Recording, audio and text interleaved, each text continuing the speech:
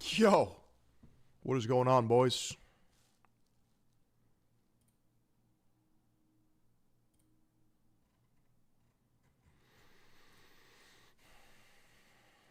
Sheesh, purple and pink. I don't want to talk about it, bro. I don't want to talk about it. I don't want to talk about my monitor situation, bro. I don't want to talk about it. I did. Marin, welcome to the stream. Pearson Bear. Thousands.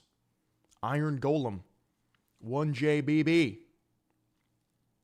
Mog Mondays are a go. Luigi. Yeah, did you guys see that? Bro. Wait for a couple more. You know, I'll tell you guys now. I go on YouTube. I see this YouTube short. Streamer realizes monitor settings are wrong for 5 years. So I think to myself, right, I'm like,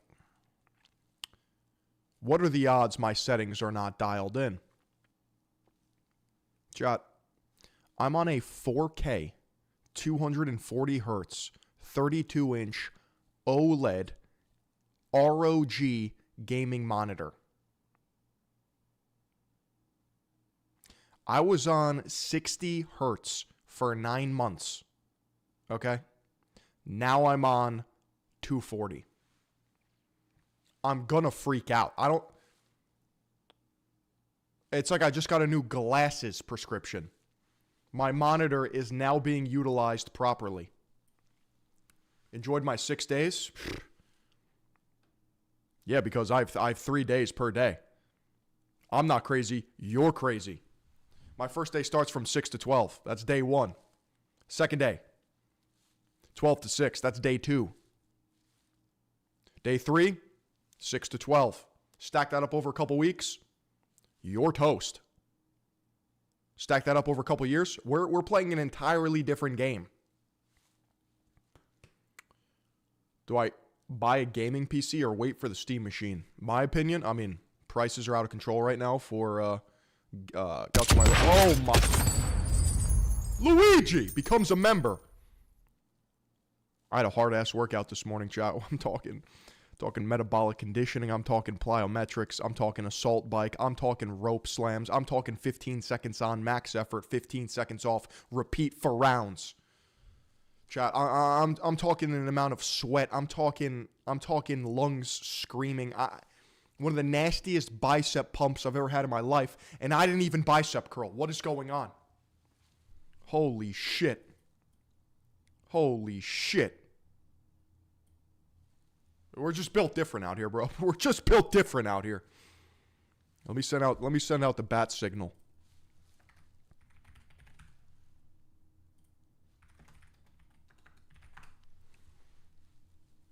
Before 1 p.m. on a Monday is amazing. Dude, I did it just for you. Truthfully. I said, let me get on. Let me start talking to the boys. This is what's important.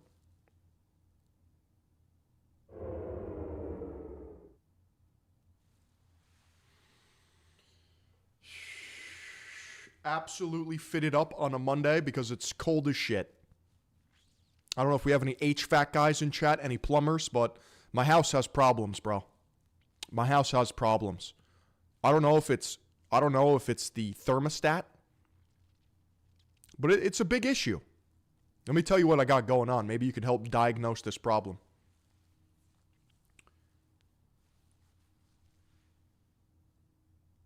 I turn on the thermostat. I hear the system kick on. No heat comes out of the radiators. Holy massive sock becomes a member. I think the problem is my system needs to be bled. You guys know what that means? I have to bleed the radiators. What is this? 1942? And when it does kick on, it's like a rush of water. The radiators are filled with air. So what do I do? What the fuck do I do? So am I just burning gas that's not being burned? Like, am I just racking up my fucking gas bill? Is that what's happening? Or since it's not firing, it's not heating the gas, it's not being used?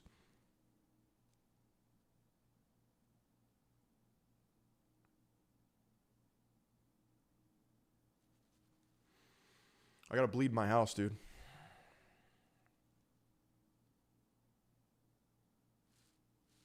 You guys are saying no audio. You gotta be out your bird. I'm looking at the audio levels here. You guys are bugging out your bird, brother. You guys are just straight up bugging out your bird. No audio. You guys are saying no audio. You gotta be out your bird. I'm looking at the audio levels here. You guys are bugging out your bird, brother. I'm talking in different fucking timelines. No audio, no camera. I have great connection, actually. I have impeccable. Yo, chat. If you keep rage baiting me, we're gonna have an issue. Now you can hear me. That sounds like a skill issue. Chat.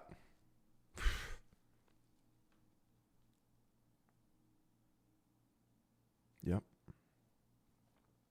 Yep. Yeah.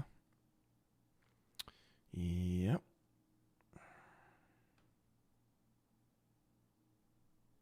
Yep. Chat.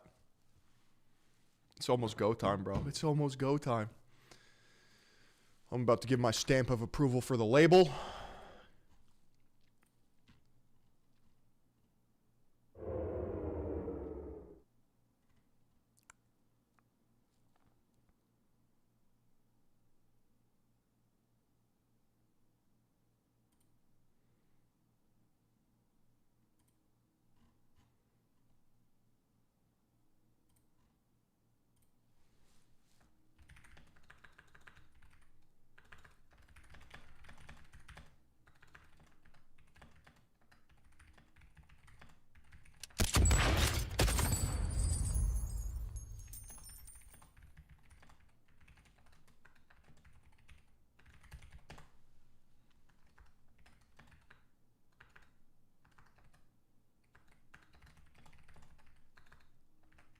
I mean, multitasking Phil over here, bro.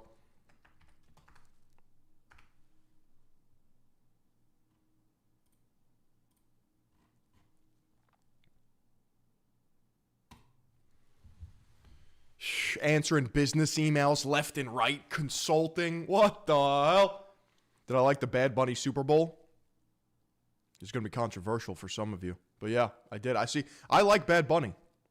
I like reggaeton. I like Puerto Rico. I like his music. It's a vibe. I like Latinas throwing ass on my face. Yes, I enjoy that. I think a lot of the noise about the Super Bowl is kind of cucked. I think it's kind of cucked. Oh my God, it's in Spanish. Yeah, I don't. What was the other option, bro? I heard Turning Point USA had their own bullshit with Kid Rock.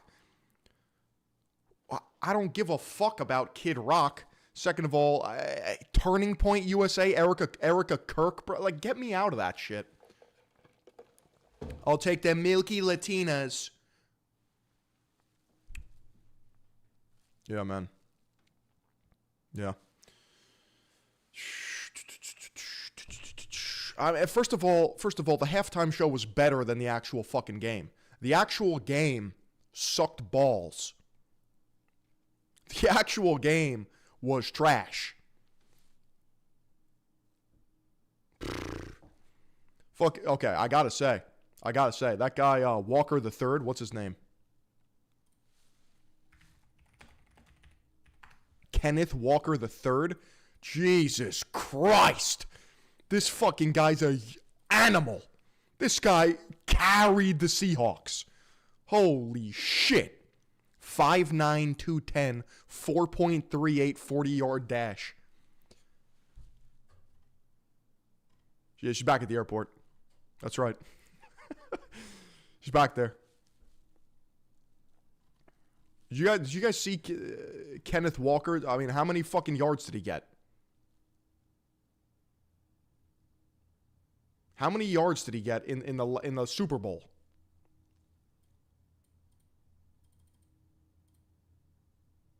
In Super Bowl 60, Walker amassed 27 carries from a season-high 135 yards and 26 receiving yards, leading the Seahawks to a 29-13 victory. 135 rush yards were the most in a Super Bowl since Terrell Davis in Super Bowl 32. Now, I don't speak football, but, like, is that a fuck ton? Is that, like, did he pop off? Is this shit cracked?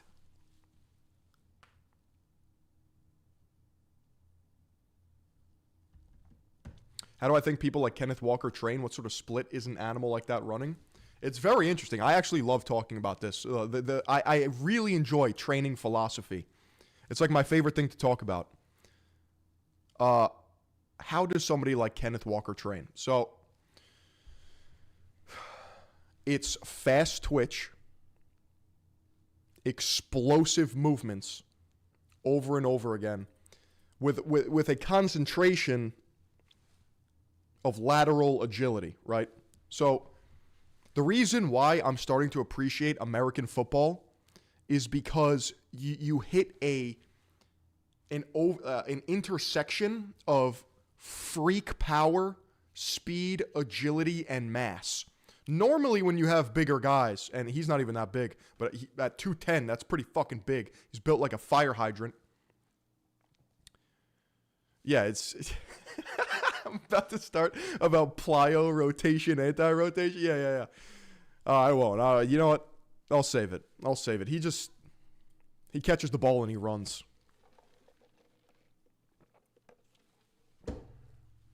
He just catches the ball and he runs. The Winter Olympics. What are the fats doing there on the pitch? Just being fat, to be honest. Just being fat. Luigi with the 5. And we got Massive Sock with the 5. Australia over the weekend essentially banned protesting the people who run things if you haven't seen. Sad state of affairs. I called ICE while watching the halftime show and told them to leave Latinas alone. Completely changed my opinion on immigration. Hell yeah. See, the fats are also fast as fuck. It's deceptive. Who's the fastest, fattest man in the NFL? Any ideas?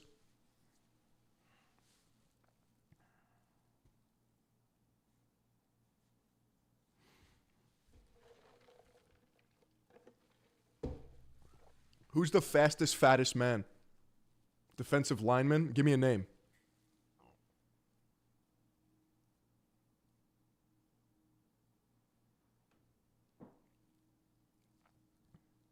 You got to be careful for the fast fats, bro. I'm telling you, bro. A fat man with hands, too? That's the scariest guy alive. Fucking Andy Ruiz, bro. Holy buckets. Holy buckets. This fucking guy? Are you kidding me?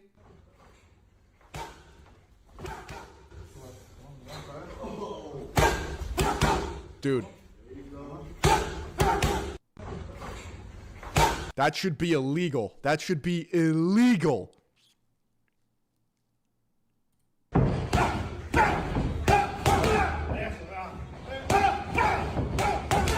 I don't understand it. I don't fucking get it.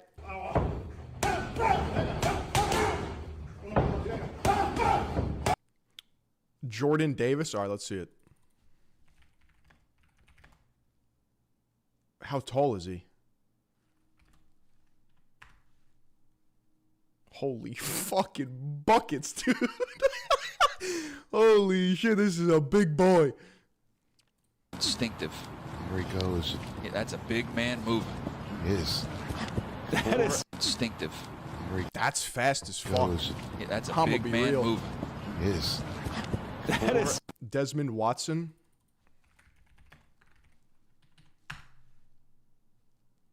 I think this is to the SEC. Pretty sure you're gonna get. How? How is that possible? Simulcam right here, Rich. 527. The other one was faster. Instinctive. Here he goes. Yeah, that's a big man moving. It is. That under 5 is fucking nuts. Instinctive. I was just thinking about the guy that ran his 40 and his meat fell out. Have you guys seen that clip? I don't even know if I can pull that up. This guy runs a 40-yard dash and his dick flops out. How is that even possible? How is that even possible? His fucking schlong pops out. Bro's moglog comes undone. Lane Johnson.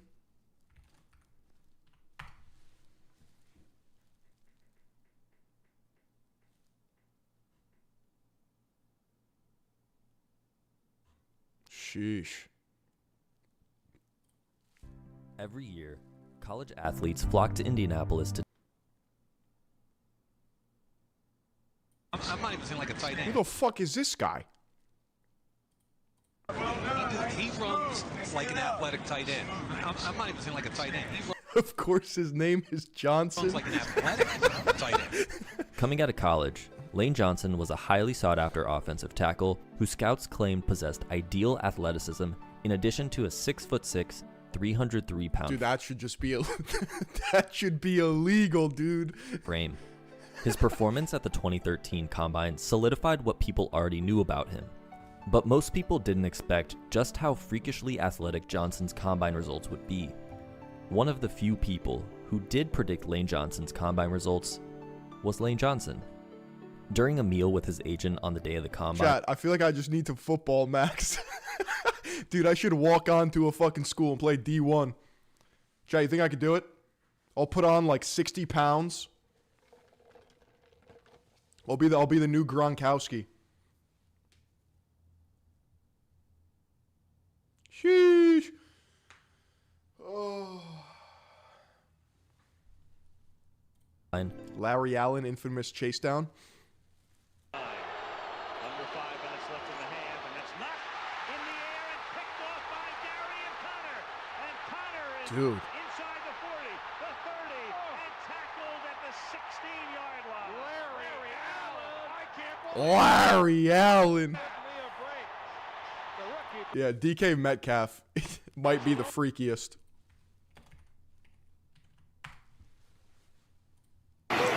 With 6 different receivers, and this time he lofts one and is picked off at the goal line. That's Buda Baker. Dude. Buda Baker out Dude. of bounds. Can Metcalf track him down? Can he chase him down? And he does to save That's crazy. That's fucking nuts. a touchdown. Look at this. This should be this.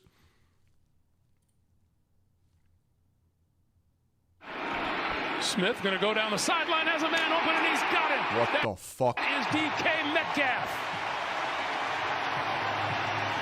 The catch is made. He is out of bounds inside the Raider 30. Hey, Philly, on your recent video on Havana syndrome, anyone that states impossible as a weapon is straight up brain dead. Everything has a resonant frequency. I swear, brutal time to be intelligent. Daniel Porsche, 9/11 with the 20.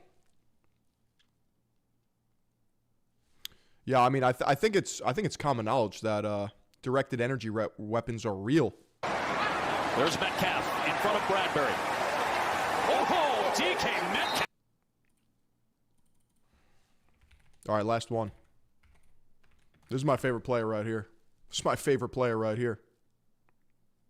There was a kid, one of the defensive backs, that was talking trash to him, Sergio Brown. All of a sudden, Gronk said, "That's enough."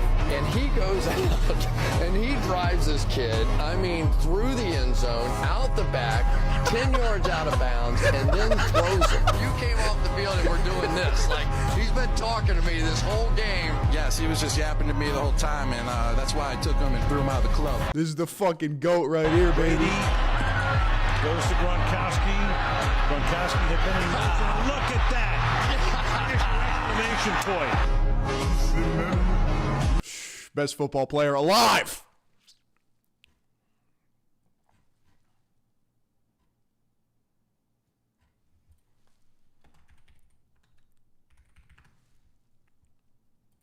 How tall are you? 6'6.5", but if you round up, that's 6'7". I just bit right on it. Are you or are you not retired?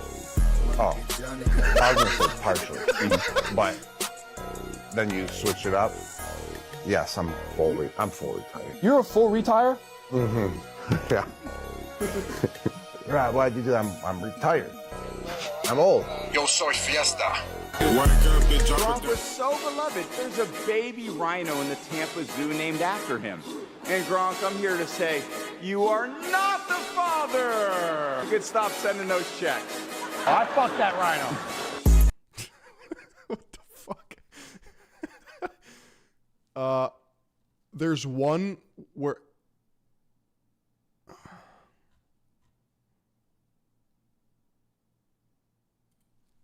Actually, you prefer the non-football fans because you call them groupies, like you really don't want them. I mean, you do, but you don't want to really marry one of those girls. But so hopefully, I mean, just a good girl overall. Works out, has fun, has her priorities right, always working, trying to... He gets called out for being with like a porn star or something, and he's like, actress. I don't know. I got to find the clip. Whatever, chat. Whatever. The Steve Bannon files. Trump is going to be president in 28. Well, he's going to get a third term. So what about the 22nd Amendment? At the appropriate time, we'll lay out what the plan is. But there's a plan, and President Trump will be the president in 28. And people just ought to get accommodated with that. Was this guy fully evil? You know, he was money laundering through selling World of Warcraft gold.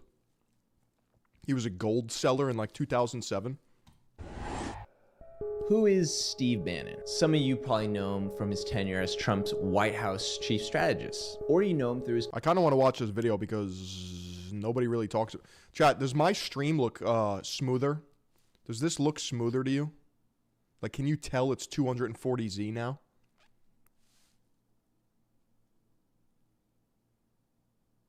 Hella? Really? Stop. Really? It's that much smoother? It's just crispy? Sheesh.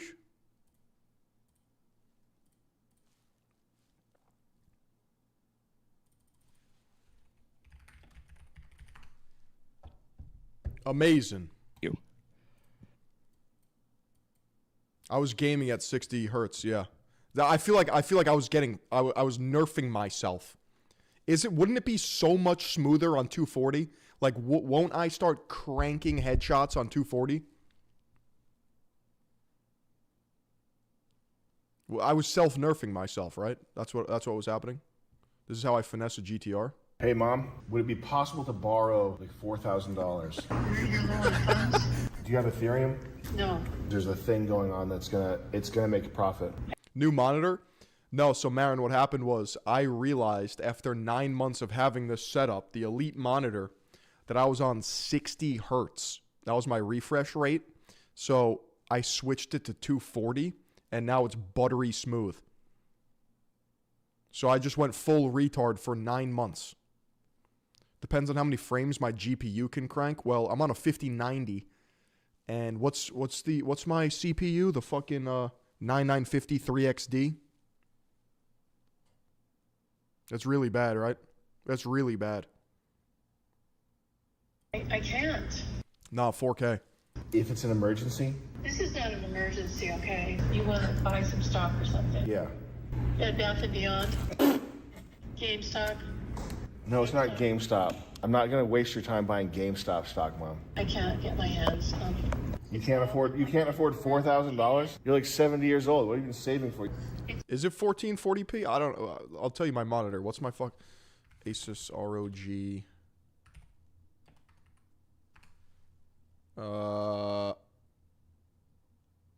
Is it 1440?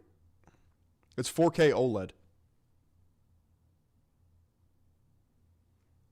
Asus ROG Swift 31.5 OLED 4K 240 hertz.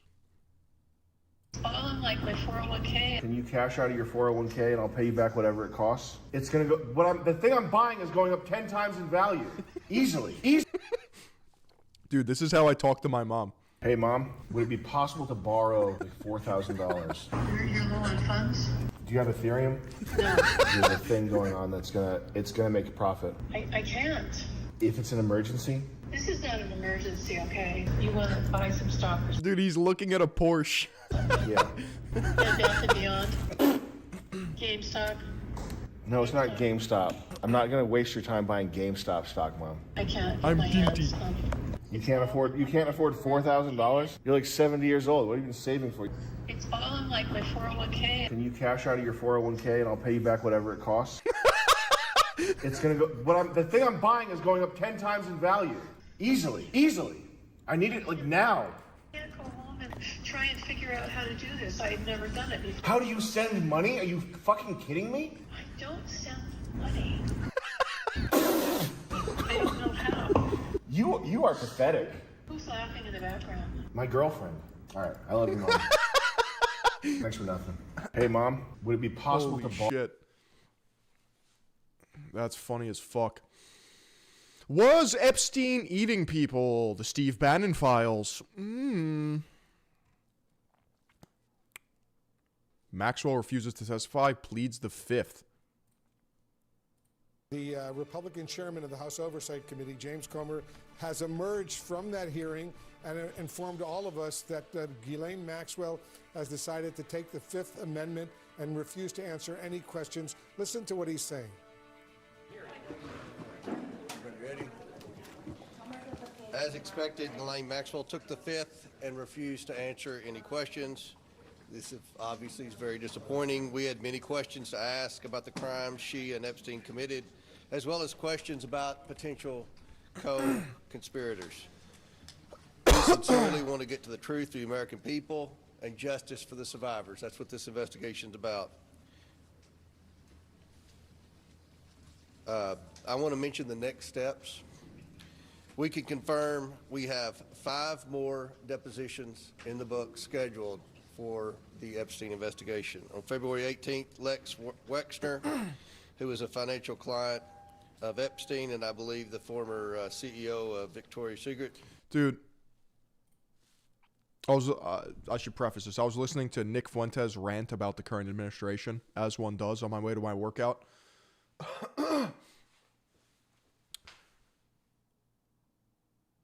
The Republican Party is just fucking fried. Like, to be honest, like that's.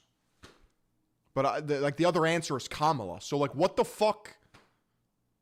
What the fuck? What am I supposed to do?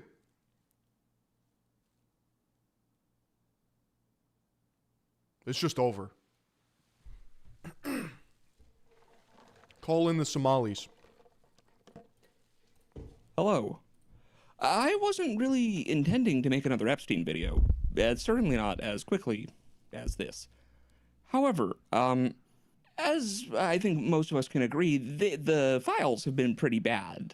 They've kind of blown everyone's hair back, but oh boy, I found something that is significantly It's just fucking hilarious, bro. more alarming.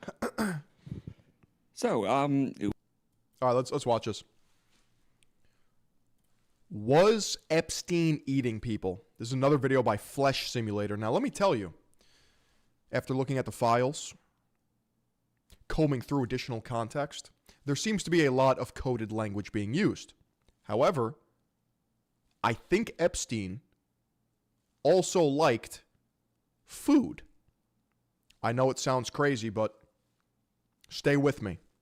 Apparently, he had a muffin recipe that he would have every single morning. Now, if I were a black ops agent, honeypot, mastermind, spy, gooner, I would use double entendre. So sure, maybe I like muffins, but I also like muffins, if you know what I mean. Yeah, I love pizza, but I really like pizza. You catch my... yeah. I gotta restart. I'm just fucking frazzled, retarded. It doesn't matter. It doesn't matter. Hello. I wasn't really... It doesn't matter. It doesn't matter. Was Jeffrey Epstein eating people? Got another video by Flesh Simulator, and I'm going to share my thoughts because I have a lot to say on this matter. Hello. I wasn't really intending to make another Epstein video, certainly not as quickly as this. However, as I think most of us can agree, the files have been pretty bad. They've kind of blown everyone's hair back, but oh boy, I found something that is significantly more alarming. Oh my God! Luigi the boy with the $10 Moglog in the future Epstein file release. Such a footy. I gotta restart again. Thank you for the 10.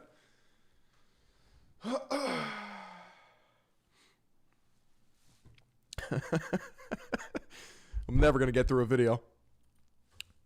Was Epstein eating people? Got a new video by Flesh Simulator. Hello. I wasn't really intending to make another Epstein video, certainly not as quickly as this. However, as I think most of us can agree, the files have been pretty bad. They've kind of blown everyone's hair back, but oh boy, I found something that is... His inflections are perfect. Oh boy! Significantly more alarming. So, without any further ado, I guess we're going to start looking through these. So, there is a subset of people that believe Jeffrey Epstein and his co-conspirators were harvesting humans, predominantly underage humans, and eating them. We have a lot of coded language: pizza, hot dogs, ice cream, jerky, white tuna. And even more interesting, Jeffrey Epstein was friends with a chef that owned a restaurant called Cannibal.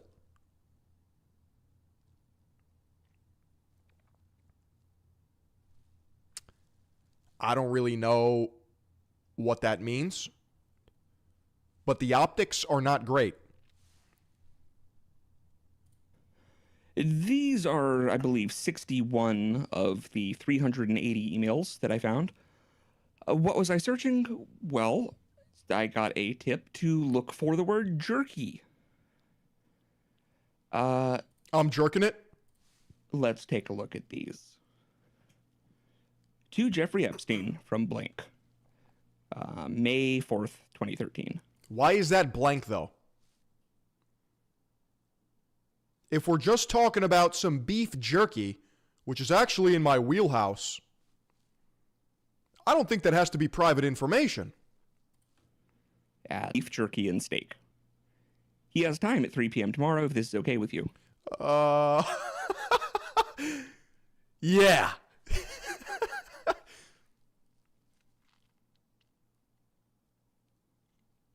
For surely that's just a coincidence, right?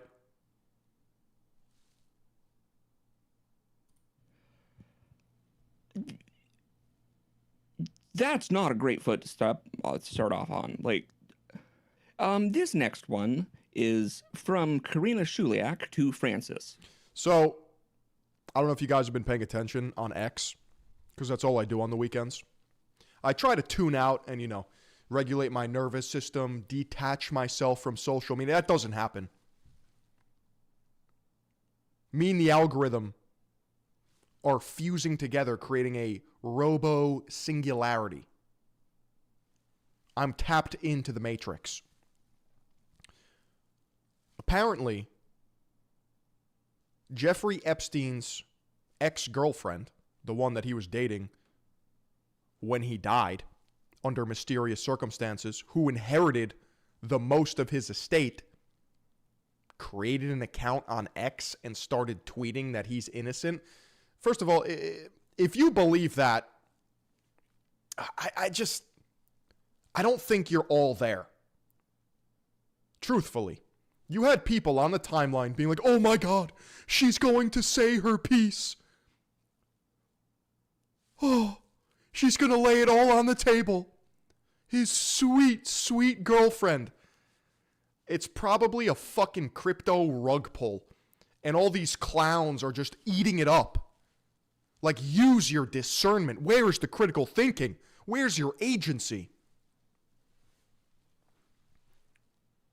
Yeah, so while I was winding down on X, I saw that on my timeline, and it just pissed me off even more because I was like, all these sheep are just falling for this. Imagine getting one-shotted by an anonymous person pretending to be someone else. It's like when somebody comes out of the woodwork and says everything that you want to hear, how is your immediate reaction to trust them? Presumably Francis Derby, who is a name that we will become quite acquainted with. Subject, beef jerky. Karina Shuliak was also speed ran through Columbia to become a dentist, and there's a lot of references to dental work and dentistry. Jeffrey Epstein even had a dentist office on his island. Now, my theory is that he was actually obsessed with teeth hygiene. Now, let me expand upon that. If he was sourcing these girls from modeling agencies and around the world, precarious situations, lower income, I don't know where these girls are coming from. They're literally trafficked, allegedly. Dental care would probably be something that he could use as leverage. And as dark as this is, it's like a win-win for him because he has goonerous intent. He's like, I'm looks-maxing these women, these girls, and taking care of them because I'm Uncle Jeffrey. The other darker implication is that they were harvesting stem cells from these girls' mouths. Because a lot of the talk is about implants and teeth removals, and I'm no scientist, but apparently that's where you can, if you're in the business of harvesting stem cells, get that done.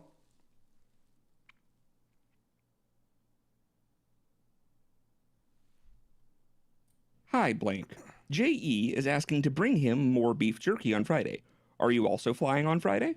If not, I would like to collect it from you and take it with me on the plane. Please let me know. Thanks. It's just odd that Jeffrey Epstein, who's obsessed with dentistry, would then literally date a girl and make her a certified dentist. Like, she obviously has something to do with the operation that is not being explicitly said. Rena. And then from the aforementioned Francis, I'm flying on Friday. I will bring jerky. Okay, that's a little weird, but let's continue. From Francis Derby to blank. Subject, jerky. Just wanted to touch base about jerky. J.E. said he was going to start eating regular food again, so he might be eating less jerky. That said, he has 6 bags of it in the downstairs freezer for his next trip. I believe it should be enough to get him through. Any other questions, please let me know. Dude.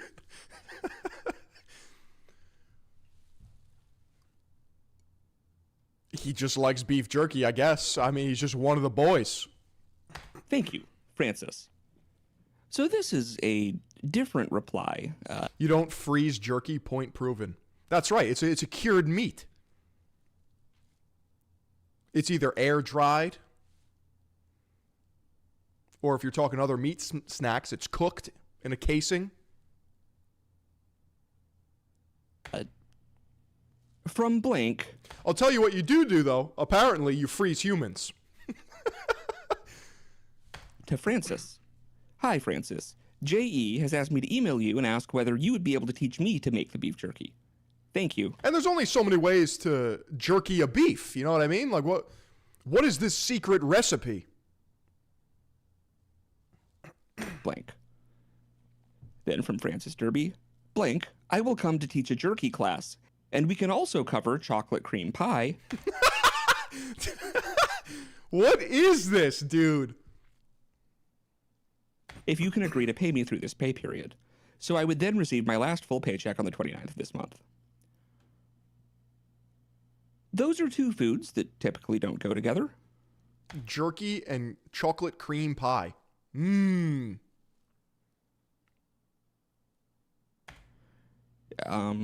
A jerky class, okay. Here we go. From blank. Chad, is human meat kosher? to blank, another blank, Karina Shuliak, blank, subject, recipe, 2 pounds of jerky.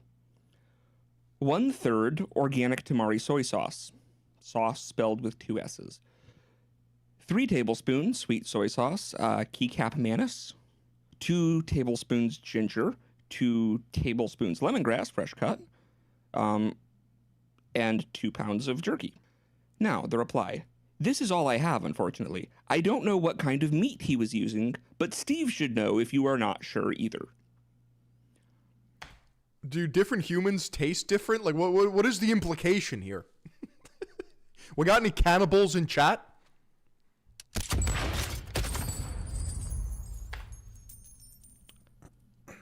It's gonna get worse before it gets better. To Jeffrey Epstein from blank.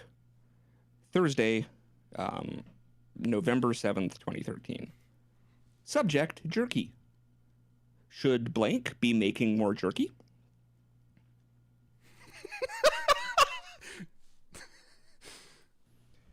To Jeffrey Epstein, vacation.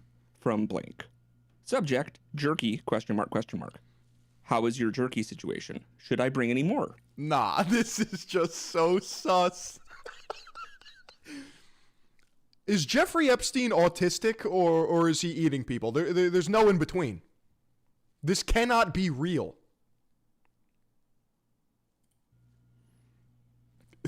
I don't know about you guys, but as somebody who's building a meat company, I don't think I would ever refer to an event as a jerky situation.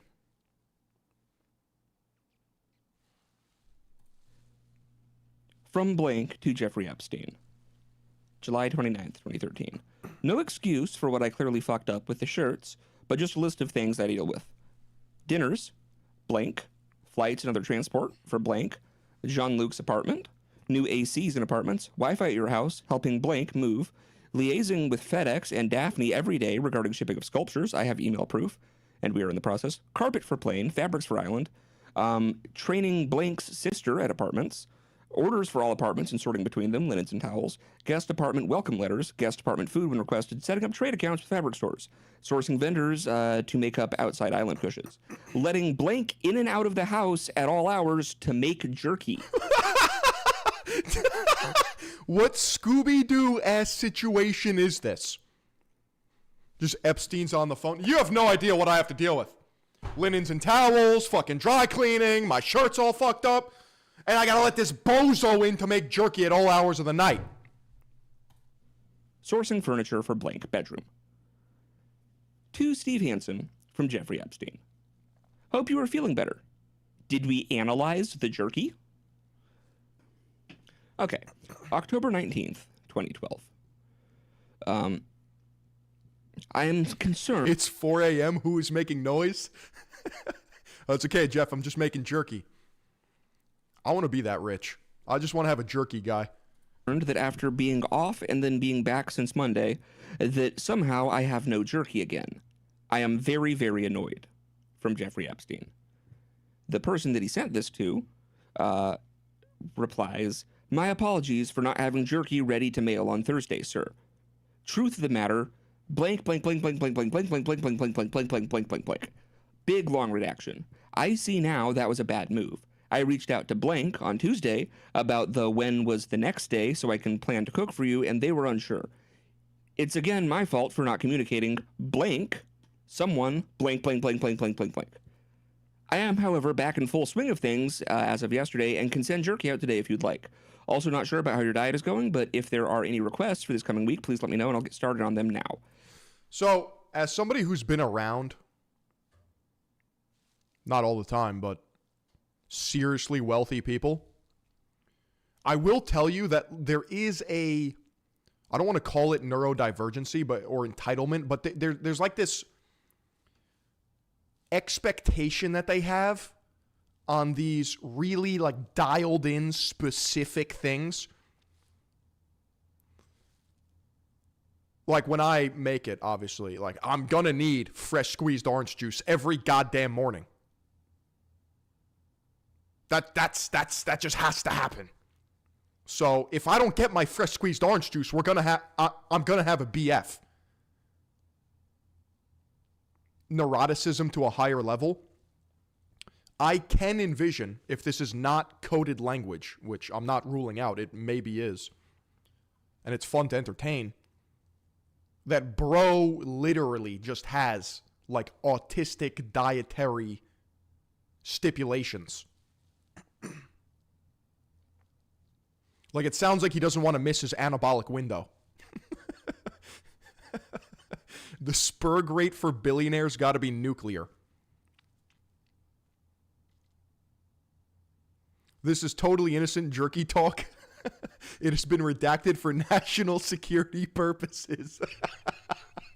Yeah, or he's just a pedophile cannibal. I don't know. There's no in between here.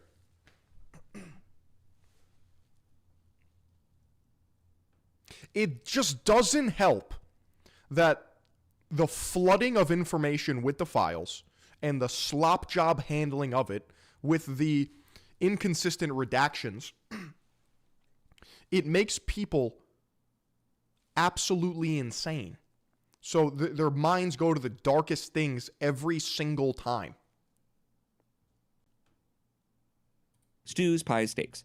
Very sorry about not communicating. Blank. Jeffrey replies, too late, but I hope you are better. Blank replies to Jeffrey, very sorry it's too late. I am better, thank you. I will make sure I communicate next time. I just thought because you weren't due back, I had a few days to rest. Again, it was really dumb of me to not say anything to anyone. Won't happen again. I am not sure how this is possible. I only eat one thing. There is none here. So he was just surviving off of fucking beef jerky. Tell blank. Jeffrey Epstein writes, I am not sure how this is possible. I only eat one thing. There is none here. Why wasn't my jerky on the plane? Sue told you about it, even though you should have inquired yourself. This is beyond. Jordan Peterson actually speaks of this. You need to be eating beef. You need to be beef maxing. My daughter Michaela, with her autoimmune diseases, only eats beef. On silly. Why wasn't? If this is like human meat, this is truly the banality of evil. To Jeffrey Epstein, CC, name, from blank, subject, anything you need. Bro, a satanic cannibal saying this is beyond silly is absurd. See, yeah, I agree. I just don't know if he's a satanic cannibal. Because if we unpack this, right? He laughs at Jesus anytime he's brought up, which means he has no regard for organized religion. I think he leans into the Jewish supremacy. He talks about goyim and shit like that. But I think that's more of like a ethnic nepotism, more so than it is a dialed religious lifestyle. Like, to be honest, I don't think Jeffrey was all that religious. He does not have a moral compass, so it seems. Therefore, I don't even think he believes in the idea of Satan and or evil.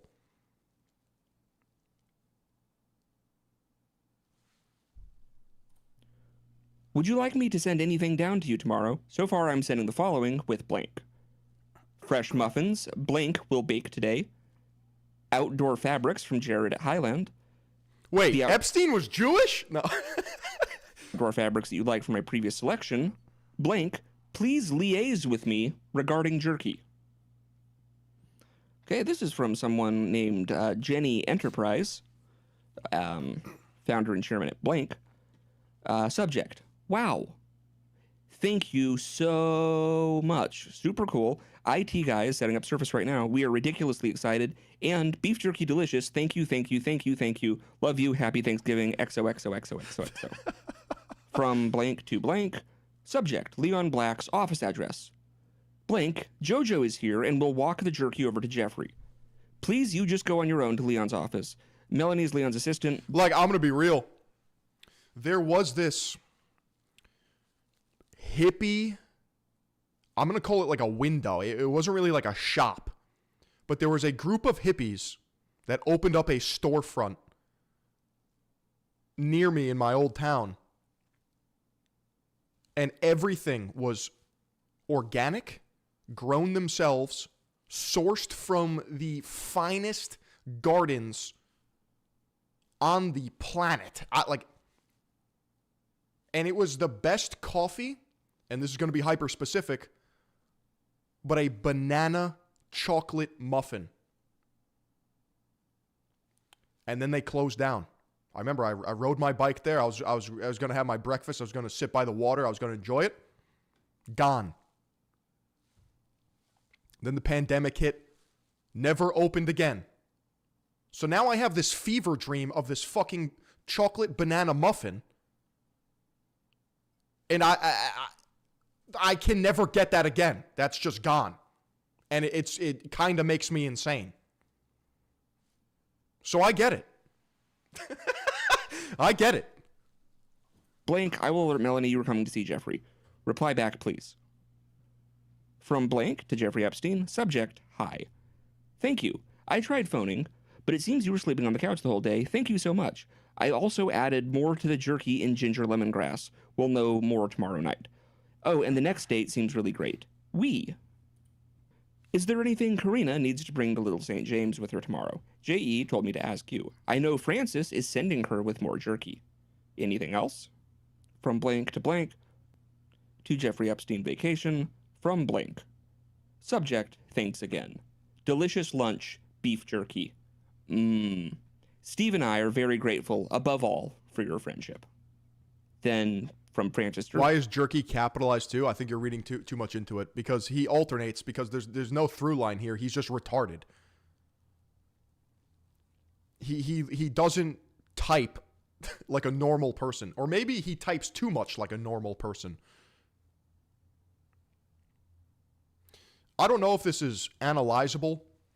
I don't even know if that's a word. But there seems to be a disregard for conventional, dare I say, writing, when you're not, when you don't have to give a fuck about it. Like, he probably just slapped his hands on the keyboard, and wherever it landed, that's what he just typed. I have jerky ready to mail today, but you said you'd be home tomorrow. Karina Shuliak to Francis Derby, just confirming I received the jerky. Smiley face, thank you so much. From Blank to Jeffrey Epstein. Subject. They are definitely cannibals. What would stop them? Why not? They have the power. I just, like, what is the play there? They have an affinity for human meat. They do it because they can.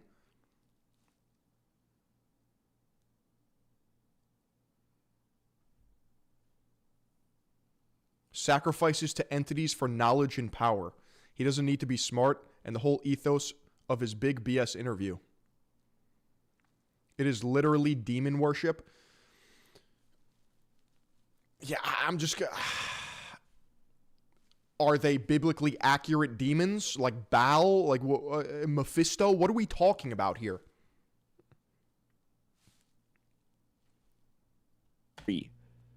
Jerky will be with me when I get to LSJ at Little St. James. I can come tomorrow and take care of white tuna if you'd like. I'm due back in New York City by this evening. I really think he's eating people.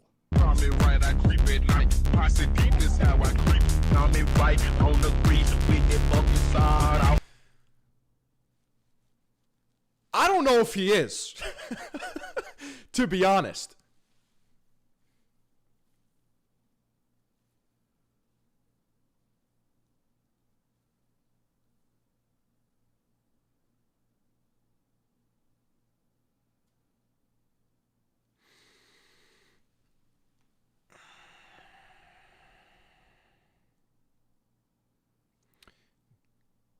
Can we try him on any of this? It's schizo and gives people an opening to ridicule.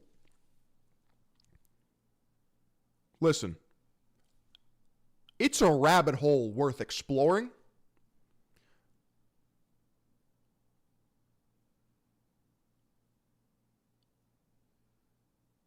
But it's almost too much for me to extend. Like, think of how many people would have to sign off and know about Jeffrey Epstein eating human beings.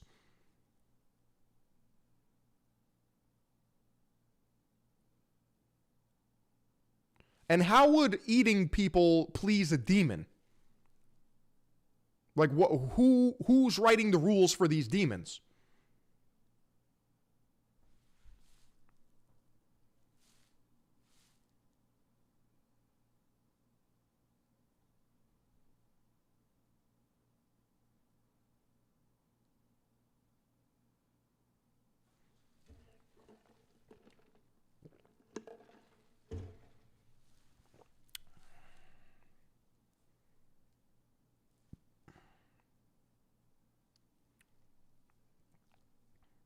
Do I hear myself? It ain't worth getting into because it's some crazy schizo shit. It's too far for me. I don't think Jeffrey Epstein and his conspirators were eating people. I don't know. They could be. I'm not writing it off. I would just be fucking shocked. My mouth would be on the floor, and then then this is the biggest thing ever. I need more evidence.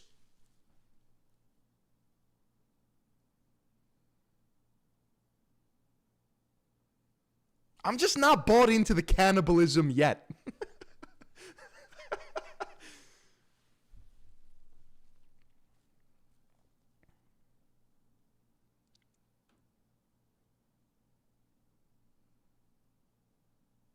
Too many people are zigging, and I gotta zag. That's right. That's really what this boils down to.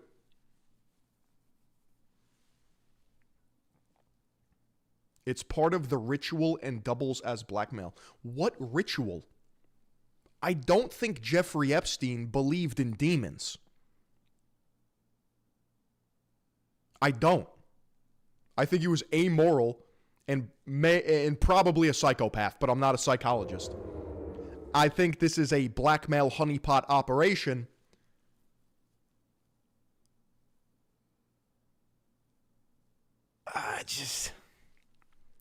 The logistics of cannibalism are preposterous.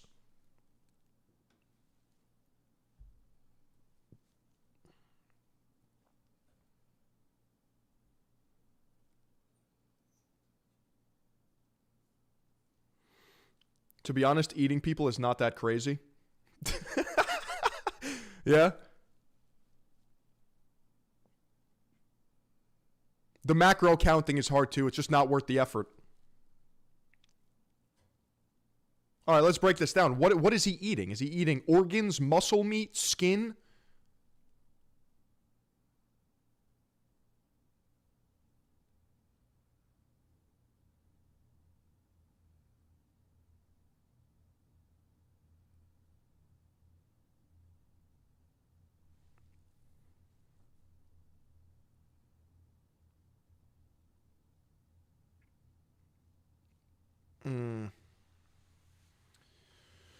Is there another video on this?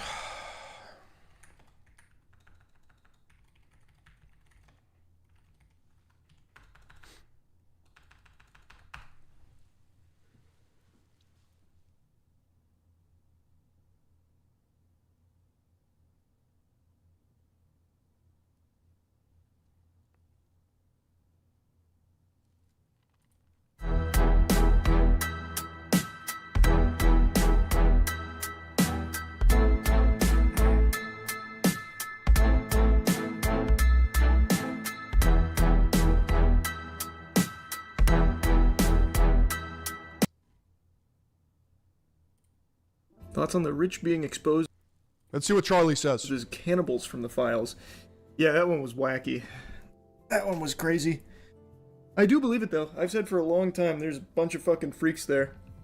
Even during like the whole pedophile ring shit that Alex Jones used to talk about, I said, like, that he's probably right. Like, I feel like most people who ever paid attention knew that there was some true evil at the highest level of the food chain. But now Alex Jones isn't talking about that as much, even though there's, like, now confirmed evidence that he was right about that. It's crazy. People are just so fucking loyal to, like, the powerful people they grovel to, that they'll just all of a sudden abandon something that they, I believe, or I thought firmly believed in. Different when it's your friends, I guess. Luigi, 2026 jerky, coffin home raised, bug fed, soylent finished. It's not confirmed. Stop spreading misinformation. You can doubt the files all you want till the cows come home. To me, I think that evidence is pretty fucking solid. If you're wrapped into the Jeffrey Epstein files and implicated in, like, really egregious, disgusting shit like that, there's probably something very fishy afoot. You see some guy logged into Epstein's Reddit account because the password was in the files. I did not. No, still with. Is he a hospital had to be evacuated? Was growing up about. I think it was a what? What? This has to just be made up baloney, right? Thoughts on the rich?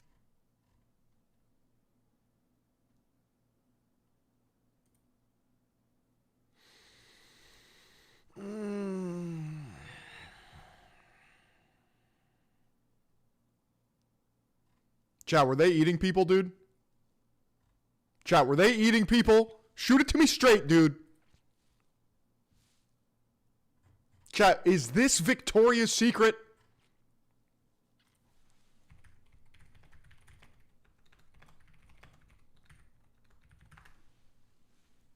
$100 P. You think so?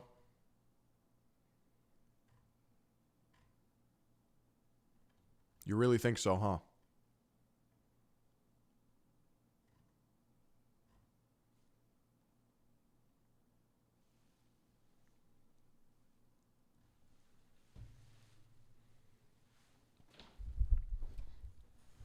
Epstein jerky and jungle bread washed down with some soylent.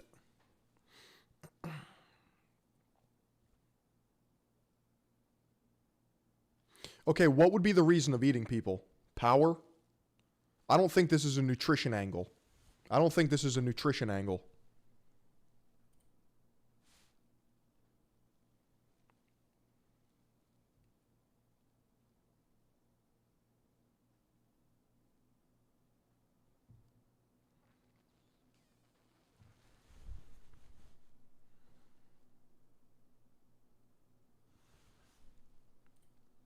Hi, kings and queens, your majesties, welcome back. Bro, this is who I have to trust, bro. I'm not ruling her out yet, but to the channel. Something has been circulating recently on the internet, and I know some of you will be like, why is she not talking about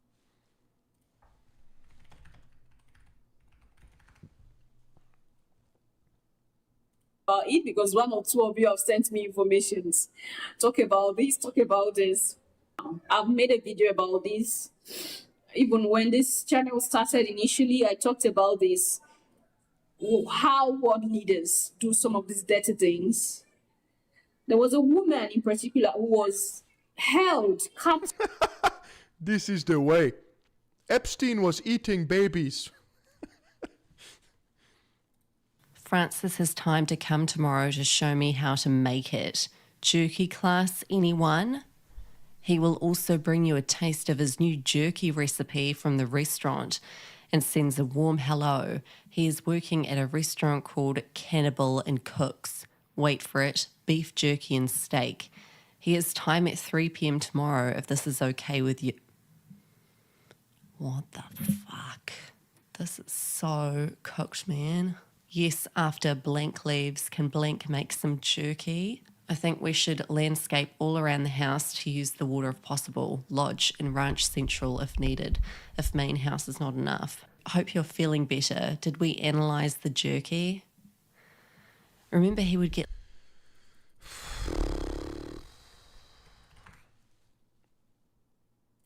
This is.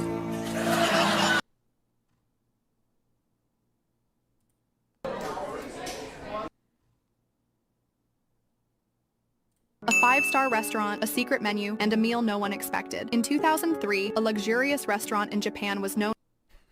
What fucking restaurant is this? Is it in New York? Cannibal Restaurant, New York. The Cannibal.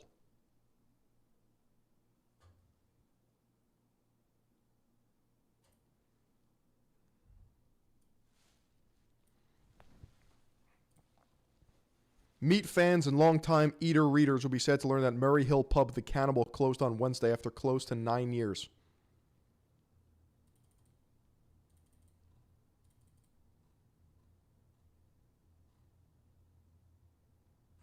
Like, it's a restaurant. You know? Like, it just happens to be a restaurant.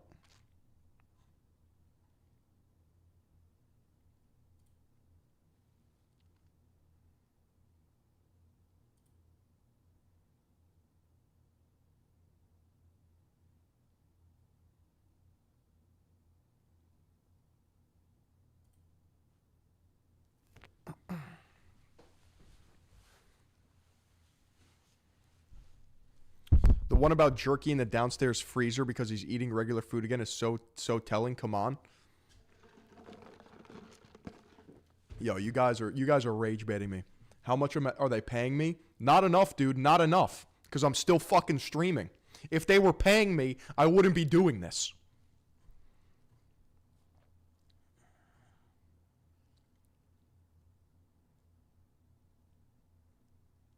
Kabbalah rituals make it make sense. So Jeffrey Epstein is a dark Kabbalah magician.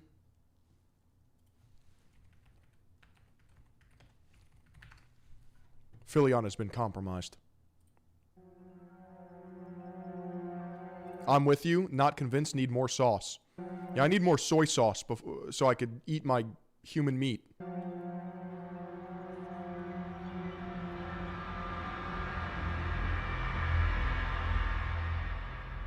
One is filled Who the fuck is Manly P. Hall? With admiration on penetrating into the sanctuary of the Kabbalah, at seeing a doctrine so logical, so simple, and at the same time so absolute. The necessary union of ideas and signs, the consecration of the most fundamental realities by the primitive. You know what? We should get into this through esoterica, bro. This guy. One of the great spiritual impulses. This guy is the guy when it comes to esoteric rituals. Is that by returning to a more and more archaic form of wisdom, we arrive at more and more pure forms of that very wisdom. Truth was a primordial revelation for which we now only glimpse it dimly, if at all.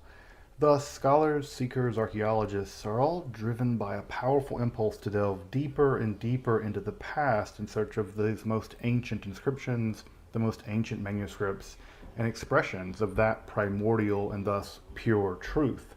This impulse toward the primordial truth has never been more strongly felt than in the early modern period and during the Renaissance, where scholars sought out sages like Hermes Trismegistus for their wisdom to place philosophy and religion on a purer, truer footing, and esotericists like Ficino, Pico, Reuchlin, and Agrippa all sought a kind of magical reformation of religion and philosophy on that foundation.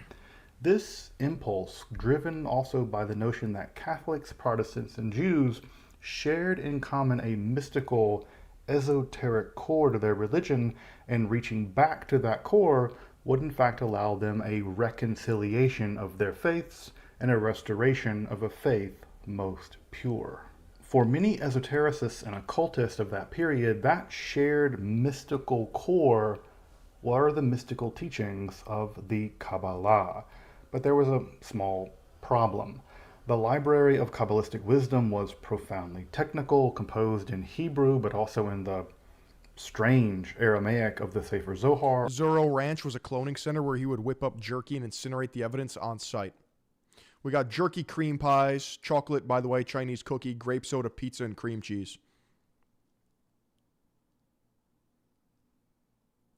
Yeah, it just sounds like a gas station diet. Like, I'm going to be real. Or the Book of Radiance, and it was carefully guarded by communities who had no roller dogs faced centuries of genocidal Christian violence. But the last quarter of the 17th century would see the greatest attempt of making Kabbalistic wisdom accessible to the wider world with the publication of Christian Noor van Rosenroth's monumental Kabbalah. Like, I'm gonna be real, chat. I guess we have to break this down. But let's read the temperature of the room. If somebody were to put a Spartan laser at my forehead and ask me if I believe in demons, I think I'm gonna say no. I think I'm saying no.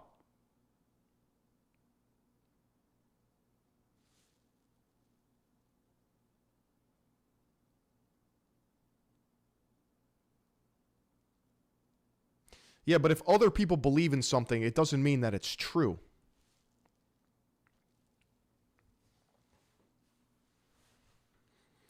And we're workshopping right now. We're workshopping right now. Arch757 with the gifted subs. I appreciate you, bro. That would assume that they're biblically accurate, right? Malak, Paimon, Mephisto. Why would they be biblically accurate?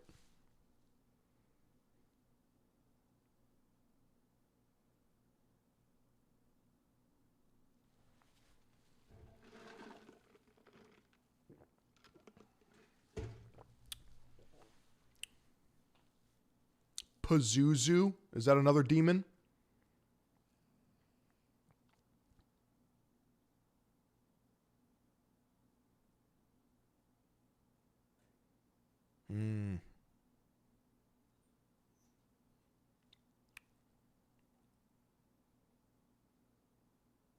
Old Testament Maxer's at it again. Ooh, it's in the Bible.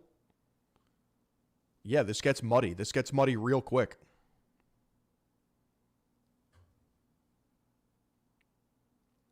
Bro took the 7,000 souls from the demons to run defense for them. The Kabbalah unveiled.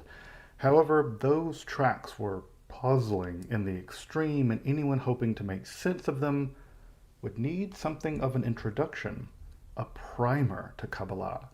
And that Kabbalistic primer would ultimately be composed by the esoteric philosophy. Now, I do believe in evil. But the physical or spiritual manifestations of evil, I don't know. I believe in demonic activity, meaning like evil itself. But like, let's look up a picture of Malak. Like, I don't. Well, Philion, they're not going to take like literal form.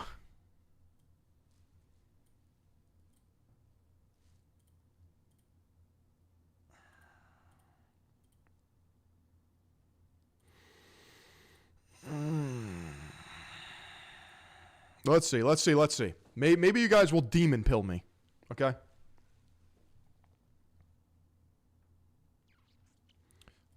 Moloch, or Melech, is a word which appears in the Hebrew Bible several times, including the book of Leviticus. Traditionally, the name is Moloch and is understood as referring to a Canaanite god.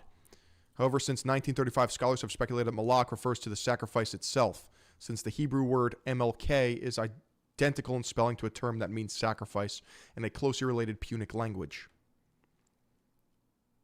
A bull-headed idol with outstretched hands over a fire. All right, as a form of sacrifice. Let's see here.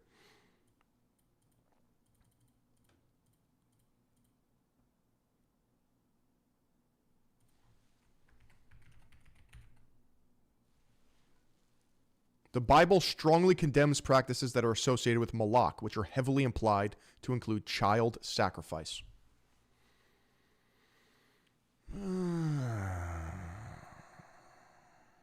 we get a source on that?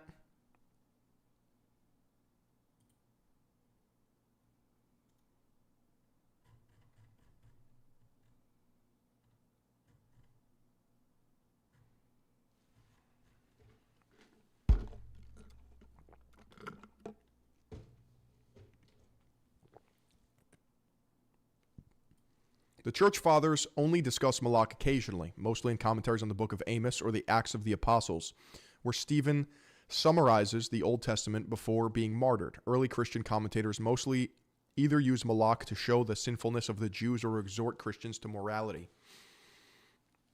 Discussion of Moloch is also rare during the medieval period and was mostly limited to providing descriptions of what the commentators believe Moloch sacrifice entailed. Such descriptions, as found in Nicholas of Lyra, derive from the rabbinical tradition.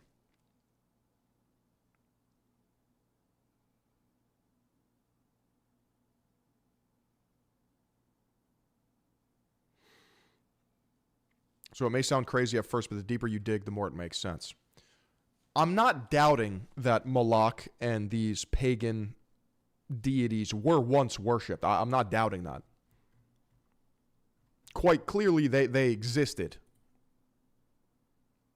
Or maybe they didn't. Let's find out. I'm going to Grok for this one.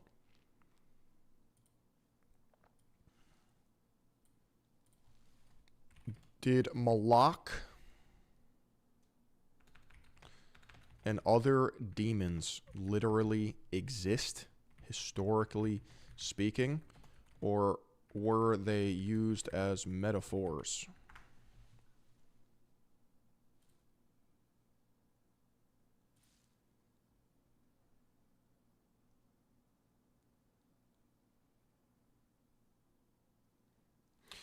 This is a good primer. Do you guys believe in witches?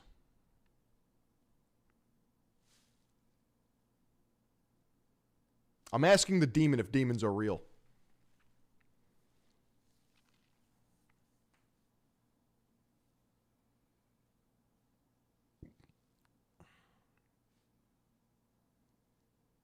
Well, what do you mean by believe?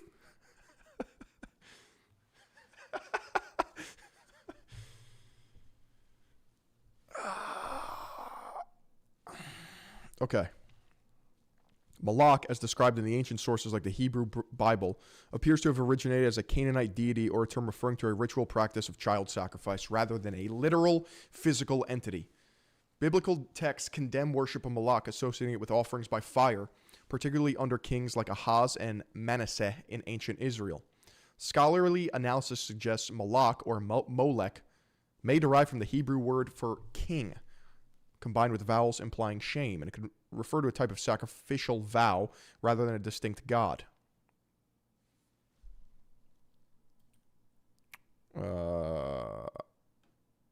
In John Milton's Paradise Lost, Moloch evolved into a demonic figure, but this was a reinterpretation, not a historical fact.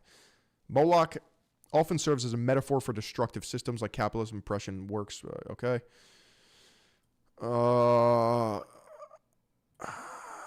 Regarding other demons in general, ancient cultures worldwide, from Mesopotamian spirits to Greek daemons, treated them as real supernatural beings influencing human affairs. But from a historical and empirical standpoint, they did not literally exist as independent physical deities.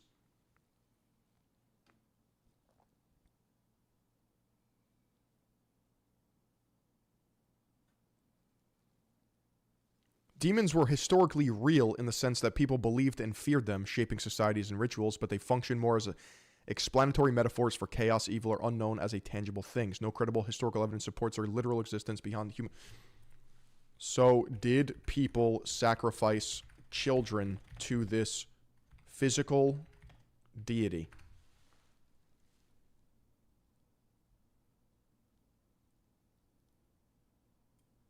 All right, so they were killing people. Chat, they were sacrificing.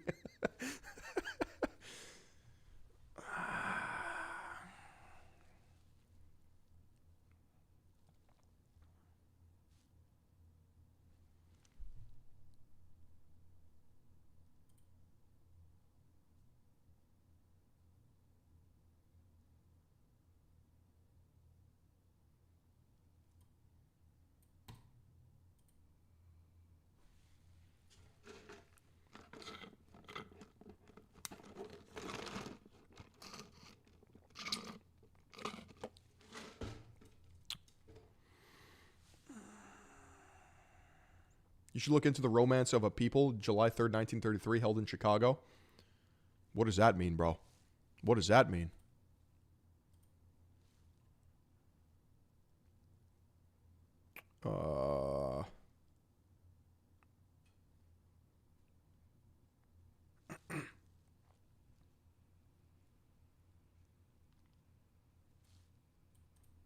Franciscus Mercurius von Helmont, and it was appended to the second volume of the Kabbalah Denudata. The area I come from in Scotland killed a lot of witches. Probably weren't real witches, but they were probably just loud, annoying women. We have a lot. Yeah, I mean, like the witch trials, right? The Salem witch trials. That was what? A combination of hysteria, lying, boredom, adultery. Like what they weren't literal witches. It's folklore.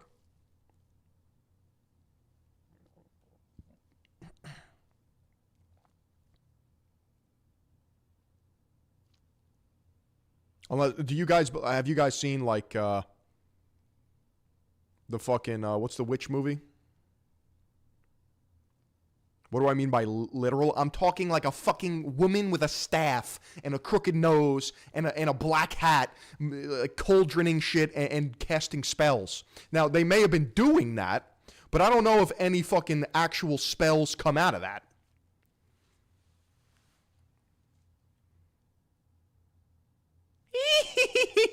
Yeah, on the fucking broomstick. I don't know if the power exists for that.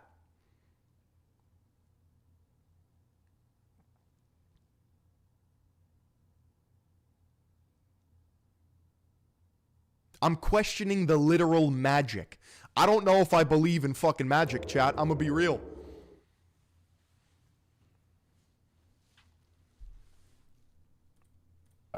In fact, it remains one of the best introductions to the Christian Kabbalah, and it would eventually serve as the foundation for what would eventually become the Hermetic or occult Kabbalah of later schools of esotericism. Make sure to Yeah, I don't burn my fingernails so people can't hex me.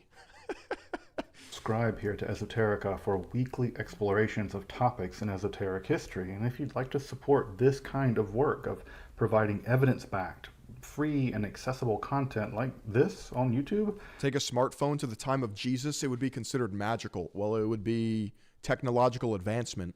I mean, like, quite literally, it would just be that. It may seem magical. Then I hope you consider checking out my Patreon or some of the cool merch that we have on the channel. If you're We all probably sound like trolls, but we are genuinely trying to help you understand why it's likely Epstein ate children. Listen, I'm not ruling it out. I'm just not convinced yet. I'm not convinced yet. New to the study of esotericism and you want to get the lay of the land in accessible and reliable texts, make sure to check out my study guide. And if you're interested in actual historical books, real historical books on the occult and the mystical, you can check out my Esoterica Rare Bookshop. You can find all those links in the description and in the pinned comment below. But let's turn now to a largely forgotten but profoundly important introduction to the occult world. All right. Let's start here, right?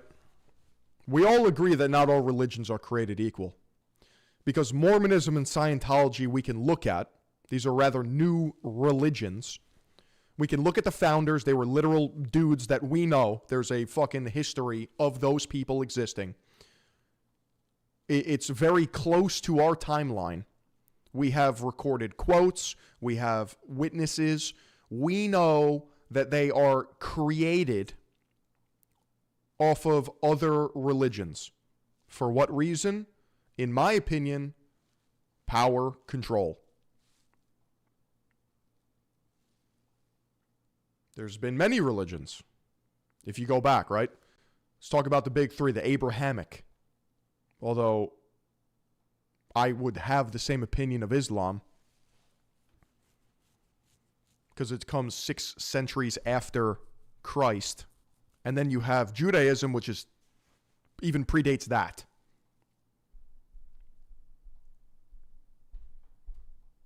I'm not talking Christianity. I'm not talking Christianity in control. I'm talking Mormonism and Scientology. That is fundamentally true. The fucking L. Ron Hubbard is on the record for saying, start a religion if you want to get fucking really wealthy.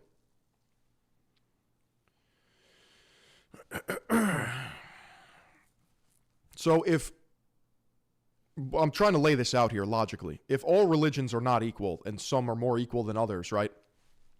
Like Dianetics goes out the window in Scientology. That's just like I don't think Scientology has any sort of magic component to it whatsoever. Same with Mormonism. They wear the fancy underwear. I don't think it fucking does fuck all. I don't know what praying to the box does in Islam. I don't know. I even, with transubstantiation, I have problems. Because I'm a logical man. It's asking me to delve into the spiritual. For those who don't know, transubstantiation is the Catholic belief that when a priest blesses the Eucharist, it turns into the flesh and blood of Jesus Christ. Literally. Literally. Literally. I can't get behind that. I just can't. I'm not a perfect Catholic, which is kind of my problem.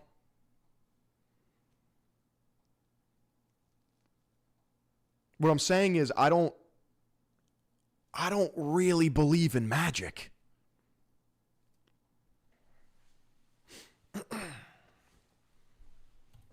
Of the Kabbalah. I'm Dr. Justin Sledge, and welcome to Esoterica, where we explore the arcane in history, philosophy, and religion.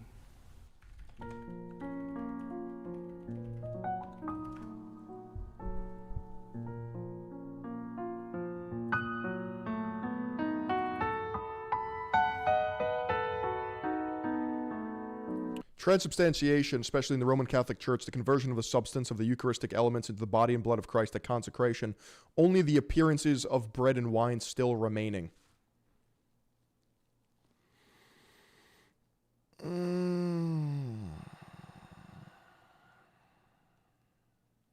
Do I believe in spirit?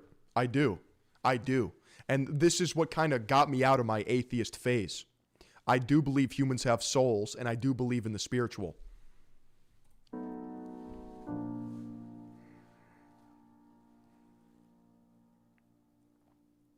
As early as the 15th century, Christian esotericists, starting with... But I don't know if the spiritual blends into the material.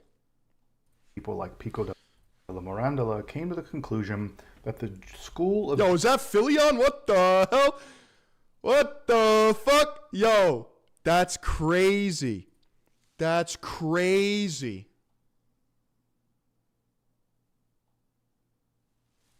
That's crazy. Jewish mysticism known That's literally me. as the Kabbalah contained crucial secrets necessary for the reformation of both Christianity and philosophy.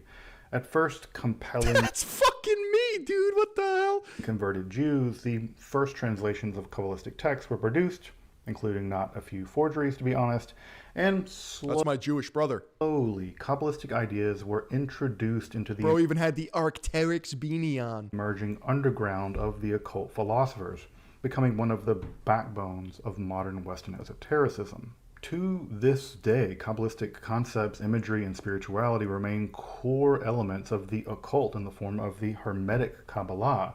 Thus, scholars recognize three distinct forms of Kabbalah. Kabbalah with a K, representing traditional Jewish mysticism. Kabbalah with a C, representing Renaissance and early modern syntheses with Christianity. And finally, Kabbalah with a Q, representing the contemporary... Too many different types of Kabbalah, bro. ...uptake of those traditions into modern occultism.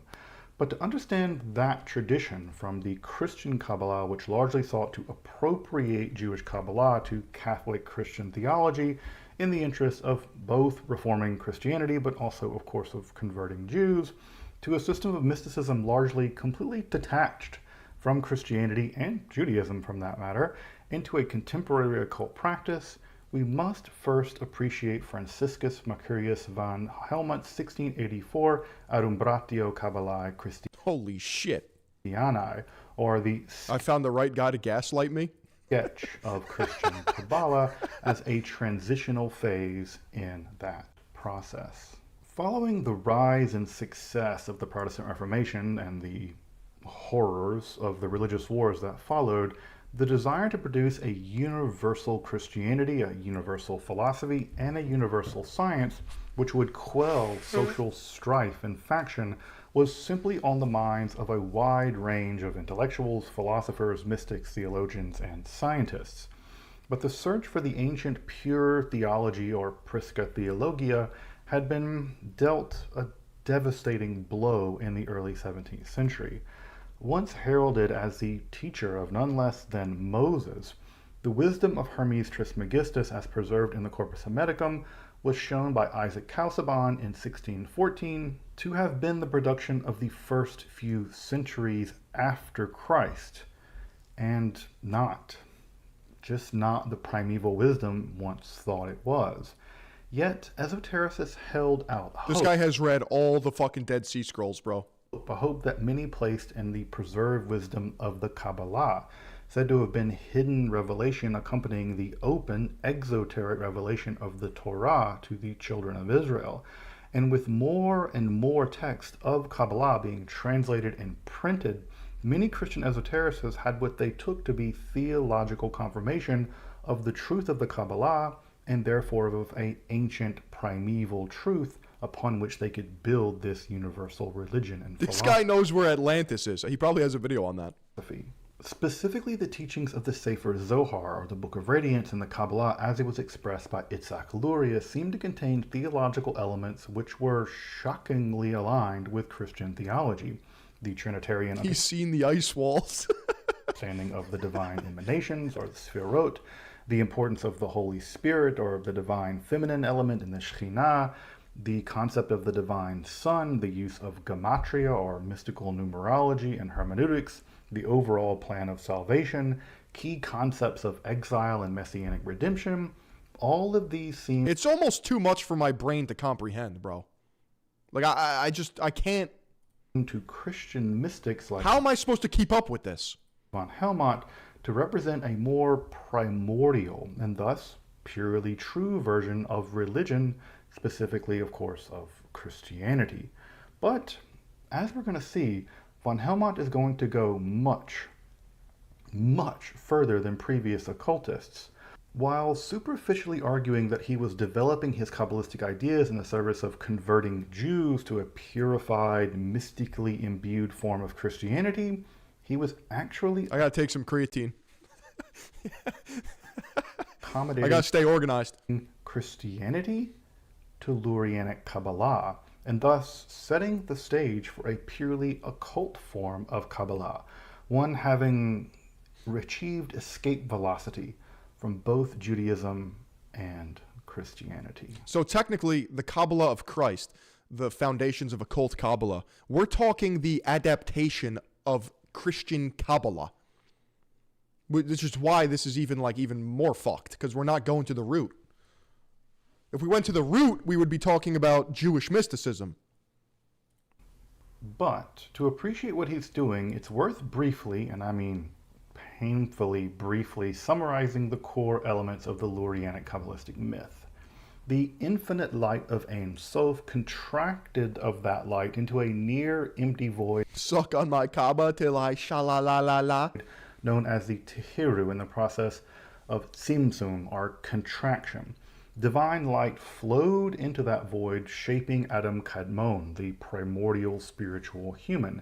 And from the eyes, nose, and mouth of Adam Kadmon flowed further light, which formed in vessels to capture subsequent divine light. But those vessels were too weak to hold the divine light, and the top 3 cracked, and the lower 7 shattered and fell into the void of the Tehiru. Yeah, this is the complete opposite of, brain rot. But it's on the other side of the spectrum, which makes it hard to pay attention to. That shvira, or shattering, allowed evil to come into the world, forged in the fires of Mount Din, or the Sephira of Gevura, such as the fact that I understand everything this guy is saying makes me believe I have autism. Dude, I haven't absorbed a single word. Can you break it down for me like I'm 5, please? The task of the Kabbalist is to metaphysically repair the world through the process of tikkun olam. Like, it just seems like everyone in history was off some insane fucking drugs, and they would just draw shit and it would look cool, and they were like, yeah, that's the truth, that's the way, that's the life. Just because it's written down on papyrus with a fountain pen and there's esoteric schizoid scribbles, like I don't. This is what you would do back then. Because, that was it. That's all you had. You were bored. Through scrupulously following the Torah along with more esoteric reparations as laid out by the Arizal. Now, that's only the most simplistic, generic telling of this myth. It's the equivalent of the planetary model of the atom that we teach to middle schoolers, a map very much pretending to be the territory, but the core concepts, the core parts of this myth are the concept of contraction, or tzimtzum, the shattering, shvira, and the reparation process. Yeah, this is life without TV, bro. Of tikkun, especially by the shared actions of Adam Kadmon, the macro atom, and Adam Rishon, the microscopic atom, along with the Messiah as a kind of metaphysical bridge. Now, Franciscus Mercurius von Helmont was himself an extraordinary person in the history of esotericism, sadly now overshadowed by his father, the alchemist. We need the occult Miss Rachel, Magic School Bus, Bohemian Grove. I'd be down with that. I need to learn about this.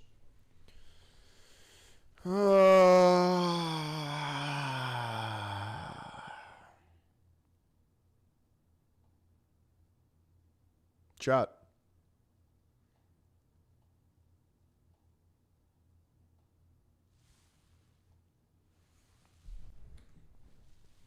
Chat. Hi, this is Matt Baker. Today I'm going to show you a family tree of religious organizations and movements associated with Western esotericism. Now, obviously, the first thing I need to do is explain what Western esotericism is. For the last 1600 years or so, the Western world, meaning Europe and all the places settled by Europeans, has been dominated by just one religion, Christianity. In addition to this, ever since the 18th century Enlightenment, there's also been a second major player in the... That's why you can't dismiss this stuff so quickly. It's extremely dense, difficult to understand overnight. Something documented for millennia deserves the benefit of the doubt until you research it yourself. Or it's just not important. I'm just saying. West. Secularism, which is based... Like, just because it's difficult to understand doesn't mean that it's true. Primarily on trusting what has been learned from modern science. Well, Western esotericism is basically anything that does not follow into either of these first two. Okay, let's put this together. Drawing it back to Epstein.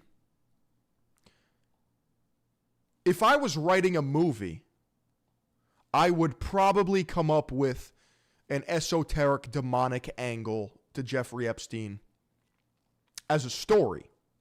But in reality, I don't think that's the case. Because it's hard for me to believe, truthfully, that Epstein likened himself to the occult, Mesopotamian Phoenician religion, sacrificed children to a demon to achieve enlightenment. I just don't believe that to be true. Something in my bones tells me that he's not a hermetic fucking shaman.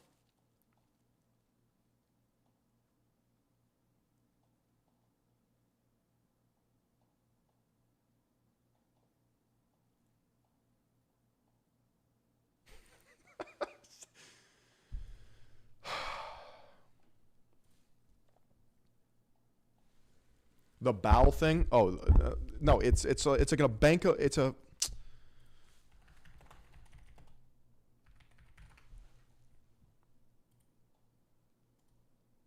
No, it's a JP Morgan fucking labeling thing. Baal is a demonic figure and enemy to Jesus as written in the Holy Bible.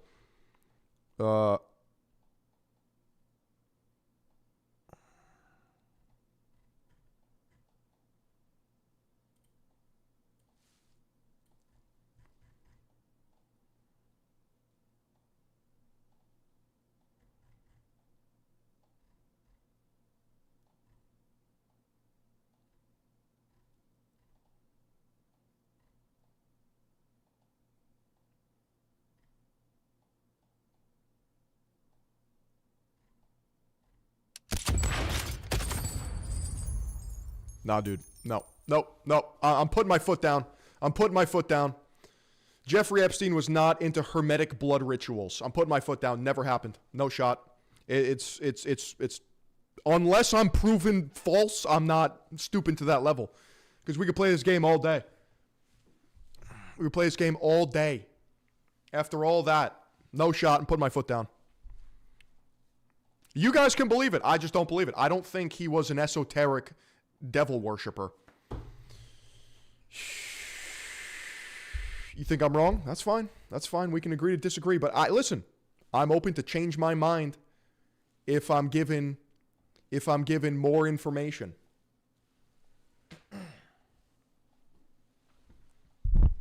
He was an interesting Texas instrument wielder.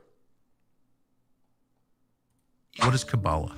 Kabbalah is something, after the destruction of the first temple, the Jewish people were famously enslaved and taken captive by the Babylonians. This is where the book of Daniel is written. It's a form of magic. The Jewish people, they kept the Kabbalah. It eventually becomes digital life, through ones and zeros. But it's a Gnostic religion, which is to say it's hidden from non-initiates. Yeah, I mean, there's a mainstream version of it. It's a precursor to. If things are too complicated to understand and you need a priest class to explain it to you, you fucked.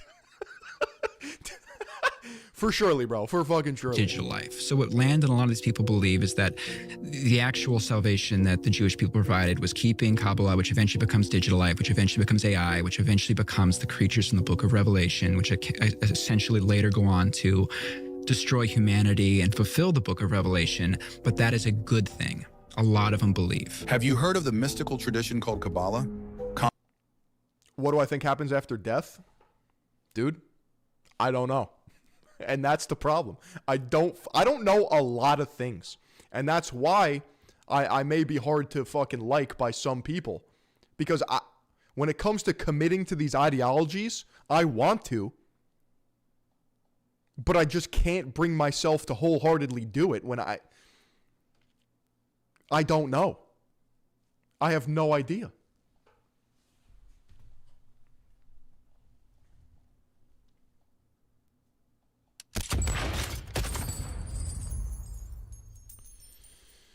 Okmyophobia by Flight from Syracuse. Go dunk on the third world. I've seen that video.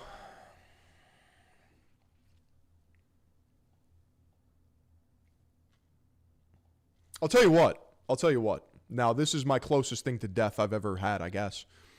I passed out after getting my blood taken. I think I had like low blood sugar or something. This was when I was in high school. 1 second, I was awake. The next, I open my eyes. I'm looking at the fucking ceiling. And there's a nurse standing over me, handing me pineapple juice. Bro, that time period in between was black. Nothing. Obviously, I wasn't dead, so I don't know. I was still alive. But a complete just shut off. Well, Philion, that's not the afterlife. I get that. I'm just saying, like, it's entirely possible. It's entirely Joe Rogan possible.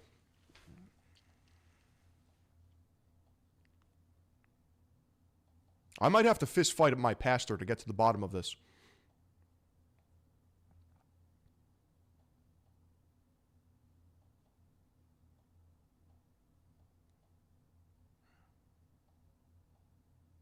Saturn and Jews in Renaissance.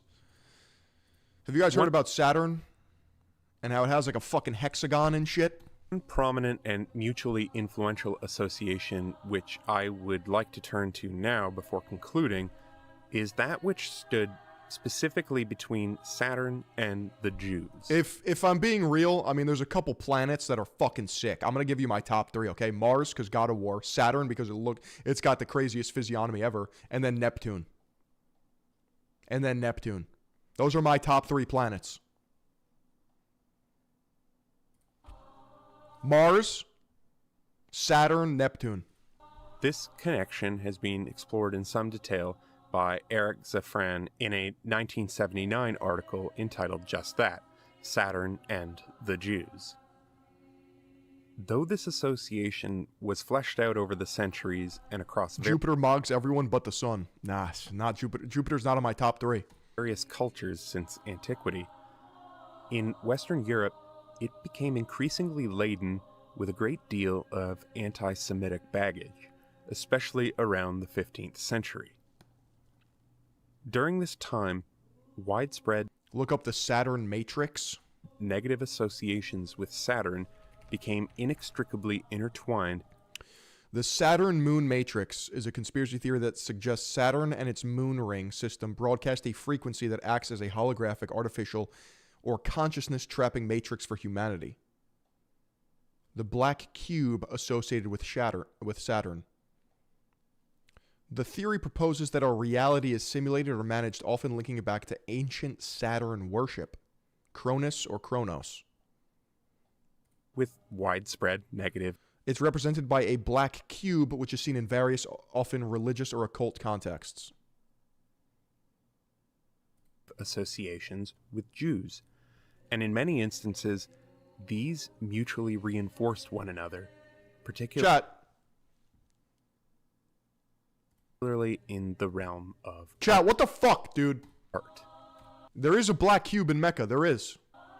This phenomenon has also been studied in some depth by Moshe Idel. The Saturn matrix is a picture of Andrew Tate's head with a ring around it. In his monograph, Saturn's Jews, on the witches, Sabbath, and Sabbateanism, which explores how misperception of the Jewish Sabbath by non-Jews led to a connection between Jews and witchcraft on the idea that the Sabbaths of witches were somehow connected with the Jewish holy day. The initial association between Saturn and the Jews began in Roman times, with much of the ideas connecting Saturn and the Jews springing out from the initial idea that Saturn governed the day of the Jewish Sabbath. Among the days of the week, the seventh day, the day of rest for the Jewish people in celebration of the day when the infinite creative power of God ceased, was linked to the seventh planet that came to symbolize the power of inertia or retention. Saturn was considered the oldest of the planets, and Judaism... Dude, I gotta look at a planet of Saturn right now. Mog Monday. Phil, just open your brown eye and then you'll be able to understand. It seems that I need to do that, bro. I mean, this planet is insane looking, dude. Like, look at that fucking shit.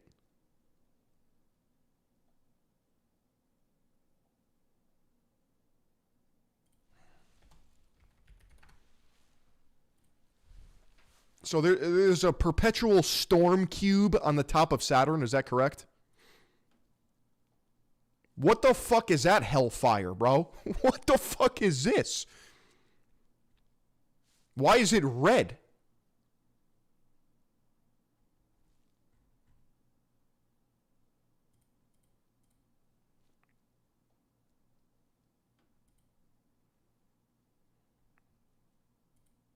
That would be hell, sir. Why does Saturn have a Uranus? These are all renderings. These aren't even real pictures. Do we even have a real picture, bro? Is anything real? Is this real? These are all bullshit. What do you mean, dude? What does that mean? I feel like the fucking Corey's character. Yeah, that's all going away. What do you... I'm just looking at fake shit. Dude, space isn't real. What is real, dude? Israel? The oldest religion. Just as Saturn's I'm looking at fucking Saturn's butt pussy. And you're telling me it's actually the Sabbath, which is what the Jews worship on, and that's... Here encapsulated all the other planetary spheres within itself, Judaism was thought to have borne all other faiths from within itself. Does all of this just stem from not understanding the fucking planets and then attributing the planets to a god. As Klebansky, Panofsky, and Saxel noted, even St. Augustine had proclaimed Saturn to be the god of the Jews. All culture and religion still worship Saturn. When you enter a casino, you see red and black colors, which induce negativity. 777 is also an unlucky number. Saturn is what everything in cultural is based. Yeah, you're not. I'm never stooping down to like numerology and like. I'm just never like we're talking about color theory. Red and black goes hard. Like what the fuck? You guys are just yapping. The link can be seen in Abu Mashar's works, and sometime later, the Arab astrologer Al-Kabizi, or Al-Kabitius in Europe, attributed the, quote, faith of Judaism to Saturn in the 10th century, around the same time that Al-Qurtubi, writing in his only number I know is 6'9". Spain, was authoring the Hayat al-Hakim, not to be translated into European languages until the mid-13th century. Similar concepts connecting Saturn and the Jews were elaborated at length in the historical theory of great conjunctions, an idea of significant interest to Roger Bacon. Dude, I feel like this is some shit that my friend would just smoke himself silly to and then force me to watch, and I'd just be like, what? It's too much. It's too much. I can't. I can't delve. I want to delve. I just can't.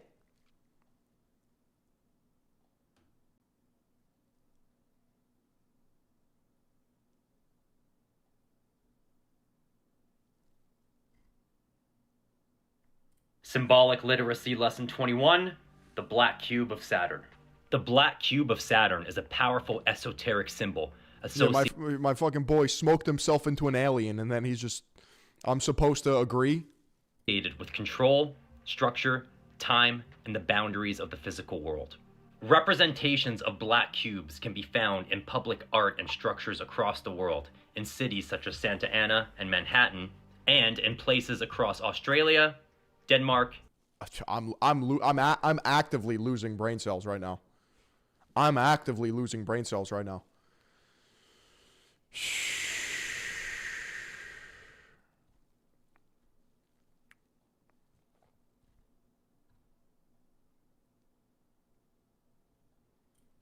They say the drums were beaten to drown the screams. That a bronze god waited with outstretched arms, his belly. Yeah, my algorithm's cooked. Thanks, chat. Thanks, chat. Thanks, chat.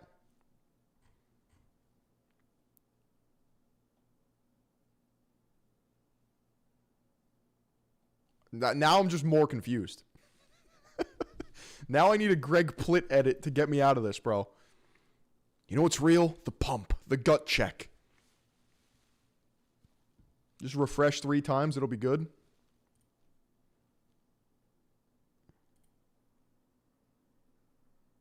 How did colleges get that left wing?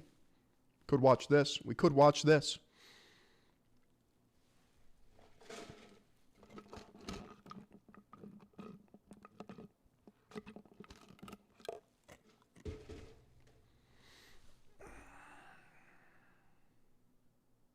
I would see if Nick on Tucker interviewing Obama's lover. Are we going to get more information on Larry Sinclair soon? Who's Larry Sinclair? I'm sorry. It's funny. He was like the first kind of like Fox where like conservative media was like, let's just run any story, any accusation. Yeah. It doesn't matter. Yeah. And that's what's funny is because they kind of started it, and then like Me Too happened. They're like, what happened to a court of law? And it's like a year ago you were put on the TV that Barack Obama got his dick sucked by a limousine for crack. Yeah. Chad, is that true? What do you mean? What happened to we don't? Chad, is that true? I have black cube fatigue, literally. Need to air things out in the court of public opinion.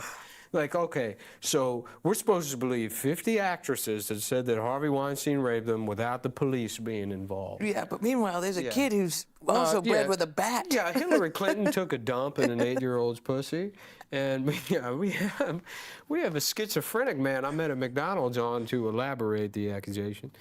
But yeah, Larry Sinclair was the he was sort of like the first guy. He was like back in, I think it was 2008. He was like, yeah, I sucked Barack Obama's dick in a limousine.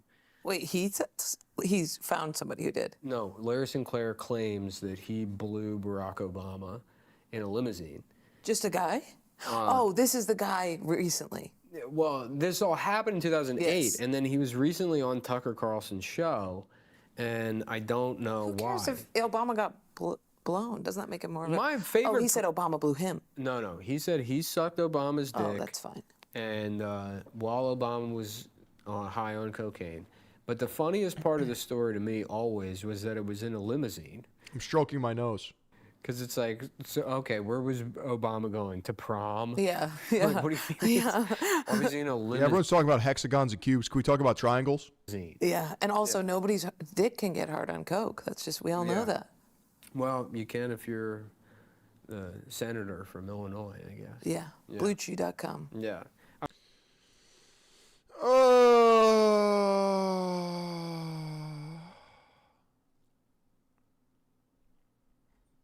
Oh, you definitely can't. No.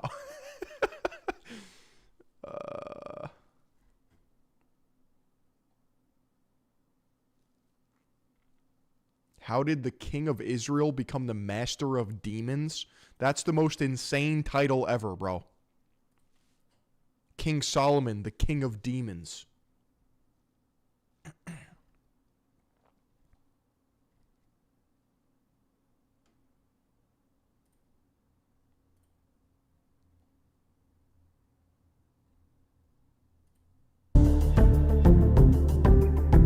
Good morning, everybody. Happy Monday. Have an amazing show for everybody today. What do we have, Crystal? Indeed, we do. So apparently, the government drafted an announcement of Epstein's death dated the day before he died. Right.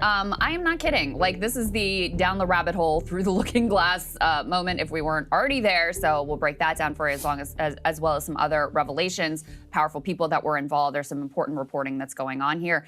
Bibi Netanyahu coming back to Washington yet again, and once again to beg for war with Iran. So we will take a look at that. Even Republicans have been uncomfortable with the stunningly racist video that President Trump posted. Initially, the White House walked it back. He doubled down. What does it say about him, about our politics, etc.? We're going to take a look at the Super Bowl through the lens of sports betting. Make certain that eventually we'll get hit with a demonetization. That's why we rely on our premium subscribers. Only stroking my Mog log and my nose. There's all of this Epstein coverage. We understand, it makes advertisers and all those other APRs really help see some of the files have stood. They're talking there, and highlights, of course, some of the central, most important people.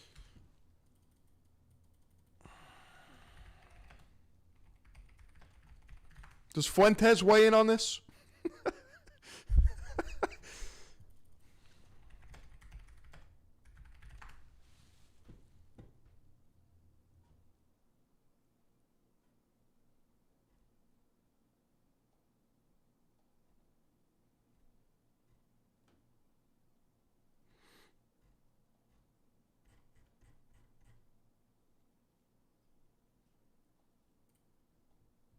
Hey everybody, Dr. G here. I'm a clinical and forensic psychologist as well as a body language expert, and today we're going to be analyzing whether or not Jeffrey Epstein could still be alive. Before we get started with this, here's another thing I don't believe in. A body language expert, bro. I don't know. A couple of quick things. One, I wanted to make sure you know this is not a psychological evaluation of any kind. These are just my opinions. In addition to that, I do want to remind you to like and subscribe if you want to see more content. Just like this. All right, let's go. What we're going to be analyzing today are documents from the Epstein files that raise the question whether or not Jeffrey Epstein could still be alive. Yes, I am as shocked as you are that I am analyzing this and that this is the subject of this video, but I'm going to give you some very compelling reasons why I felt this was necessary. Ever since I started analyzing the Epstein files, I've had people commenting that he in fact is not dead, that he didn't die on August 10th. It's not something that I ever took very seriously until I started looking at some notes that were found in his prison cell. The picture you're looking at right now is actually part of a detailed escape plan. I'm going to walk you through step by step what all of this means. I've gone through and translated all of this, and by the time we're done, you'll understand why I find this so compelling. All right, let's just jump right in. For the sake of context, we're going to look at a few pictures before we actually get to the escape plans, but I think this will help you. Chat, should we watch this? Is Epstein alive? This could be fun. This could actually be fun. Yes? All right. Let me get a drink. Let me get a drink right here. I need a seltzer. I need a seltzer.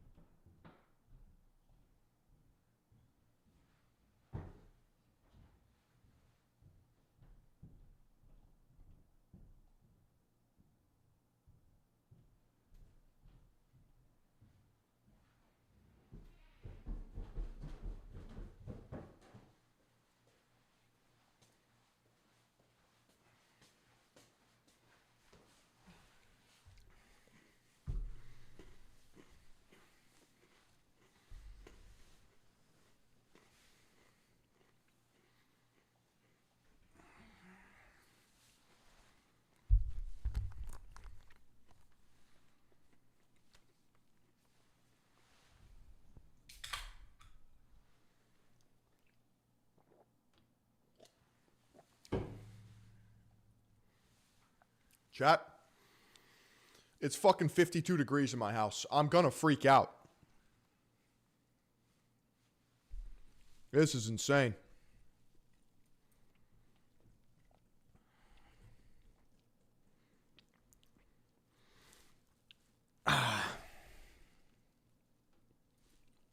Not ideal. Not ideal.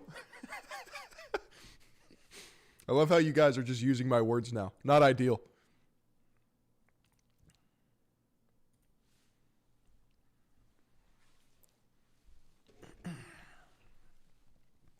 Is Epstein alive? New Epstein escape plan files found. Forensic analysis. He's an expert. This guy's an expert. Is this guy actually an expert? Chat, is this guy actually an expert? Fahrenheit, bro. Fahrenheit. I would love if my house was 52 degrees Celsius.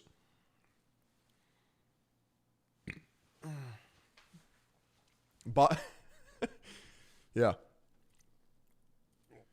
Body language expert weighs in. Is Epstein alive? And now my computer's not. Bro. Body. I can't do this. I fucking can't do this. Hey, everybody. This is going to be a YouTube clip. Huge news for the unemployed. Is Epstein alive? New Epstein escape plan files found. Forensic expert analysis. Hey everybody, Dr. G here. I'm a clinical and forensic psychologist as well as a body language expert, and today we're going to be analyzing whether or not Jeffrey Epstein could... Body language expert? Is that a real title that one can hold? Still be alive. Before we get started with this, a couple of quick things. One, I wanted to make sure you know this is not a psychological evaluation of any kind. These are just my opinions. In addition to that, I do want to remind you to like and subscribe if you want to see... I always get asked, Philion, what do you believe? I don't think Jeffrey Epstein is alive. That's like some of this stuff is just, it's just out there, man. He's hiding in Israel playing Fortnite. What are we talking about? More content just like this. All right, let's go. What we're going to be analyzing today are documents from the Epstein files that raise the question whether or not Jeffrey Epstein could still be alive. Yes, I am as shocked as you are that I am analyzing this and that this is the subject of this video, but I'm going to give you some very compelling reasons why I felt this was necessary. Ever since I started analyzing the Epstein files, I've had people commenting, what the fuck does a body language expert do all day? Dude, they analyze body language. What do you mean? That he in fact is not dead, that he didn't die on August 10th. It's not something that I ever took very seriously until I started looking at some notes that were found in his prison cell. The picture you're looking I'm going to be real though. If I were to envision a body language expert, this is the guy that I'm picturing.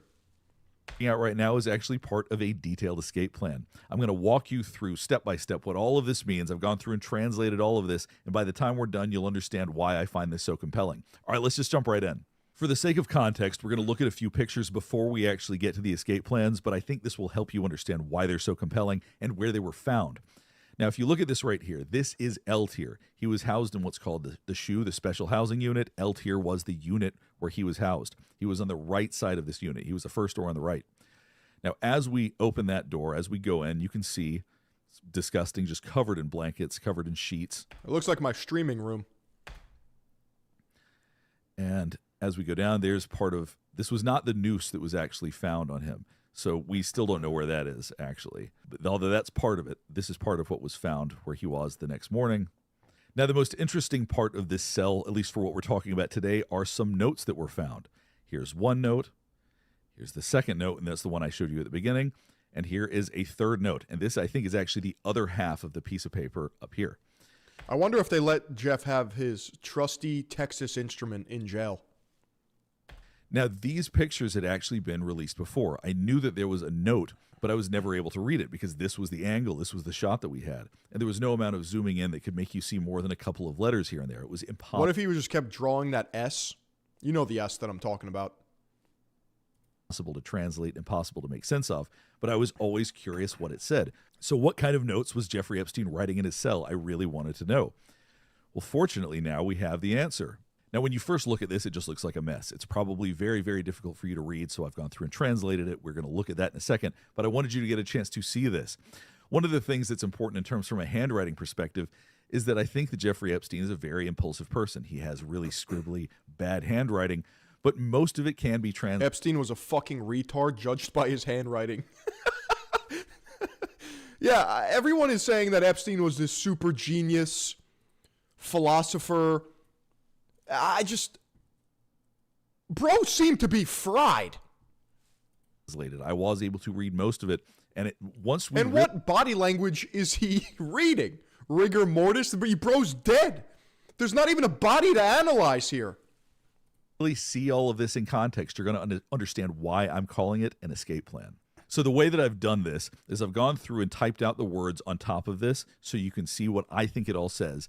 And then I moved the words so it was next to them so you can see the word right next to what I think each one means so that you can decide for yourself if you agree with my assessment or if you think it actually means. They would not let him use a pen like that in protective custody. Interesting analysis. Why, he would stab himself? Something else. So first, let's go through.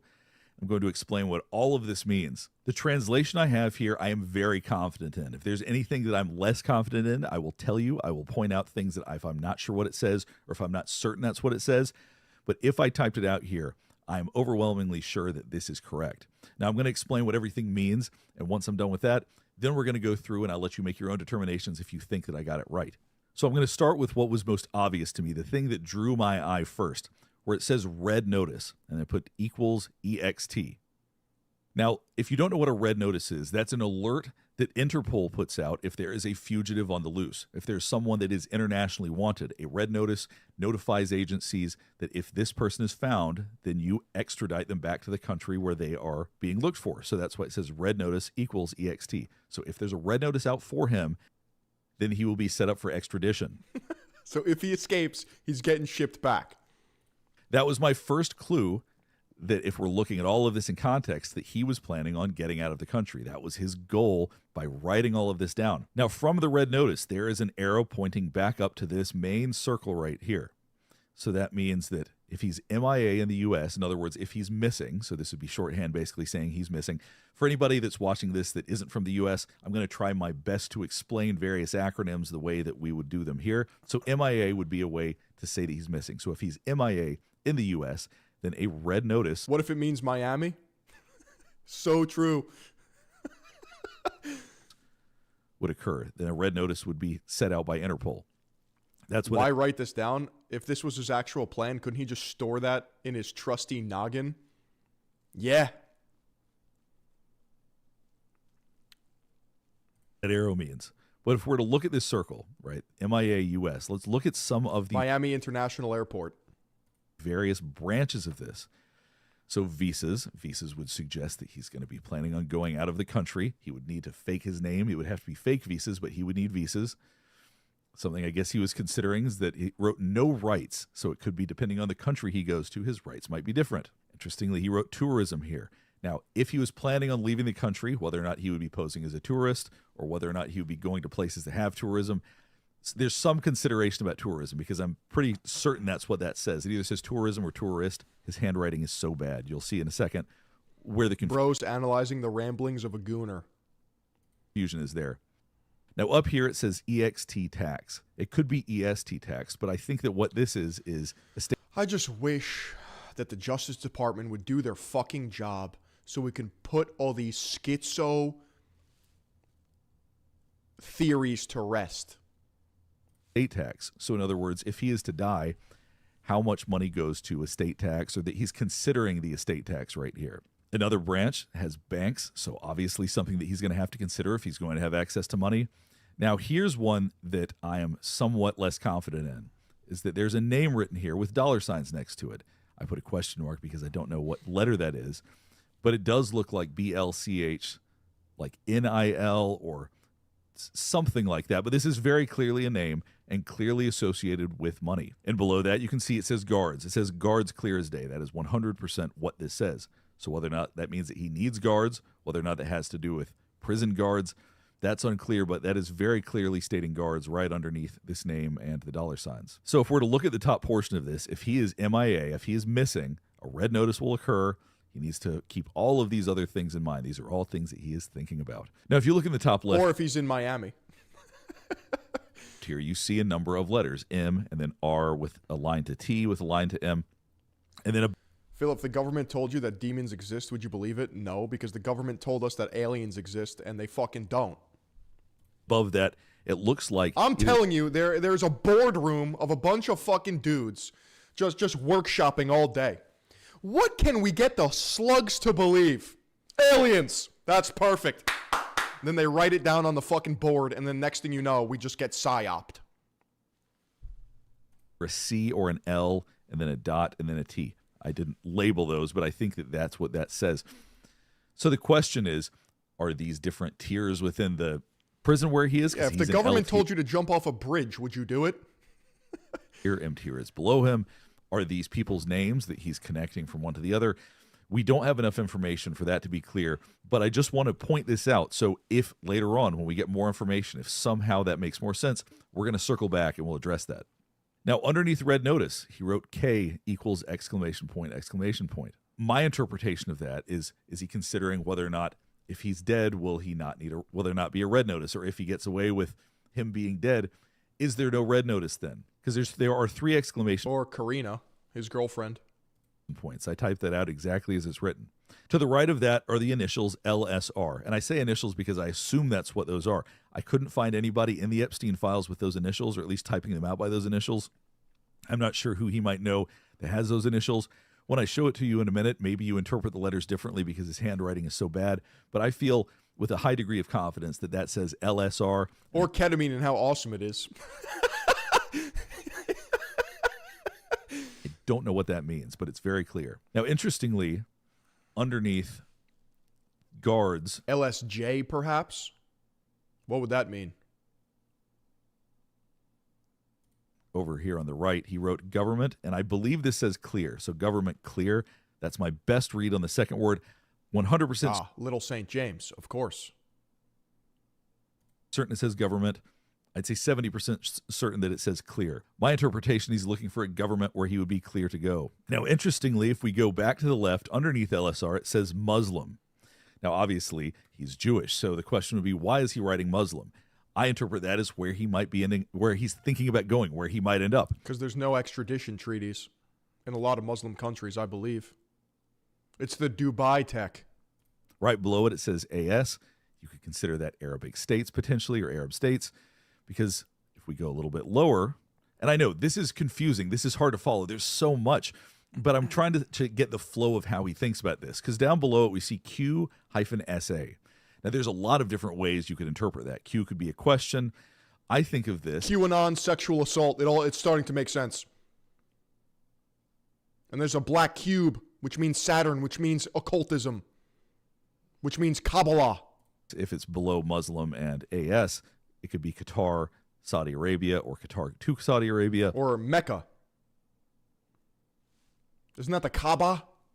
Pray to the box. That's the way I interpret those letters, because he is a very well-traveled person. He knows people pretty much everywhere. So these are not out of the question as far as what these potential initials could mean. Now, to the right of that, he wrote Nigeria with an exclamation point. And this is the way. Underlined that. So now that is a country that does extradite to the U.S. So if we're to assume that Qatar and Saudi Arabia are identified, obviously there's Nigeria. These all seem like possibilities, places that he could consider going. So to summarize what we've got so far, we've got a long way to go. At this point, he's been thinking about if he's missing in the U.S. and it's found out that he's missing, then a red notice would be applied. He would need to have all of these other things in place. If we're to go back to the left a little bit, where it says red notice, if you look below that, it says the name Mara, ? Now, unfortunately, I, for the life of me, cannot figure out what it says below that. It says enlist, maybe? It's so unclear. That looks like an E, an N. It's impossible to read that next letter. It looks like an S. I was in Nigeria not too long ago. Didn't see him. Yeah. Thanks for keeping a lookout, though. The T. So my best guess would be that it says enlist, but that's with a very low degree of certainty. Now, I assume Mara is a name and not code for something else like Mar-a-Lago. I'm sure some people are going to go there, but that Mar-a-Lago has one R. That would be strange because there's two R's, and that's not really how Mar-a-Lago is spelled. But he is writing in code to some extent. Yeah, we can cross off Nigeria. Thank you for your hard work. So keep in mind, Mara may not be as literal as it seems. Maybe it isn't literally somebody's name. Maybe it literally is. Yeah, I think Jeff would honestly just blend right in Nigeria, to be fair. That's honestly such a good move. Little trip down to Nigeria with the boys. But that's one of those things we're going to earmark, and as I continue to analyze other files. Welcome back to Third Eye Global, where we are deciphering a pedo's chicken scratch. Maybe we'll circle back to that. And this, I can't read any of it. It looks like it says LSR again, but it's such a low degree of certainty I didn't. What is this rocket ship he drew over here? It's got like some fucking jet propulsion on the right. Type it on there. It's completely illegible. So I have to mark this off as something where I can't truly translate any of that. Now, below that, it clearly says gangsters, and below that, it clearly says extort and kidnap. So we're going from red notice, and below that, it says Mara, something illegible, gangsters, then extort, kidnap. Meaning he might potentially get kidnapped and extorted by gangsters. The Bloods and the Crips are out to get him. Now, what this line of thought is, I don't know if he's concerned that could happen if he ends up in the wrong country, but there's clearly maybe this is an Elon Musk SpaceX rocket ship. It's his escapable goon pod. Train of thought here, starting with Mara and ending with extort, kidnap. Now, if we're to go all the way to the left, to me, this looks like the name Nicole. Now, that, once again, that's not with a high degree of certainty, but I can't think of anything else that would fit there. This kind of looks like the outline of the United States, does it not?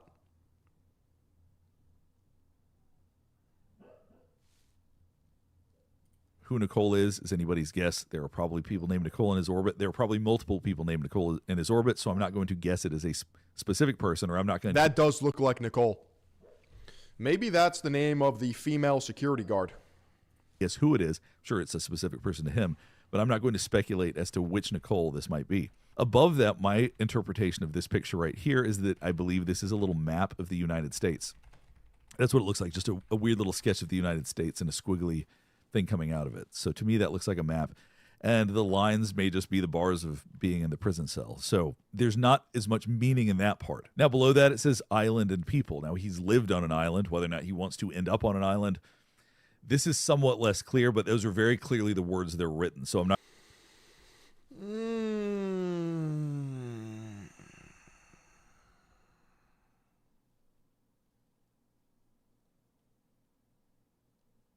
Federal prosecutors in New York officially dropped charges against Tova Noel and Michael Thomas. Maybe this is Noel?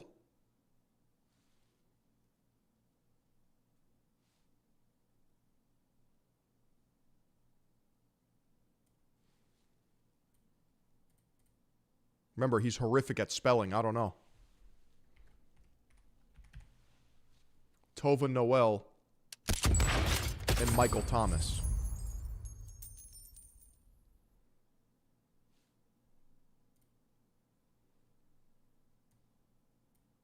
I'm not going to try to interpret too much about what that means. Yeah, let's not forget that he spelled Palantir. P-A-L-L-A-N-T-E-I-R.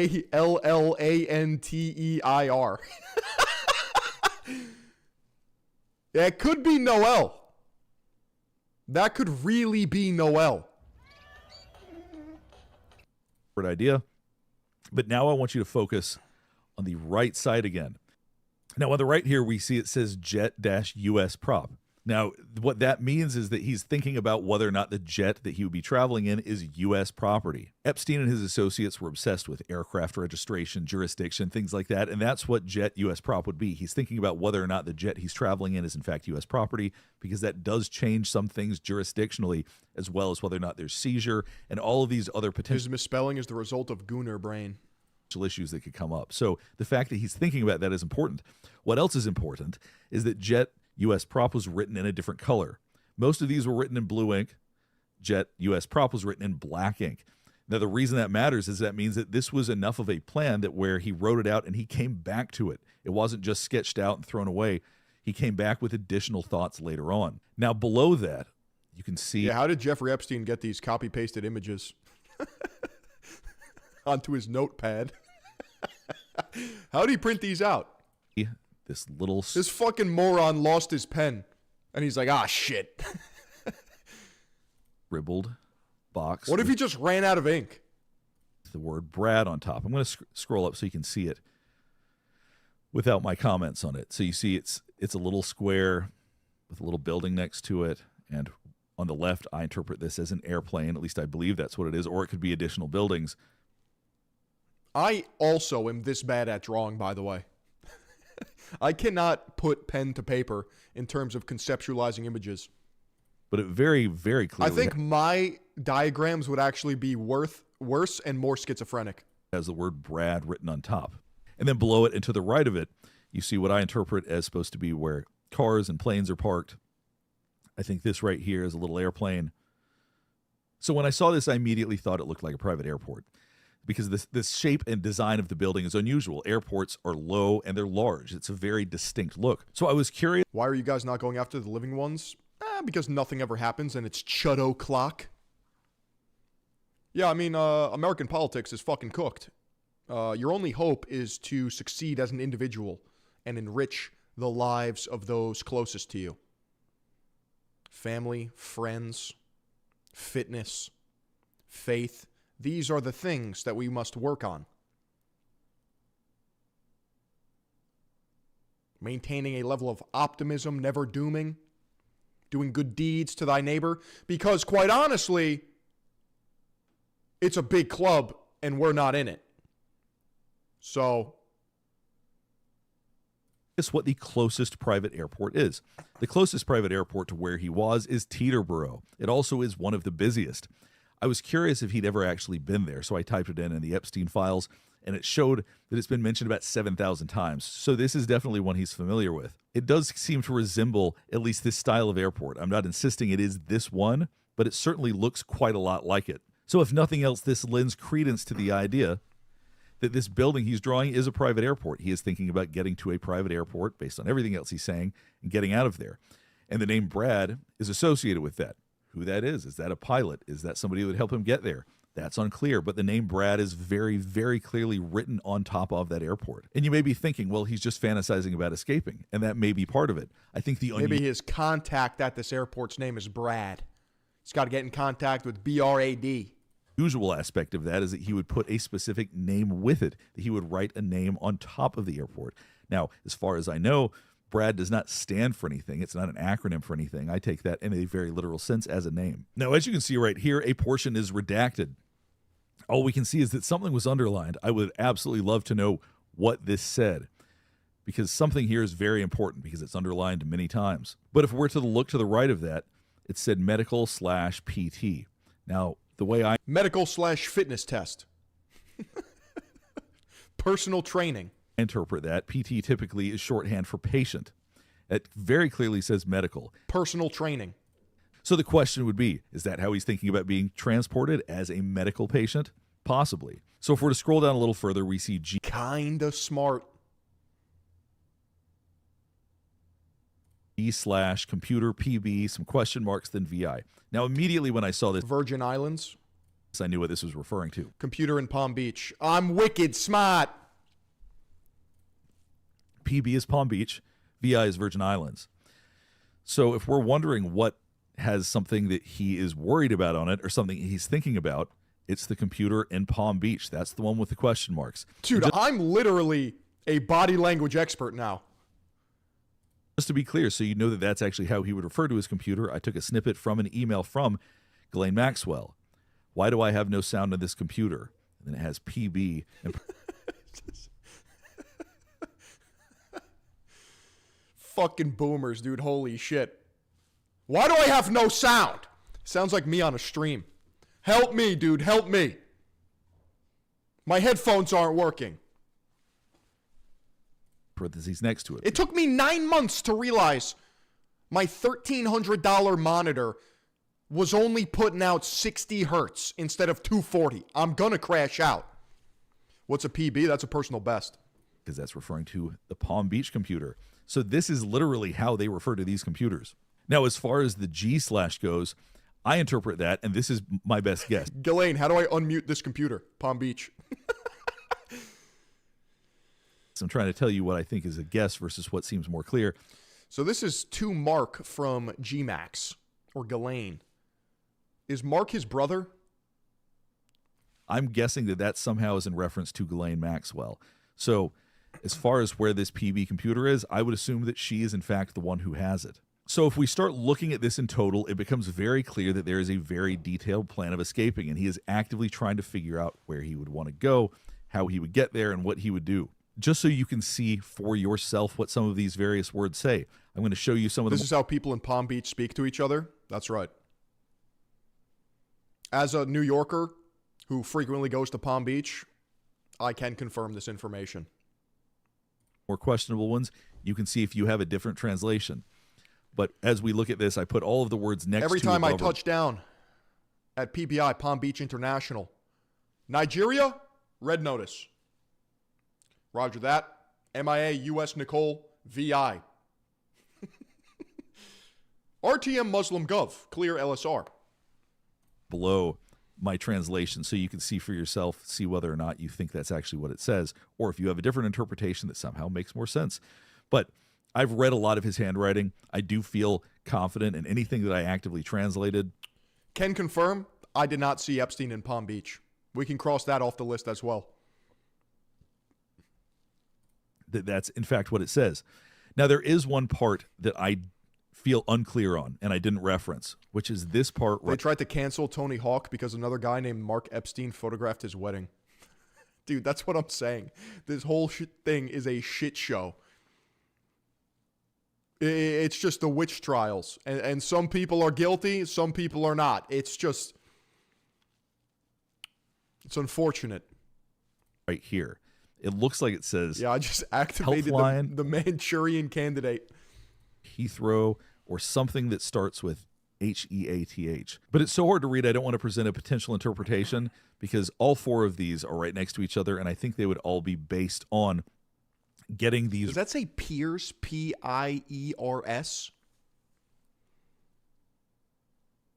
Right. And this is the one part. And that looks like Heather.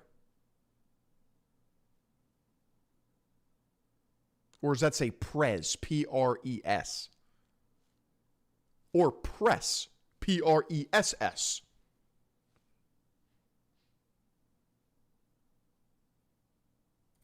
It feels very uncertain to me. So if you have any thoughts about G-Max, send me the contact for Jason Bourne. what this says, the one below it looks like it says. Just spoke to Nicole. She hasn't seen Jeff. All right.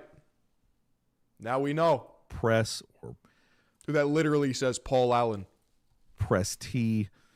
And then after that, it looks almost like it says 3 hits or shorts or shots. This is just too unclear. So G-Max is a great nickname. I know. I need a nickname. I really do. P-Max, Top P. Big P. P. Diddy? Nah. Chad, you got to work on that. Let's workshop this, okay? Huge P. I would love to be able to have a full interpretation of this, but this makes it impossible. But as you look with words like gangsters, it seems very clear that's P-Man. What it says next to it. Extort, kidnap. It seems very clear that that's what those words are. Giga P. I like that. Having completely abysmal handwriting myself does help me, I think, understand this a bit more. And as you can see, the name with the $sign, B-L-E-C-H, could be an L, I suppose, but P-Unit. I would think B-L-E-C-H-N-I-L or something along that line, or that last L could actually be an S. When we look at all of this together, it seems pretty clear that his goal was to get out of there, and he was thinking about all of the different logistics of doing that. Now we're going to briefly look at 2 more documents. These will be quick, but they do give a little bit more color to what we just looked at. My initials are PR for personal record. That's right. Now this next document right here, I'm not going to bother reading through. But Larry Wheels stole my whole flow with PR Lifestyle. Those are my letters, bro. All this, I don't think it's of consequence, but this is basically him complaining about being in prison. But then when we flip it upside down, which is down here. What does it say here? Hold on. I need to analyze this as a body language expert. Kept me in a locked shower for 1 hour.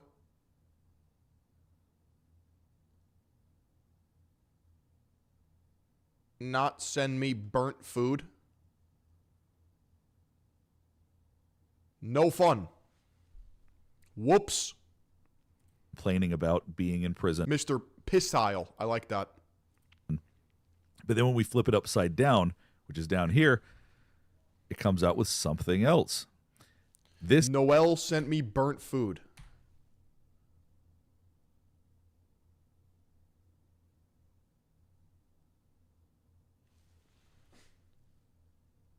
Did I crack the code by making this Noel? Remember, this is just an allegation. This is not a certifiable fact. This is a potential theory. Giant bugs. My hands. Giant bugs chewed on my hands. Giant bugs crawling on my hands.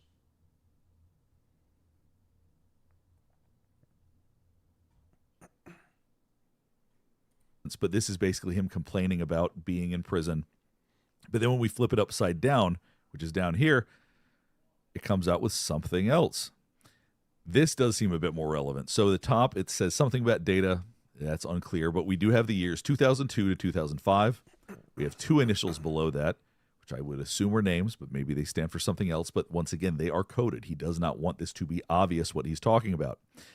But the more significant part is directly below that. Jail out equals 10. Now that seems pretty clear. He's talking about getting out of jail. Now, what does the 10 stand for? Is he paying somebody $10 million? Is it 10 o'clock? What is 10? Imagine having the power where that would actually mean $10 million. Jail out, 10 mil. He's probably right. That's probably what it would cost. Now, if you want to get really conspiratorial with it, I believe Bill Barr was the U.S. Attorney General at the time, whose father, Donald Barr, was a member of the OSS, which was the proto-CIA.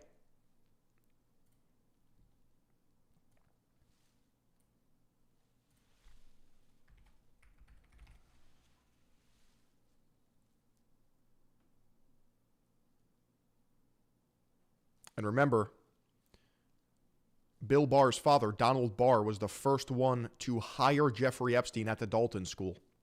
Bill Barr was CIA too.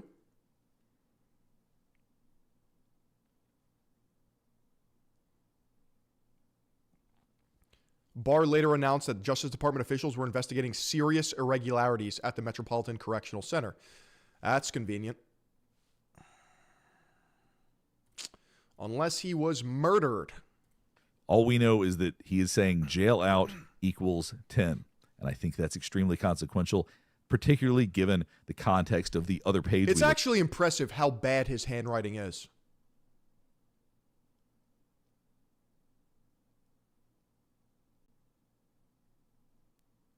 $10 million is nothing. 10 something else, though.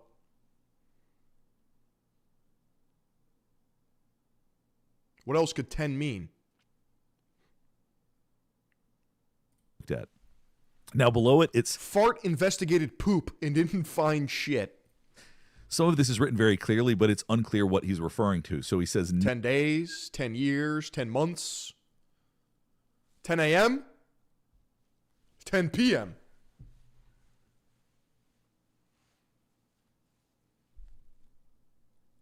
Nothing at all. And then the last word, straw, show. I just can't read those middle letters enough to make that make sense. And then below that, no, it looks like it says no sign me, but it definitely says no something me. So this obviously pairs together with the jail out equals 10, but he just writes so strangely, it's impossible to give you full context, and I don't want to make any major assumptions about what this is saying. So now this is the last page, blankets, AVR, and Medi, and then it says watch, exclamation point. Are these his pants? Now, this is very interesting because he had an excessive amount of blankets in his prison cell. We know that. That's very well documented. That was acknowledged in the OIG report, actually. So the fact that he had excessive blankets is a fact. AVR, the cameras were not working. So we know for a fact the cameras did not work. Audio, video recording. Work at that time. And the last one is Medi, which is how people that think he escaped would have done it, would have been through medical. And he says, watch, exclamation point. So what is it that he's watching for? Something to do with the blankets, the AVR. This is actually way more interesting than I thought it would be. Or the Medi. But those are three of the big things that had to be taken care of. Have we tried asking Jeff what this all means? If he was actually going to pull off something like this. So I think this page, despite the fact it's just a couple of words, could potentially be very consequential.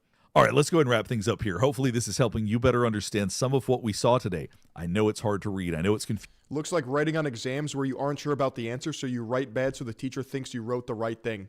I know that tech. That shit was goated back in the day. Confusing, but there does seem to be some logic to it. There does seem to be some real thought. Bill Barr was CIA, quote, officially from 1971 to 77, and apparently was just a lowly analyst. But he was heavily involved in Iran-Contra. Put behind it, and it does seem to be that he was trying to work through the logistics of how to escape. Now, whether or not you think that he escaped or was murdered, he certainly seems to be planning for the future. He was Yeah, you would do this shit because you would at least get credit for showing your work. Someone that was actively thinking ahead. He seemed to have hope that there was a way out of this situation. So I think the official report on how he died continues to remain the least likely. If you have any thoughts about this, or if you have a different interpretation of any of this information, Please feel free to let me know in the comments below. I'm very curious if anybody else has figured out any other pieces to this puzzle. I am continuing to work on other videos about the Epstein files, so if there's anything else you want me to analyze... I feel like we got a little bit of juice out of this. There's something here. Regarding the Epstein files, also let me know about that. Last thing before we get finished up is I do want to remind you to like and subscribe if you want to see more content just like this. All right, thanks for watching. He either got murdered or is still out there. I don't believe he killed himself. I'm of the opinion that he either killed himself or got murdered. I don't think he's out there.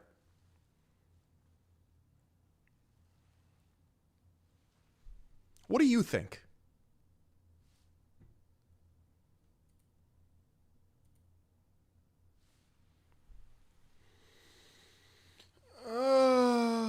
That was good. That was good.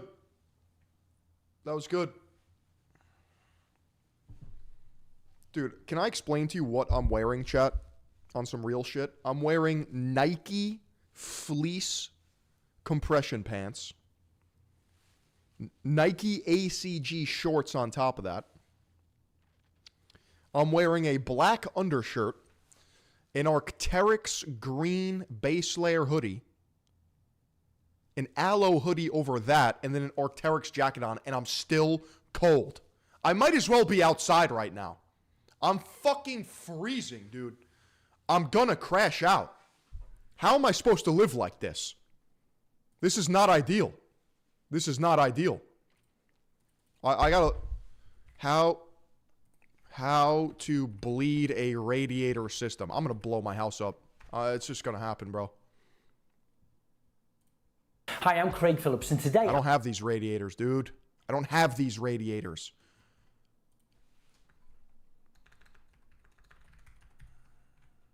I gotta call a plumber now. I gotta call a plumber. Alright, in this video I'm going to show you how to bleed your baseboard heater. Please. One reason why you might want to do this is if you're on the second floor and the wood in your upstairs isn't getting hot, maybe you made like a recent repair, something like that upstairs in the water supply line. There could be an air pocket in the system. Any inbred can do it. So I'll show you how to bleed out the air out of the baseboard if there's air trapped inside of your... I thought baseboard heating died in the 80s. This house is from the 80s, I believe. Baseboard in like a higher level of your house, or it could even be a lower level too, but typically... Let me explain this. The radiators on the top floor, they work fine. On the main floor, they don't turn on. Yeah, it tends to find its way to like the highest point. So I'll show you how to do that, and it's pretty easy to do. Alright, so what you can do is take the cover off of your baseboard, and it should just pull off with the little clips, and you can pry it away.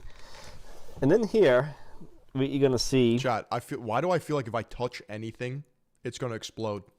I'm going to start leaking I'm going to start leaking gas into my house. There should be a bleeder valve. Not all baseboard is going to have this. If somebody... This is too much work for me. I gotta get an expert in here. You put your baseboard in. I need to get an expert in here now. With just regular 90s. This isn't going to work for you. I need to call the fire department. If you have a bleeder cap on it, like... Wait, I missed it? What's wrong with your heater? All right, so I'm going to explain this to you. No heat on the first floor. I have heat on the top floor. I think my radiators need to be bled. I think there's trapped air in there. This. Then you can try this method to get the trapped air out of... Help me, dude. Help me. The baseboard. Dude, one time I was chilling here. It was when my boy Patty was visiting, editor here at Third Eye Global, chief editor. We're chilling on the couch. We're watching some shit on the TV. All of a sudden I hear, psh! I'm like, what the fuck? I open up my my oil burner room, which is now, it has like the fucking water heater and gas and shit. There's just water flowing out of a fucking pipe. I'm like, huh? I'm not prepared for this, bro. I'm not prepared for this. So all you're going to do is... I have a fear of boiler rooms, yeah. These are usually thumb tight. You just turn it with your thumb, and what happens is you'll see water shooting out. You know, you want to turn the temperature up in the house so that the water starts to circulate. And when you turn this cap, water will shoot out. You're going to want to get a bowl so that you can shoot the water into the bowl. And once all the air, trapped air is out of the baseboard, you can turn the cap and shut it off. You guys want to know? You guys want to know something that I did? This is how impatient I am. Okay, I said I didn't believe in demons. I am a demon. This is what I did. I was probably like 18, 19 years old. I was living at my mom's house. I was a lifeguard in the summer. And it was one of the hottest summers ever, bro. It was the hottest fucking summer ever. I would wake up. I'd be hot. I'd go to work. I'd sit in the sun for 8 hours. I'd be hot. I'd come home. It was still hot. The house I was living at, it's a pretty small house. And it's, I don't know what you call this. Maybe it kind of looks like the Family Guy house. Is it a cape, maybe? This is like the perfect, this looks like my house. My old house. So it has these attic rooms. So I was on one side, my sister's on the other side. Your boy was chilling in the fucking attic room like Harry Potter. And the air conditioning unit was right in the hallway between the two rooms. So if you guys know anything about air conditioning units, or at least this one, Central Air, it has a pan at the bottom with a flotation device, meaning if it fills up with condensation or water, the buoy clicks up and it turns off the air, okay? So it doesn't like fucking flood your entire house. So I'm chilling. I get this bright idea, right? I'm like, I'll wake up in the morning, it's fucking hot. I'm going to come back from work, it's going to be fucking hot. So I take a shoe and I lay it down on the buoy security release valve, meaning it's just hard pressing it down so the air conditioning will stay on. Bro, I get a call as I'm leaving the fucking pool. Phil, did you put a fucking shoe on the AC unit? I'm like, yeah. What do you mean? Bro, I come home. In the fucking kitchen, there's a fucking ring probably about 10 feet wide, soaked with water because the air conditioning unit was about to fall through the floor because I flooded it. Bro, we had to redo the ceiling. We had to fucking fix the AC. I got my point across, though. I was like, this is too hot for me. You need to fix this air conditioning. I'm not living like this. Yeah, so I don't have patience for it. I just don't have patience for it. It's got to be fixed. Off. So I'm not actually going to do it with this one because everything's working perfectly and I don't want to mess with it. And I have hardwood floors right under it. So I just kind of wanted to tell you in this video. So you're telling me if I pop off the cap, I wish I had a portable camera so I could try this shit in real time with you guys. So in case anything goes wrong, we could workshop it together. What's the actual difference between New Yorkers and New Englanders? New Yorkers are based and New Englanders are cringe.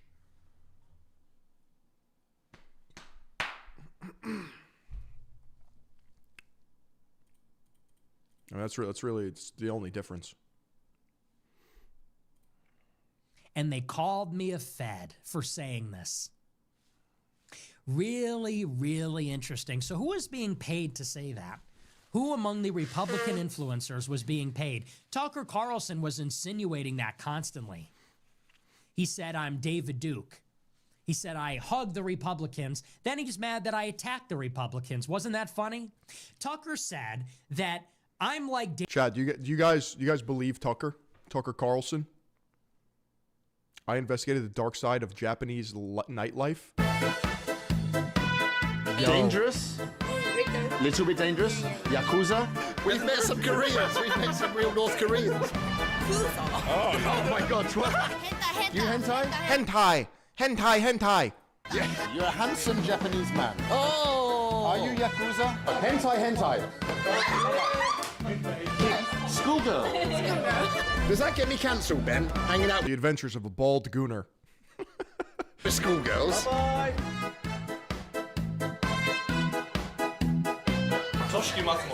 Toshiki Matsumoto. Okay. Yes. Perfect. That is Toshiki Masamoto, the noodle master of Osaka. And you know what I'm a master of? Getting gooning pissed. And that's what we're going to do tonight here in Osaka. Thank you so much. Thank you. It's an unplanned video. Let's just go with it and see what happens here in a... Do Japanese people cook their meat? I feel like when I see Japanese dishes, like the meat just looks raw like every time. You know what I'm talking about? It'll just be like pieces of meat thrown in a stew and it's just like not cooked. They boil their meat. Is that why I'm not used to it? Depends on the dish.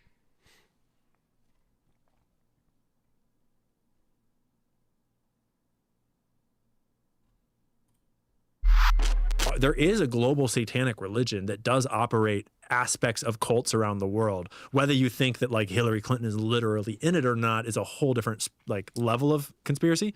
But like a global satanic religion? Oh yeah, dude. Have you gone down the satanic ritual abuse rabbit hole? It is so dark. So what I'm referring to specifically are survivors giving survivor testimony on video, hundreds and hundreds and hundreds of them. Like not like one guy came forward and said this, like there are whole support networks for these people. Like there are psychologists that specialize in satanic SRA victims, satanic ritual abuse. And because you have to like treat them in a whole different way than a regular abuse victim, because the level of depravity and disgusting, like literal torture of children, like literal, so, your episode is so screwed now. But there's one in particular that this guy was on the I don't believe this guy. Mark. Is it the Physiognomy podcast? And I wish I could remember his name, and we don't even want to pull it up because it's so dark. And everyone should, watch it for themselves and judge it for themselves in terms of whether you think he's telling the truth or not. But personally, it's like you can look into his life, and this guy, like his whole life is based around him recovering. Chad, I think I'm becoming liberal. I think I'm becoming a Redditor. Do you have a source for that? From this essentially story of his childhood and abuse, and it looks pretty like. These aren't even real soy blockers. Far more likely that he's telling mostly the truth than entirely lies to me. And what he alleges in this interview that aired like a year ago or so, a little less, on Alondra Markman's podcast, is that he was born into a satanic family, of which there are many around the world, and that he was groomed from an early age to essentially be a Jeffrey Epstein type of character in a global satanic cult that is not all. I don't think Jeffrey Epstein's satanic. I don't know. And remember, kids, the next time that somebody tells you the government wouldn't do that, oh yes they would. And last night, Trump posted a video to his social media platform that contained a racist clip showing Barack and Michelle Obama as monkeys. It is indeed a distraction. Trump doing everything but dead. If Obama...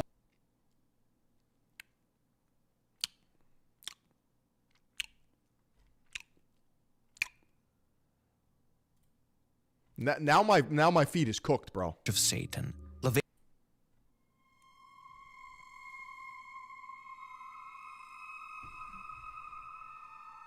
Michelle Obama is a man. This is the second video in a 3-part series on Dark Hollywood. In the first video, we covered Hollywood's connections to some of the darkest criminal organizations in American history. The second video will be on the occult Hollywood. Bro had a bank account named Bow? No. It's the JP Morgan fucking thing, bro.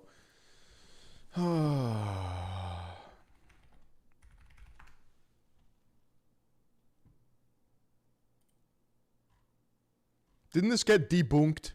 Didn't this just get debunked?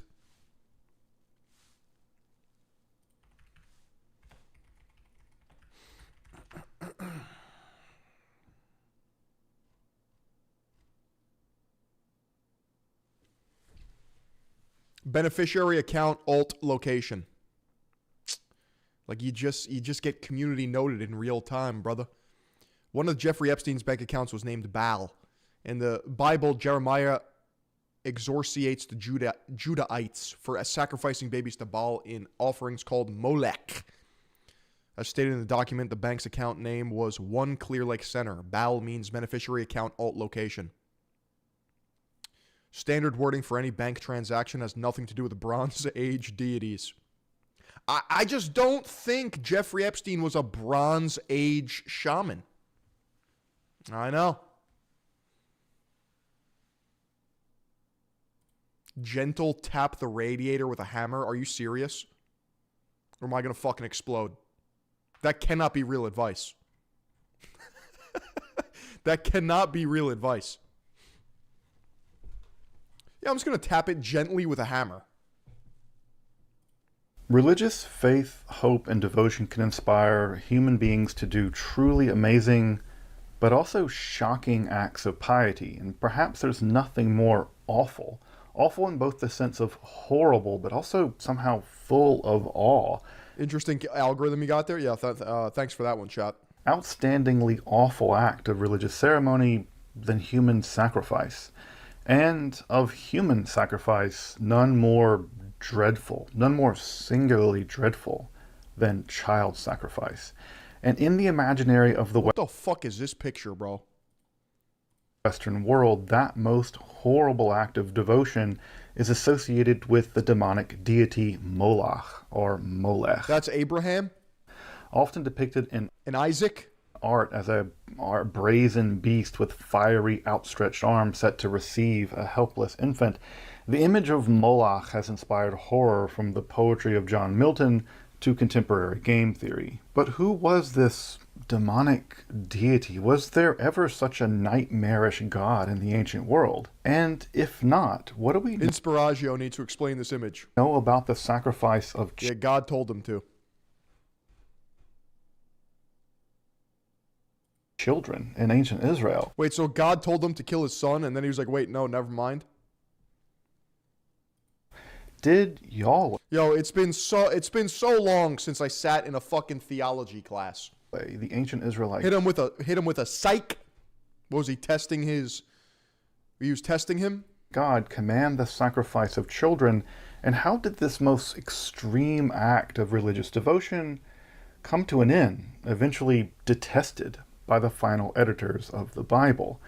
Let's explore what is among the most alarming and grotesque religious practices, the act of child sacrifice in ancient Israel. Make sure to subscribe here to Esoterica for weekly explorations of topics in esoteric. Is the boiler firing up? Yes, the boiler does fire up. When I turn the thermostat, it does turn on. Thank you to my HVAC guys, my plumbers in chat. History, and if you we're going to workshop this, we're going to brain trust it, we're going to hive mind it, we're going to get to the bottom of this. To support the work of providing evidence-backed, free, and accessible You're content. Just going to hear, guys, I think it's where, and there's going to be an orange flash, and then the stream's going to end. Like this. Then I'd hope you check out my Patreon or consider picking up some of the merch of the channel. And if you're new to the study of Western esotericism and you really want to get... What is this symbol? Is that the Philosopher's Stone? What? It's like a hand grabbing something. Is it a Moglog? What is in his hand? It looks like a duck. Anyone know what this esoteric symbol is? Into reliable sources, make sure to check out my study guide. He's holding a chode. Where you can see a whole list of various things you may be interested in, from Gnosticism to magic, and reliable books on those topics. Of course, if you're interested in historical books on topics in the occult and the mystical, make sure to check out Esoterica Rare Books, where you can pick out historical tomes on those subjects. You can find all those links in the description and in the pinned comment. We're going to get to the bottom of this. Finds himself literally underwater in his basement. Below. But now to the less than cheery topic of the demonic deity known as Molech, or the active child sacrifice known as the Lamolech, or the Lamolach in ancient Israel. I'm Dr. Justin Sledge, and welcome to Esoterica, where we explore the arcane in history. Explore the arcane is insane. Philosophy, and I feel like this will help us more. I feel like every forbidden occult symbol. Star of Remphan appears in the Bible as a symbol of idolatry among the Israelites, linked to the worship of false gods like Saturn and Moloch. The god Saturn is linked to the worship of time, control, death, decay, and restriction. In Roman mythology, he was the god of agriculture and harvest, known as Kronos in Greek myths, often depicted as an old man with a sickle. His rules symbolized a golden age of abundance, but... So is this why a bunch of people on the internet claim that Jews worship Saturn? also the decay brought by time. But the cult of Saturn predates Rome and Greece, tracing back to Mesopotamia, Babylon, and Sumer, where he was linked to deities like Enlil, representing creation and destruction. In Egypt, Saturn was connected to Osiris, symbolizing the cycle of life, death, order, and chaos. In Rome, the festival of Saturnalia celebrated Saturn with role reversals and social chaos. This is kind of fucking trippy, chat. Saturday? Does Saturday come from Saturn? Despite this, Saturn was also feared as the devourer, consuming his children to maintain his rule. Damn! Moloch, on the other hand... The first day is Sunday, so yeah. But that's trippy, though, because in my head, the first day is Monday. Monday's definitely the first day. That's intuitive. Monday is the start of the week for my goy job, for my goy life. As a Shabbos goy, Monday is day one. And is an ancient evil Canaanite deity associated with child sacrifice, often portrayed with a bull's head with... Yo, Benzo with the 2. Let's watch the Mouthy Buddha doc. Is that on Pizzagate? Stretched hands to receive his offerings. The Star of Remphan consists of a bull's head inside a six-pointed star, surrounded by letters spelling Rempha, representing Saturn's planetary spirits in the alphabet of the Magi. Moses warned the Israelites against it, calling it pagan worship. Acts 7:43 in the Bible recounts the speech of Saint Stephen before his martyrdom, where he condemns the Israelites. So does the Star of David come from Saturn? Is this real, dude? Is this what you've been trying to tell me? It's for worshipping the star of your god Remphan, referencing Amos 5:26, which similarly accuses them of idol worship. In various biblical translations, the Hebrew equivalent Chiyun is thought to refer to Saturn, the god of the planet Saturn in ancient Near Eastern mythology. It does have a hexagon inside of it. 1, 2, 3, 4, 5, 6. That do be a hexagon. Some scholars believe the Star of David originated as a non-Jewish decorative and mystical symbol used in ancient Mesopotamian, Indian, and 1st century Roman era cultures. It gained traction in Jewish tradition around the 13th to 14th century. Translations, the Hebrew equivalent Chiyun is thought to refer to Saturn, the god of the planet Saturn. Yeah, you are right. You are right with that one. He accuses them of idol worship. In various biblical translations, the Hebrew equivalent Chiyun is thought to refer to Saturn, the god of the planet Saturn in ancient Near Eastern mythology. Some scholars believe the star represents the planet itself or an idol linked to it. Notably, the planet Saturn has a hexagonal cloud pattern. This is fucking trippy, dude. This is absolutely trippy. There's no explaining this. How would they know that it had, I mean, like what are the odds Saturn has a hexagonal fucking storm on its pole?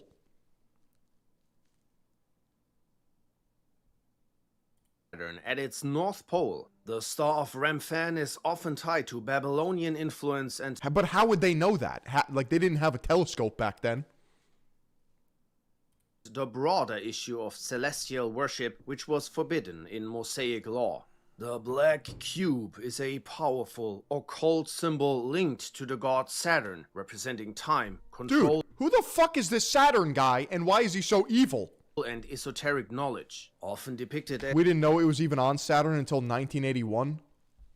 As a solid black hexagonal cube, it appears in major cities worldwide, symbolizing dominion and the connection between ancient and modern traditions. A speculative theory ties the black cube to the idea that Saturn was once a dark sun, the original light source of Earth, before shifting to its... Yeah, why does Saturn get all the attention here?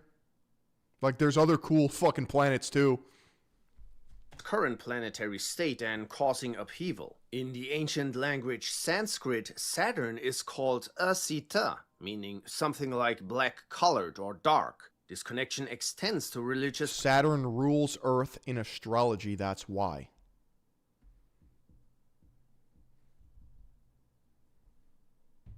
What does that mean? Saturn rules Earth in astrology. The god Saturn rules Earth.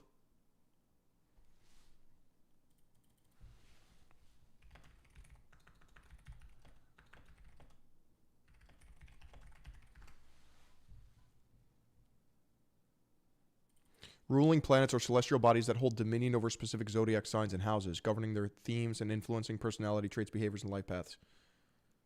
Okay. Dude, you guys are making me dumber. You guys, I know you don't mean to, but you are. Like, you're actually making me dumber.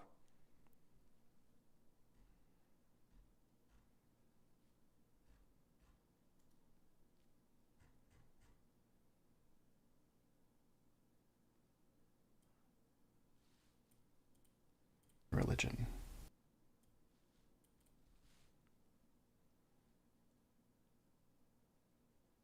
Circumambulations during Hajj, which some link to Saturn, is called Asita.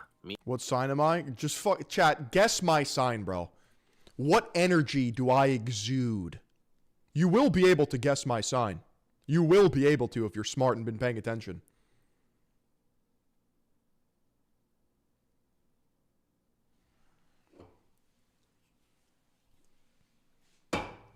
Chat, what sign am I? Some of you got it. Some of you got it, bro. Off the rip. It's fucking Aries, brother. The god of war. The leader. The goat. The ram. Meaning something like black-colored or dark. This connection extends to religious practices. Judaism's Tefillin, Islam's Kaaba, and the 7 circumambulations during... It's too obvious. Hajj, which... That's a fire sign. Quite literally. Some link to Saturn's... I lied. I'm a Virgo. I'm a fucking virgin. Get fucked.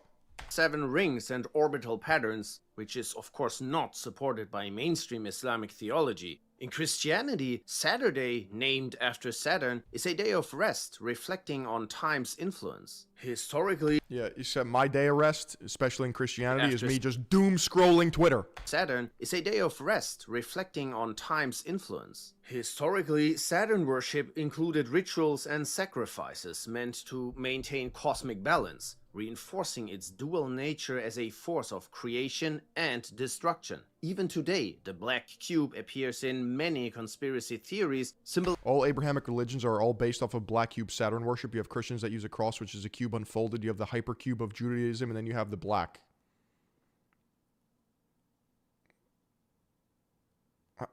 Dude, you're telling me they were doing geometry on the cross? You're telling me it's just an unfolded cube? What the fuck is that, dude?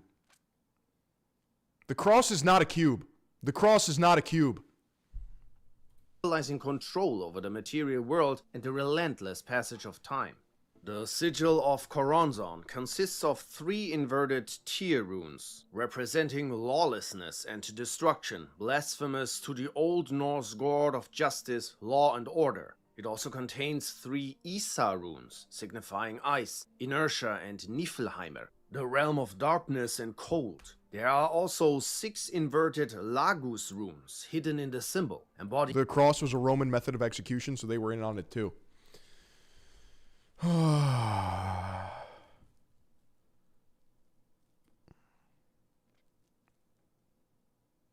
It's all kind of gay. I'm gonna be honest. I'm gonna call it like it is. It's all kind of fucking gay. Highlights the demiurge. I know what that is. The demiurge is in Gnosticism. It's the fake god, right? So the Gnostics believe that the demiurge rules the material world and the real God rules the other world. Did I get that right? Did I get that right, schizos? Hey, schizos. Did I get that right? The demiurge is the fake god in Gnosticism? Gnosticism believes in 2 gods, a fake god and a real god? Damn, I got it. I got it. Make Believe Mondays. I should have titled the stream Make Believe Mondays. Illusion of divine authority, the ignorance of material existence, and the disc of death. What the fuck? Number 365, representing the days of the year and the These look like Yu-Gi-Oh characters, bro. heavens ruled by Mog Monday. him as the great Archon. It is the life rune, the death rune flipped upright. The Hand of Glory is a sinister occult symbol rooted in dark magic folklore, historically linked to theft and burglary. Chad, how do you know this? How the fuck do you know this, Chad? A different aspect of existence or divinity and connect.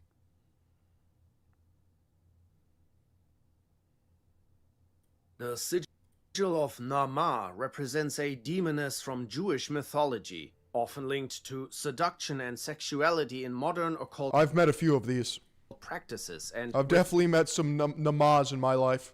No. Yo, she was 9 on my ma till I Kabbalah. I don't know, dude. It's all kind of gay. It's all kind of gay and retarded.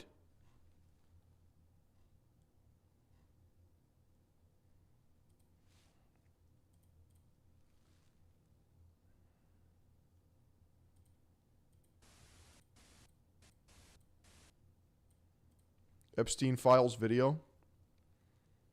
This feels like analog horror.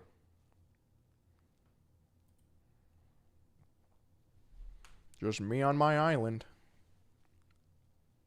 Spoken like a solid Aries. Yeah. Yeah.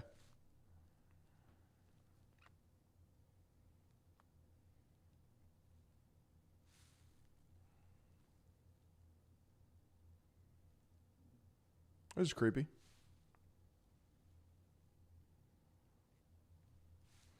This is fucking creepy.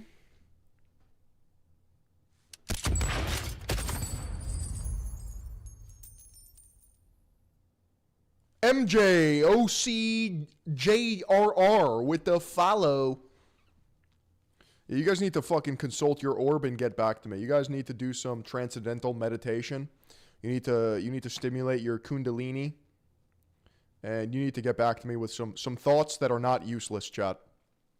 With some thoughts that are not useless. Can you do that for me? Can you do that for me? For the big dog? I'm just kidding, chat. I love you. Oh, I love you, chat.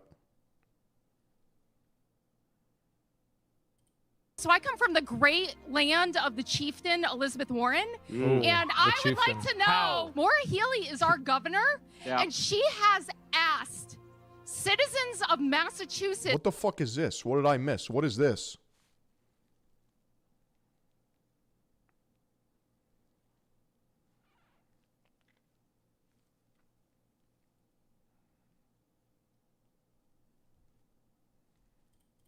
That's a good point. Why do people wear red bracelets? You guys know what I'm talking about? What the fuck is a red string bracelet? Why do these three celebrities all wear a red string? The reason behind it might surprise you. First, Lionel Messi. During the 2018 World Cup, an Argentine journalist gave Messi a red string as a gift from his mother. Later, Messi led his team to win a crucial match. Since then, Messi has kept the red string tied on his left foot. In 2020, Chad, is this true? Messi's good because of the red string bracelet. Won the World Cup. And during the celebration, the red string was still on his foot. Later, almost every Argentine We're getting stringy with it. player started wearing a red string. Second, Leonardo DiCaprio. In 2016, DiCaprio accidentally revealed the red string on his wrist during an award ceremony. At the time, people speculated that he had joined a religion that used the red string as a symbol. Many celebrities were promoting this religion, including Madonna, Gisele Bündchen, and Jennifer Lopez, all of whom were members of it. However, DiCaprio quickly clarified that In Eastern Europe, it's so people don't charm you. Traditional for babies. he was not part of the religion. The red string was a gift from a friend who had traveled to Cambodia. Dude, I'm starting to get fucking religion fatigue, bro. I'm starting to become a Reddit atheist in real time. I have witch fatigue. I have spellcraft fatigue. None of you are mages. None of you are sorcerers. Like, what is going on here?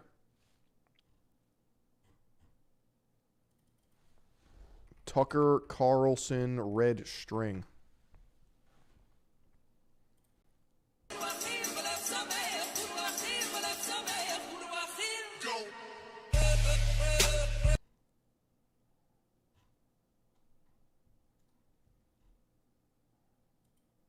I was looking for a way to attract luck into my life. In Buddhist tradition, a bracelet made out of red string like this, also known as a red string bracelet, is all about vitality. It's about attracting joy, success, protecting bad energy from you and attracting all of the bliss to you. Once I found out what it stood for... I'm acting like Candace? No, you guys are acting like Candace.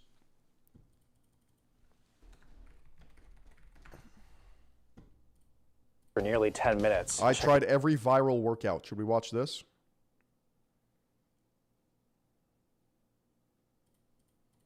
Thought it would be easy. 125.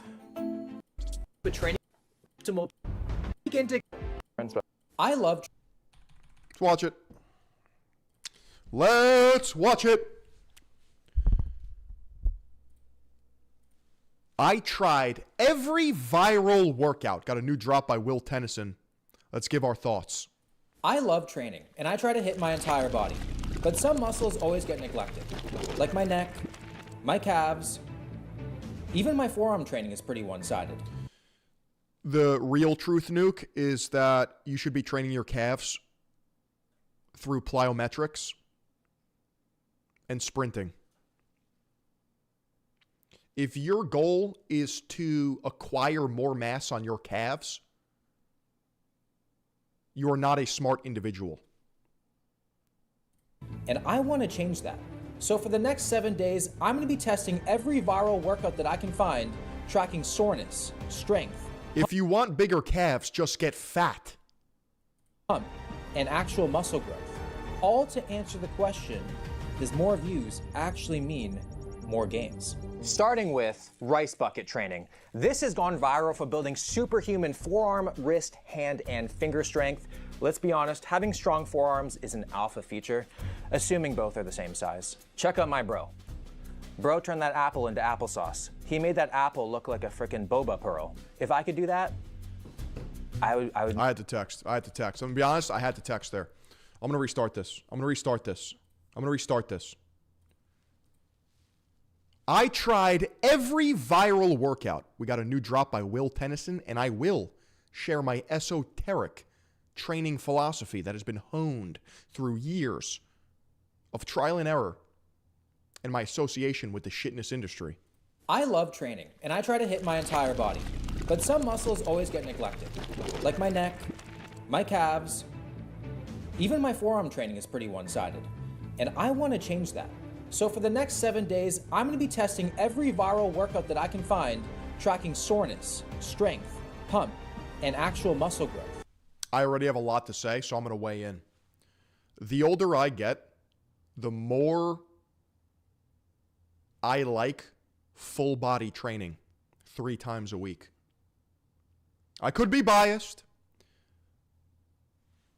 but it has been revealed to me that training the body as a unit, multi-joint compound exercises, incorporating power, strength, agility, plyometrics, lateral movement, everything, rotation, anti-rotation, vestibular training,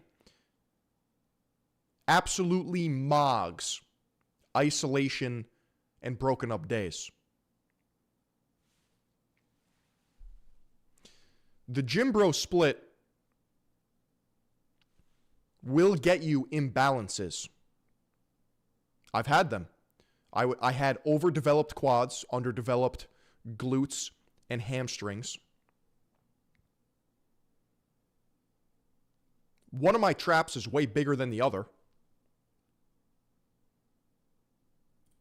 All to answer the question, does more views actually mean more gains? Starting with rice bucket training. This has gone viral for building superhuman forearm, wrist, hand, and finger. Yeah, so we looked into this guy the other day, Roger C. Check this out. If you guys want to make a lot of money, just get really autistic about one thing and then sell a course on it. Check this out.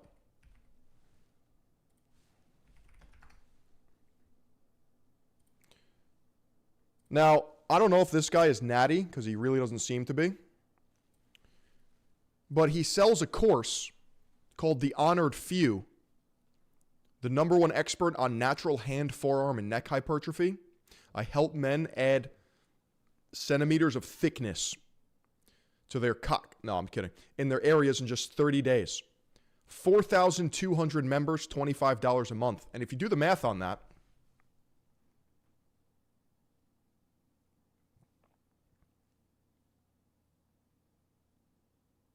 that's $105,000 a month. That's $1.2 million a year on a fucking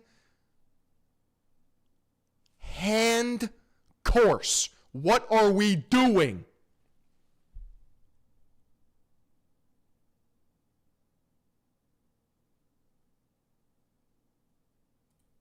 Everyone is richer than me, and it's a problem. Strength. Let's be honest, having strong forearms is an alpha. It's not that I'm poor, it's just that I'm pre-rich. Feature, assuming both are the same size. Check out my bro.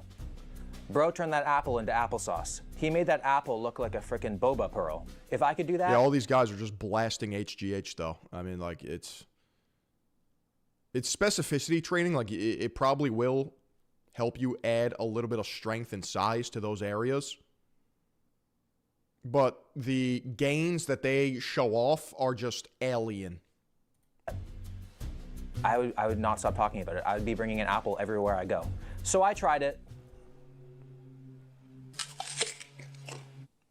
And it didn't go as planned. But we are gonna get there because all we have to do is trust the grains and earn the gains. So first we're just gonna go like that. Just little, well, that feels nice. It feels natural. And now we're going inward.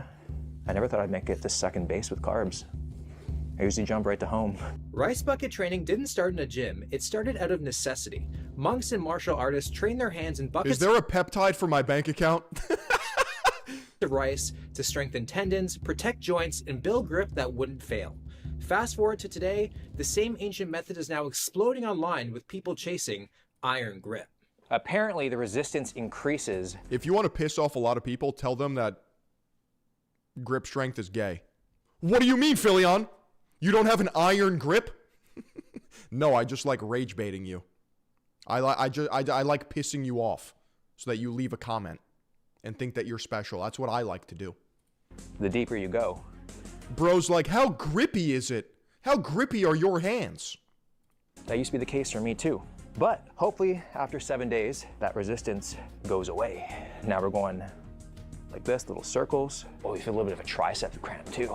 You'd think putting your hands in a bucket of rice would be easy, but it wasn't. Within seconds, it started to burn, lighting up muscles I didn't even know existed.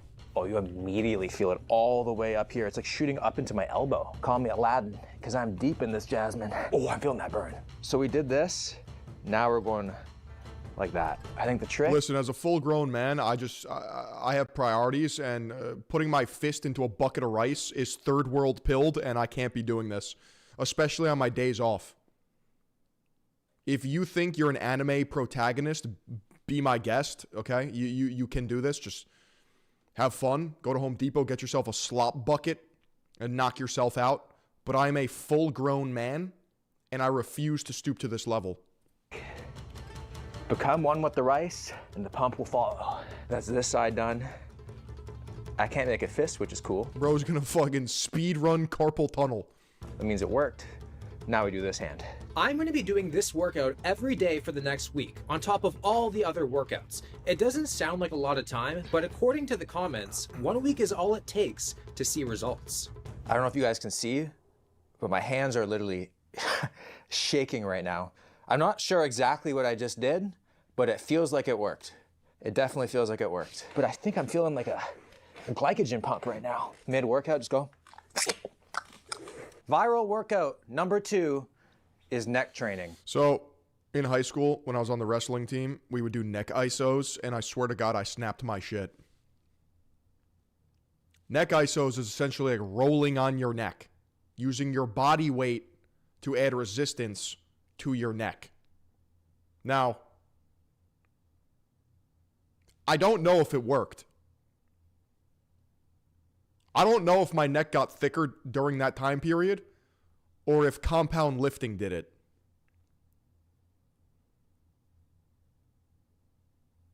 But I'm pretty sure it was the compound lifting. I just remember hearing some noises I didn't want to hear. Just snap, crackle, pop, Rice Krispie. Like, that can't be good for your neck.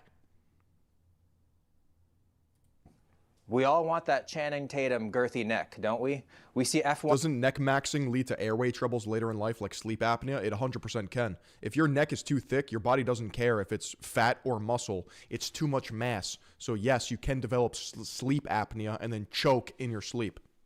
Drivers do it all the time. Having a resilient neck is critical for contact sports, car accidents, whiplash, slips, falls, date nights. Listen, yeah, having a strong neck is very important. I just don't know what the best method is to strengthen your neck. Many different things. And I know I have a very skinny neck. I could probably use upper back. You also train your neck. Yeah, my neck kind of just got thick and filled in from lifting. My mom's bracelets as a choker, but I'm going to change that. So we're going to be doing neck training every single day for the next week, and we'll see what happens. That hurts in a very specific way, shooting down my spine. As you can see, neck training is very new territory for me. I was convinced that less than 10 pounds was going to end my career. So almost no one who works out seriously has a skinny neck. Even women, it just comes naturally. Today wasn't about weight. It was about reps, moving my neck in every direction imaginable. Something about this feels very therapeutic, weirdly, but I feel like tomorrow it's not going to feel like that. I just get like skeeved out with my neck. I don't like fucking around with it. I feel like there's a lot of important hardware, you know, like right there.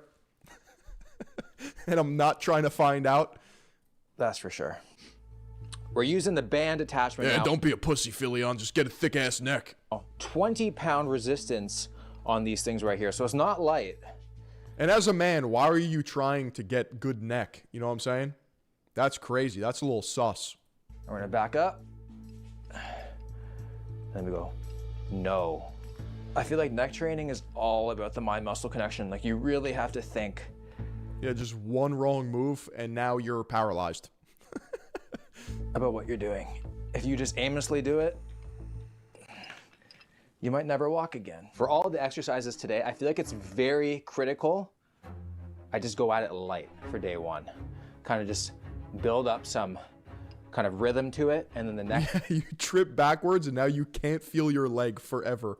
Days coming up, we just hammer it. With all this forearm training, all this neck training, I'm gonna look like a freaking anime villain by day 7.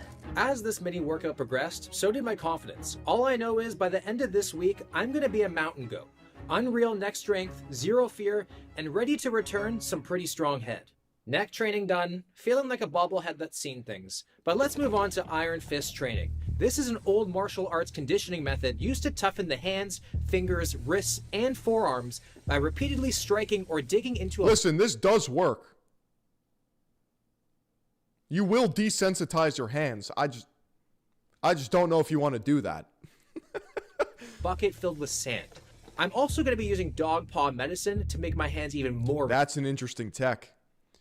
He took a page out of Schwoll Animals playbook.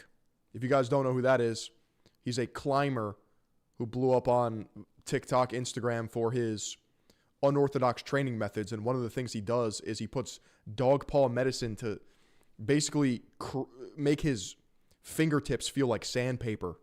Resilient. If anything goes wrong, I'm going to the vet. I might even start howling soon. I don't really know how or why this works, but I was inspired by this dude I saw on Instagram who has a whole account of him just punching things, which I would like to call severe anger management issues. Regardless, it's freaking sick, and I want to be able to do that. Like, he can literally punch your head off your shoulders. Like, it's just insane, his punching power. So I'd like to test that theory. Let's see his actual punching power. I guess we have to let this dry a little bit. As Bruce Lee says, "Boards don't hit back."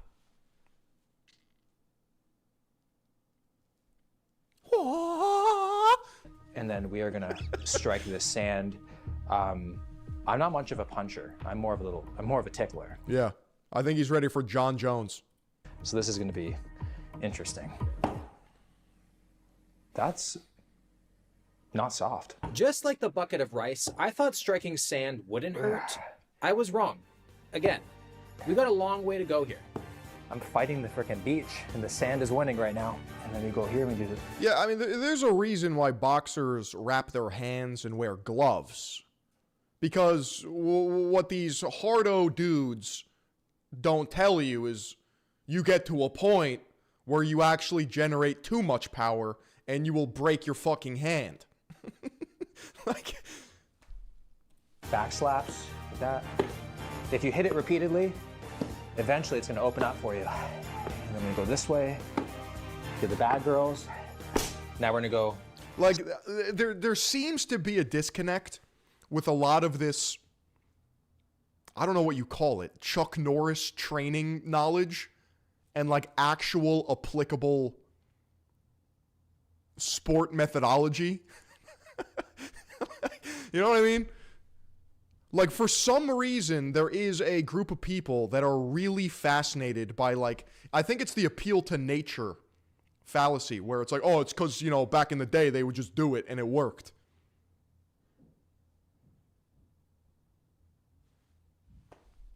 Sideways.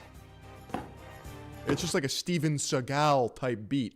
It looked like I just gave a geodude a prostate exam. Look at that. Moving on to this side. My God, this is humbling. You just think sand is soft and it would just kind of absorb? You know what? I'm showing it who's boss. So if I'm ever stranded in the desert, I know I can beat the sand up as I die of dehydration. Definitely feel like I'm getting microfractures in here. Okay, for this one, we're gonna stand up and we are gonna strike with our fingers. Just boom, boom, boom. Yeah, for when I want to 5-finger death punch a motherfucker. Flipping! And now they're just exploded. Boom. This is probably the one that requires. Muay Thai fighters kick banana trees. Yeah, the shin seems to be the most calcifiable part of your striking repertoire. Your shin can just take a beating and you could turn that into like a club, essentially. The most amount of energy so far. We've been at it for a little over 5 minutes.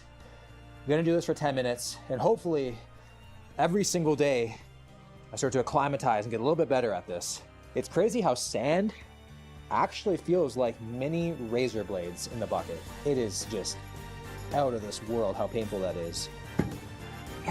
Deeper. Yeah. Yeah. Iron fist training actually works a lot like lifting. Hold up, Chad. Let me let Sebastian upstairs.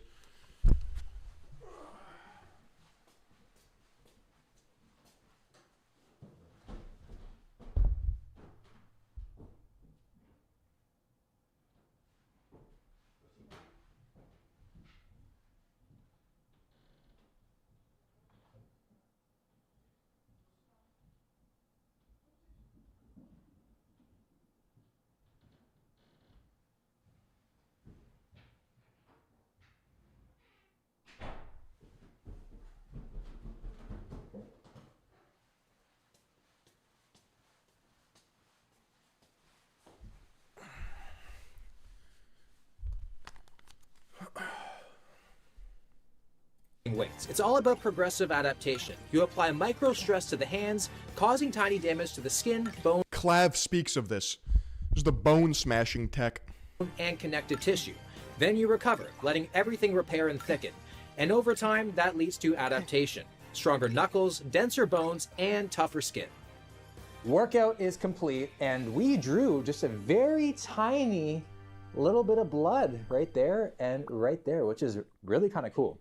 I enjoyed that one. And for some reason, I already know I'm going to go upstairs and shower and I'm going to have sand between my cheeks. That's just He needs to be in a horse stance. That's right. how it always is when I go to the beach. You just, how does the sand get there, you know? But I'm excited to see how I progress on this. Everyone seems autistic these days. Everyone is hyper fixated on dumb shit, looks maxers, alpha maxing, productivity, just like breathe air, bruv. Well, it's because everybody wants instant gratification and they think that they can gamify this thing that we call life. I know this just got really deep, but stay with me for a second. Everything that you want in this material world requires effort and time. Nothing good is quick, and nothing quick is good. Nobody wants to miss out. Yeah, it's because we live in this world where social media basically dictates these social comparisons, right? Upwards and downwards. If you see an influencer doing something, you feel as if you're missing out. You're not doing enough. And then you look at people who have it worse than you and you downward comparison to them, and you're like, well, they're not obviously working as hard as I am or doing X, Y, and Z. It's all a circus. You need to ignore the noise. You need to be thinking bigger. You need to be having abstract thoughts.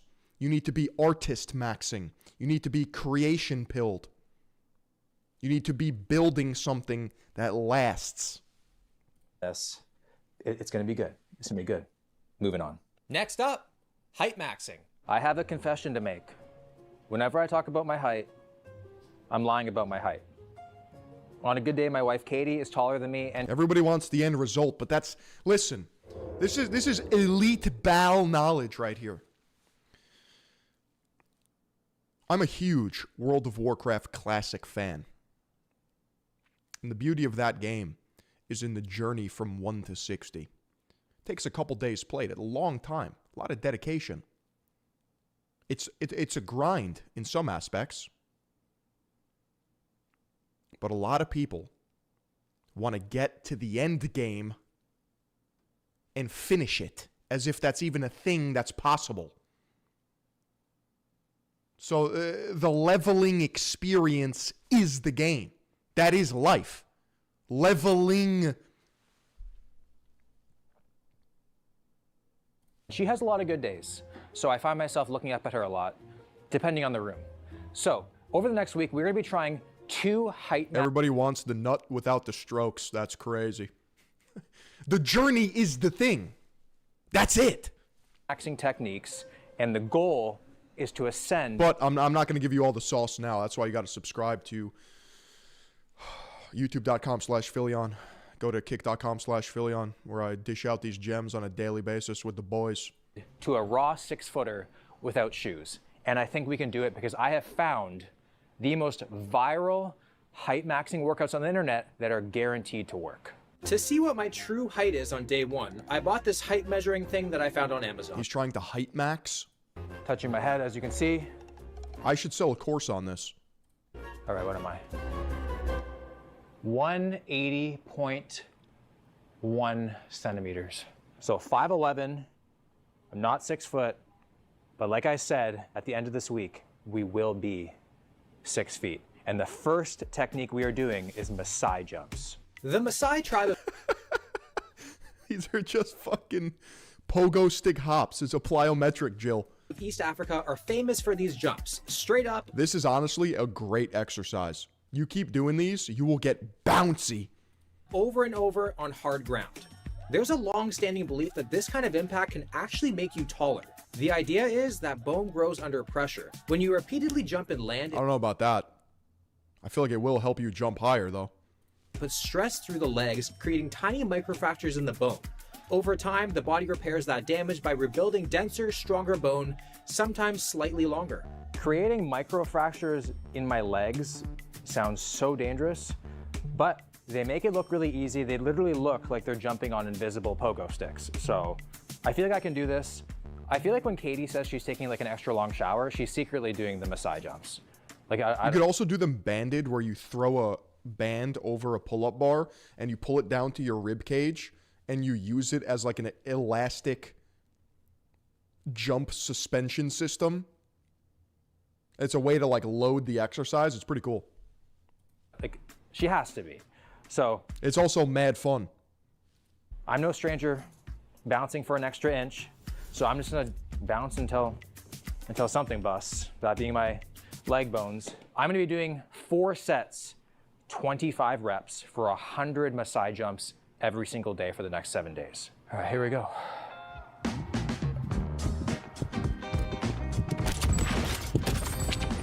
Dude, he's not getting any height, bro. Sheesh. No bounce. Ooh, you can definitely feel the tension build up right here. They look like freaking like dolphins in the air, and I feel like I just look like an office worker with like a really bad calf cramp or something. You would think at one point, momentum. Dude, this is the problem with bodybuilding and hypertrophy training. It's not for the human athlete. It's not. It makes you an imbalanced blob. Would kick in. Even big legs are not ideal. You want symmetrical, powerful legs. Big, sure, but not gargantuan. If your clothing starts to look weird, you probably took it too far. It's not. So I'm only doing 100 today. I'll probably add, 50, 25 to 50 every single day leading up to the last day. Not the most comfortable thing, but if it makes me taller, I'll literally do anything. The next one we are doing is a 5-minute height maxing routine to grow 1 inch taller. We all have 5 minutes in a day, and this one has over 8 million views. And the reason why these pogo stick hops or as Maasai jumps work is because you're actually recruiting the Golgi tendon. Nobody knows about this. Nobody's talking about the Golgi tendon, bro.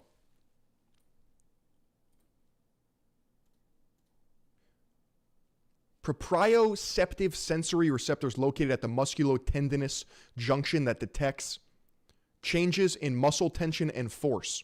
They protect muscles from injury by triggering a reflex relaxation when excessive tension is detected.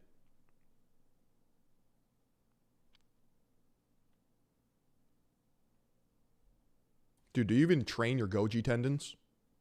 So it has to work. The routine consists of dead hangs, stretches for the hips and spine, as well as even working some muscles in the neck. It's Golgi, not Goji. The L is silent, like in lasagna. No. That's the G, bro. Now, whether these methods actually make you taller I'm Epstein maxing. I'm just not spelling anything correctly. is still up for debate, so we'll see if it works. Which reminds me, I ran a full fitness test to So basketball players just keep growing? No, they're just on stacks of human growth hormone and other peptides that it's administered when they're in puberty, and then they go through like multiple stages of development that the human adult male should not be going through, and that's why they get injured so easily. lock in my starting point. That's my conspiracy theory. And see what changes I can make over the next week. These tests include forearm measurements, with my left being 12.8 inches and my right, of course, being a little bigger at 13.1 inches. My neck measurement coming in at 15.1 inches. Then I did a dead hang, but with towels, the hardest variation possible, which I was able to hold for a surprising 22 seconds. Next, I tested my grip strength, where I got 152.4 on my right and 161 on my left. Then, of course, the apple break, which we all know how that went. Dude, if he turns himself into like an anime character at the end of this, everything I know is just a lie. And lastly, board breaks. Oh, man. He just turns into a literal weapon. I'm more of a tickler. It really hurt. It really hurt. No, that's not happening. With these results locked in, we'll see what improvements I can make in just 7 days. Next up, eye color shifting. I'm not 6'5". I'm not in finance, and I don't have blue eyes. So I pretty much have nothing going for me other than the fact that I can eat a lot of food. But apparently I can actually change my eye color naturally with eye color shifting. So I found this viral video online called How to He's going to get the Hyperborean A10s and then be allowed into Agartha. Change eye color naturally, and based off the comments. Or you can just get the Husky surgery. This thing works. Literally the top comment. Somebody noticed slight change and visible. I feel like this is eugenics coded. change within 7 days. So I had been known for my eye color to change, mostly to pink. But if I can get blue eyes, I just feel like a lot of doors are gonna open for me. Like I wanna look like I want eyes so blue I look like a half an avatar or something like that. I just gotta lie down for 2 minutes, close my eyes, and visualize the eye color that I want to the specific music, and then that's it. Yeah, this is just actually retarded, and I don't even know how this makes it into a video, so I'm just gonna skip that. Grip strength trainers. Now, the combination of doing this with the rice, with the sand, and the dog paw medicine, my handshakes are gonna be firm and fatal. Like, I'll be able to finish anybody. Like, I don't know if you guys can see how inflamed my knuckles are from the dog paw stuff and the punching. It's just, it's gonna bruise. But it is time to just grip it and rip it, and let's just see where we're at. So we have grip strength trainers from 50 pounds all the way up to 200 pounds. Starting with the 50. That's easy, super easy. 100 pounds. Okay, that's easy. Thought it would be easy. 125. Oh, that one's a little bit. How much? Yeah, I'm just not ordering grip trainers. Like, it's just not. My grip has never been an issue. And I've lifted over 500 pounds. Like, what? Your grip gets strong by lifting heavy shit. Didn't I do a grip thing with Juji? Yeah, so let me explain this. Juji, very nice guy. Very hospitable. Had a lot of fun making those videos. However, put yourself in my shoes for a second. I'm 19 years old. I'm essentially an enlightened gym bro. I've never trained grip specifically in my entire life. And bro starts whipping out all the different doodads, doohickeys, gizmos, and gadgets. And I just look like a clown because it's just, it's not specific to anything that I do. He's like, here, deadlift this bar that's thicker than an elephant's cock. And I'm like, I can't hold on. When am I going to be in this situation? I'm a lot weaker than I thought I am. The 125-pound gripper was surprisingly throwing me for a loop, which is kind of concerning because grip strength is super important. It's a shockingly good health marker. It's linked to lower all-cause mortality, better cardio health, and better aging outcomes. Yeah, but here's the thing. If you just train your grip, you're not going to live longer. It's just that people who live longer tend to have stronger grips. Holy buckets! Am I the only one with a fucking brain in the big 2-6? Okay, so I mean, obviously over the course of the next week, my goal is to make it as far the way down this list as possible. Like, I don't know if I'm gonna be getting to this. Like this, gripping this would take like a... Second of all, the people that live the longest are usually frail old women. And it's because they're metabolically nothing. They don't have muscle, they don't have fat, they just exist. And I don't think they have the strongest grips. Premium hub membership. Like, I don't think I'm gonna be able to touch that, but we're gonna try our best. Yeah, frail old Italian woman who just drinks espresso and smokes cigarettes is outliving every biohacker on this planet. It's like, I'm hoping to at least get to the black. So I think right now the best method would be to start with the 100-pounder and do maybe like 25 reps per hand. And over the days, work our way. You need to be Nona maxing. You need to be grandma pilled. Yeah. So that's what I did. Started with the 100-pound gripper with the ultimate goal of being able to squeeze the... My grandma's Italian, chill bro. Is she grippy? Nah, that's insane. Nah. 175-pound gripper, which seems like a very ambitious goal in just a week. It's crazy how immediately forearm training feels so personal. All this forearm training to be able to... They just exist and they have shit for grips and they smoke and drink and become 100 plus. Crush an apple. That's right. But can you bust a nut? Right now with how my hands feel, I think that even just holding a spoon would feel like a compound movement. Like, my hands are just going through it right now. I know that shit grips harder than a retard holding a Lego block. Like pain that I've never felt before. Like, it just feels hot from my fingers all the way up to like right around here, just past my elbow, which is super interesting. So what I've learned about all Is these it the extensor muscles along your radius and ulna, your thumb and your pinky? exercises is that they are humbling. They're very affordable. Like all this stuff is cheap, and they're traumatic. Like the pain is just ridiculous. So this week is going to be interesting. With all the training I've done so far, I couldn't stop dreaming about crushing apples. I'm more determined than ever to make one explode by the end of this video. My forearms are cooked right now. Like even holding this mic, it's harder than you think. Like you would think I spent the past week volunteering at the sperm bank, but hopefully the thing that makes my forearms feel better is just to train them even more. So let's go finger bang some rice. I'm doing this in my bedroom. If this bucket spills, I'm gonna be sending a fist through my wall instead. I've been at this for nearly 10 minutes. Check out that pump. I'm ready for any IV drip. 98 beats per minute heart rate. Playing around with some rice. It's like zone 1 cardio. I'd say that's pretty intense. That apple is mine. Chinese rice farmers speak of this. You know how I said my forearms are sore? My neck though, I feel like I slept in a suitcase last night, or I went to like a 1-star chiropractor, something like that. Like if I sneeze, my life will flash before my eyes. But doing some band work, and then the goal is to add 5 pounds today from yesterday.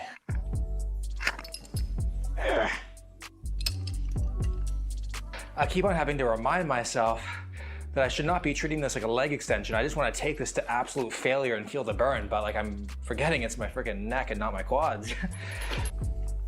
Honestly though, how much of this is genetic? I mean, all of these variables are trainable, minus the height maxing and the eye color changing. That sounds like a really depressing thought that I don't want to say out loud. Other than that, you can strengthen your neck, you can strengthen your grip, and you can get a pump by moving around rice. Can you actually grow contractile tissue on your fingers? No. Can you harden them through calluses and microfractures? Yeah, probably. Neck training done. It really feels like I've gone back to like my first few days in the gym with how my body feels right now. Like I am so sore. And I kind of love it. All right, well now it's time to punch some sand. I don't know if I'm emotionally ready for this one right now. Neck strength is good for grappling. It's just my opinion that you probably develop a strong neck from grappling. Like, the form will follow the function. And as a man, why are you grappling? All right, let's get to work. You need to be striking pilled. The Iron Fist training is by far the one I'm most excited to get strong at, because punching through wood would just be sick. I'd be like Bruce Lee. That said, I'm struggling to put any real force into this bucket. I'm not sure if it's psychological or if my hands are just the only grappling you should be doing is with a woman. Weak. I honestly have no idea how this is all that I'm bleeding on both. Why did I go to college for engineering instead of punching rice? I would be a multi-millionaire content creator by now. Yeah, dude, you could just do things. With my hands, just on that one knuckle. Like my hands feel like they are dripping with blood, and they are. You can definitely add meat on your fingers, just not by lifting or doing movements. It's just everyday work that makes the hand thicker in general. Yeah. Totally. I mean, if you work with your hands, you're swinging hammers, you're touching nuts and bolts, you're pinching shit, you'll get some meaty hands. But it's not like muscle that you think it is. It's like, I don't... burning, and they are stinging. So that dog paw medicine, that stuff must really work. Later that day, I did my height maxing, doing dead hangs in positions that were way harder to hold, so I could suffer and train my grip at the same time. Then I worked my grip directly with the grip trainer. The 125-pound gripper is already feeling much easier now. And lastly, my quest for blue eyes. Morning of day 3 was more or less the same. I woke up in the forearm dojo. It feels weird calling my bedroom that again. Did my rice bucket training. Then I went downstairs and trained my neck with Coach Boba. He thinks I'm doing a good job. After that, I made some breakfast to fuel my gains that are to come. As you can see, I just finished punching sand Dude, this doesn't look good. repeatedly for like 20 minutes, and I Bro, mean, it looks like he has a disease. might not look like it, but I am really enjoying this one. Like, I am somebody who likes to turn pain into pleasure as often as I can, and this has just been great. I will say though, I think I've lost feeling in my hands, probably permanently. Something could be broken. I don't even know, but I've lost feeling, I've gained character. You know, out of all the things, I feel like I've That sentence is unreal. I just finished punching sand. improved the most with this one. I am striking the bucket harder and with more confidence. So I already know the difference from day 1 to day 8 is gonna be crazy. That board is mine. Made it to the gym in one piece. I could barely check my blind spot on the way here. Yeah, if you want big meaty paws, just work manual labor. Like that's it. That's the only tech.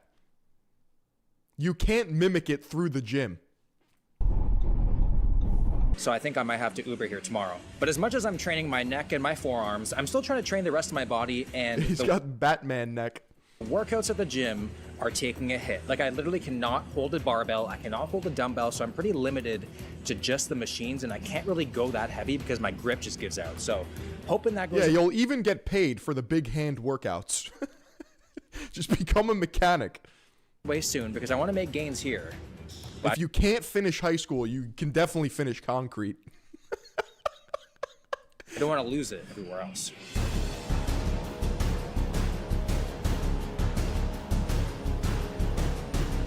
The struggle of this type of training wasn't only in the gym, but also in places I didn't expect. My hands are stinging so badly under the water. You guys remember on day 1 when I was struggling with the 125? Well, I bring this thing wherever I go. I bring it to the gym between sets. I use it in the drive-thru. I bring it to the grocery store for motivation. So now, it's super easy. It literally feels like nothing. Look at that. I can do it all day. I think it's time to level up. 150. We're already touching that. I can hold it.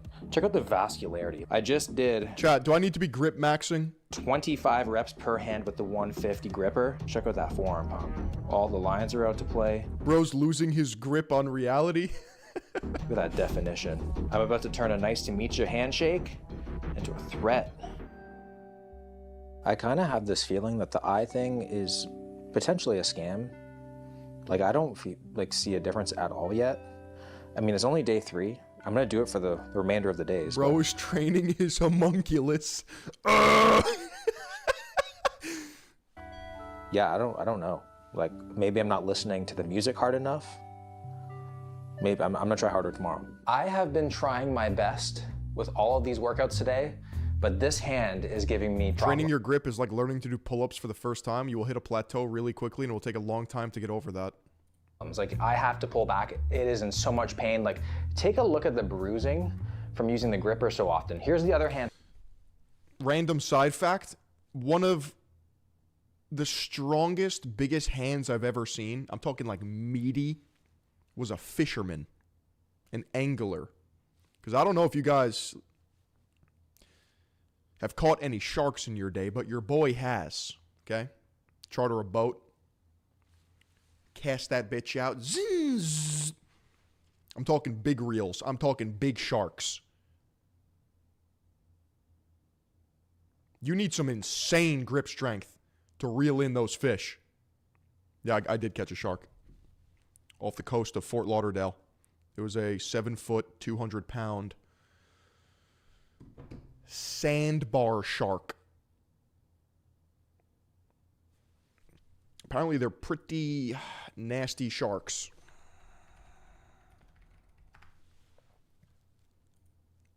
Not a sand shark, not a nurse shark, a sandbar shark. For reference, like, look at that. It's like black and blue, And then I caught a 7-foot monster. You know what? I'll show you pictures. It took like 4 of us to reel it in, but...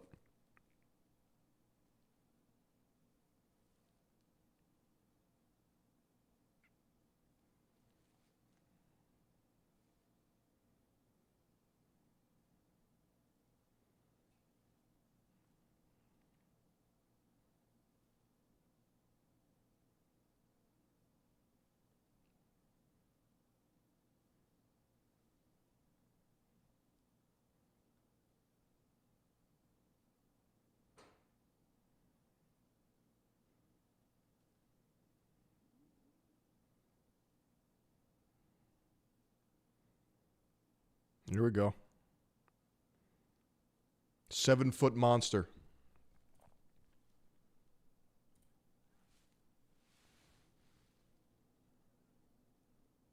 The shark's alive, don't worry. You have to catch and release them.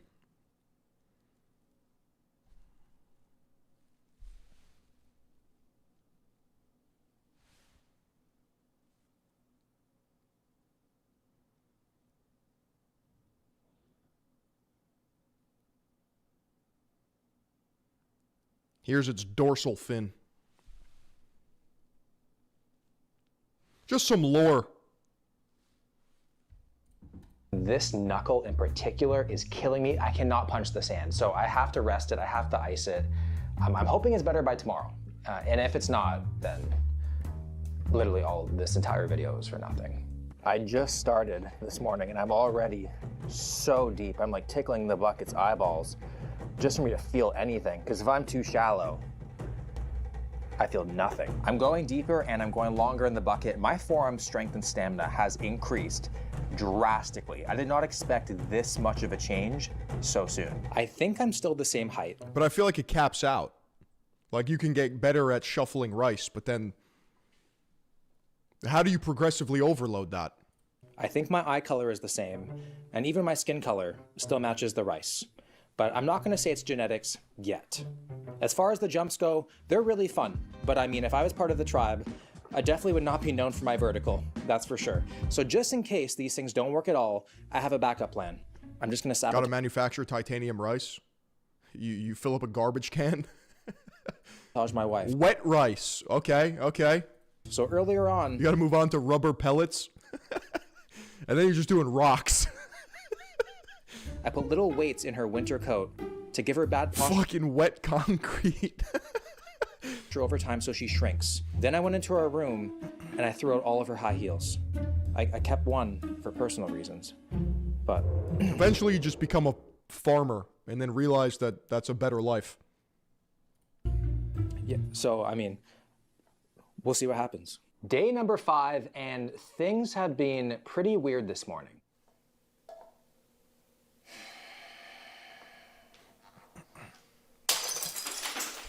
Yeah.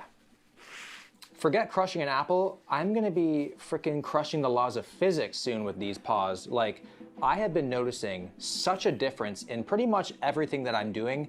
My hand and forearm strength is just through the roof right now. The one thing that I'm really noticing is that I have usually really bad elbow tendonitis and it is almost completely gone. So I think it's just from doing the constant forearm work, working on the stabilizer muscles. I unironically believe that movement is medicine, and a lot of people, what they think is like pain and injuries is just weakness and dysfunction. Around the elbow, is that crazy or is that based? Like a lot of people who complain about back pain, they just have weak glutes. Pretty much is just gone, and has been an issue for the past like at least 6 months. So that's really, really Day 6, I pulled my dick clean off my body. Good. But we're only gonna really know if there's a big difference. Kettlebells unfucked my back. I actually like kettlebells because they're hard. Ayo, pause. You can do a lot with a kettlebell. I used to shit on them because they're funny to shit on. But I'm petrified of them, and I hate when I have to do them. On the day of the final test.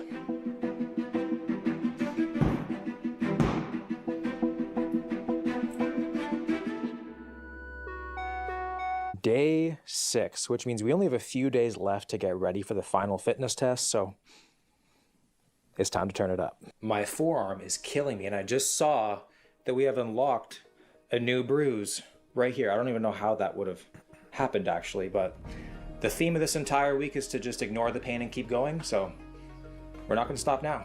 The longest I have... Oh my God, holding this hurts. Not wrong there, but my back pain won't go away, and I have Latina cheeks.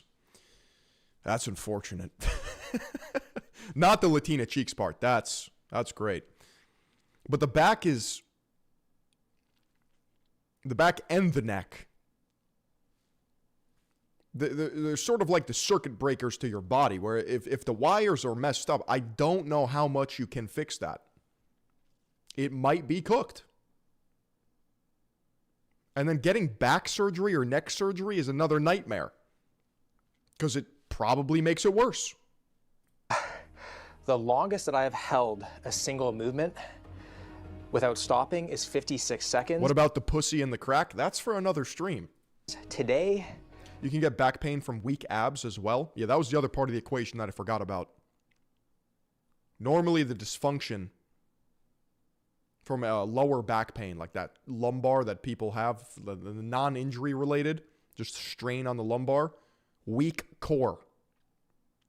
And there's a lot of different aspects to your core, right? Your rectus abdominis, your fucking obliques, your other abs. I mean... 1 minute and 23 seconds. Huge improvement. So I am making improvements daily, which is making all this so much fun. I'm actually enjoying this more than the actual gym right now, because I'm getting my noob gains again. I've made significant progress with the rice bucket, but I really don't think it compares to the punching power and hand resilience I've been able to build up. Today was the first day I actually decided to listen to music while punching the sand, and I think I went a little bit too passionately and completely cut this knuckle wide open. So it looks painful, but... It is non-muscular.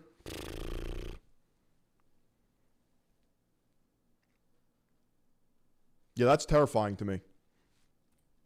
I'm not even feeling it. It doesn't even hurt anymore. You don't want to get caught in an alleyway with me. Boom, boom. On day 1, I could only use... The lesson here is to take care of your back and your neck. One band. Now I can use both. And I can The doctor told me after my 7th back surgery, I'll be good as new. More reps, go longer, and it doesn't burn nearly as bad. The 150-pound gripper has lasted me about a day. That's why you got to get yourself a Herman Miller Aeron. And it got so easy that it's time to level up to the black one, which it does feel the most natural in my hands. So this is 175-pound resistance, and on day... Hey, yo, pause! 1, I said my goal was to be able to do this one by the end of the video. So if I can do this today, we're just really ahead of schedule, so let's see.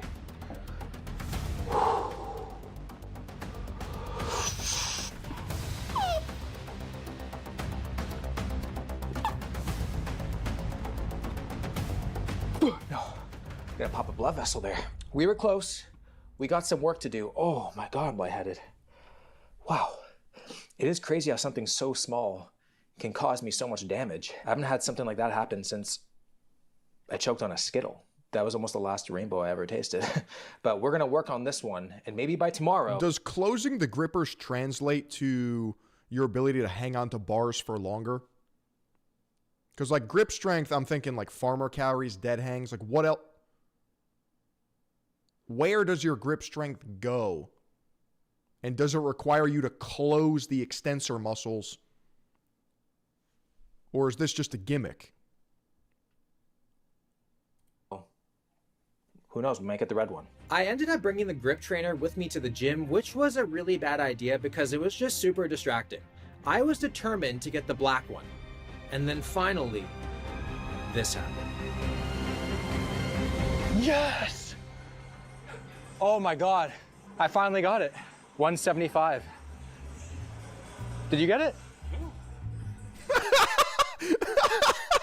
Mugged. How the fuck did you get that? Boxing. Oh. For the forearm? Yeah. With the black one conquered, that only left one gripper in my way. How the fuck did you... Boxing.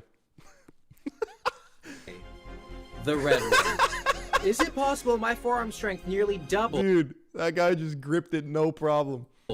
in 6 days? Gripping this would take like a premium hub membership. Like I don't think I'm gonna be able to touch that. He just did it like it's his flip phone.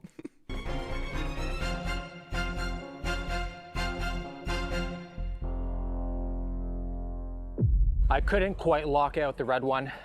Regardless though, you don't want to be forgetting the safe word around me anymore. Dude, do you even train grip? Are you grip maxing? Are you gorilla pilled? Like, I just think it's a bit goofy. Like, anyone can buy these things and just do this all day long. It's just not, I'm not impressed. You don't. I also completely forgot to actually do my workout today. And absolutely destroyed my hands in the process here. Day 7 is all about recovery for the final fitness test, resting my extremely beat up hands for optimal performance. Even intimidating my opponent the best way I know how, by putting them in my mouth. To track this apple pie, I'm using Macro Factor. Oh, It's by far the I'm quickest being sold to by Jeff Nippard and company. and easiest way to track your food. Dude, I swear the Canadians have a stranglehold on the shitness industry. You got Jeff Nippard, Will Tennyson, and Greg Doucette. Slinging Turk, Macro Factor, Muscle Lab, Posing Room. The entire database is verified, so you can trust. And dangerous, literally. Like I don't even think I'd be allowed through airport security with these things. So let's see the progress that I made. I look like a Pokemon gym trainer with a Gengar mane. That's the nicest thing somebody said to me all day. It's because I got that aura, don't I? Gengar used to be one of my favorite Pokemons because he was fucking up to no good. And he was purple. Starting with measurements. So on day Jeff Nippard, you mean Solomon Nelson's former client? Yes. 1, I had a little imbalance. My right was bigger than my left. So this entire week, I even went southpaw on top of all my training. But it did feel like I was training somebody else's forearm. Holy shit. 13.1. We evened it out. Or did we? 13.3. I mean, it is gonna be a little bit harder to slip out of handcuffs now, but hey, I'm strong enough to just break out of them anyway. Now we have the neck. I'm not expecting a whole lot. I feel like I'm just born with a small neck, like they say in Alabama. That's crazy. Born with a pencil neck. That's not even Batman can get that out of me. You can't beat your own genetics, so not expecting much here. Dude, you're at like 15.5. You're now prey. You went up to 15. No, I didn't. Holy. Did I mean the distance Mike Israel can't jump? Yes. Holy shit. Take back whatever I said about genetics. I'm gonna keep on going. Channing Tatum. I'm gonna have a freaking neck out here. I'm coming for you, man. Next test is the towel dead hang, and on day 1, I held it for 22 seconds. And we're gonna see if we can beat that. So I have my timer. I'm pretty sure the thing about neck training is like once you do it, once you get your neck to the girth that you want, it just stays there forever. Like I don't think it retrogrades. I don't think it fades. Down here. I'm gonna start it, and then I'm gonna start hanging when it gets to 10 seconds, and we're gonna see.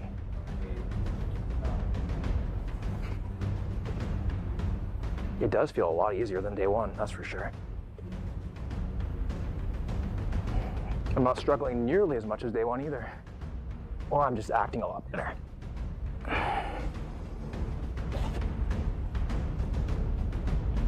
Oh, ow. My little tushy. So we held it for 39.37 seconds, which is like a huge increase. It does atrophy? Yeah, I'm just talking out of my ass. From day 1, so pretty happy about that. I'm 2 for 2 right now, but what about my height? So 6 feet tall is 182. Alex Leonidas says use it or lose it. You mean Alpha Destiny? Yo, I'm from an era that you guys just don't remember, huh? Alex Leonidas? You mean Alpha Destiny, bro? 88 centimeters. And over the past week, I have done more mobility training and posture work than I have in my entire life. So I do feel like I'm standing much taller and like my natural self. So I feel like this is gonna be my real true height right now.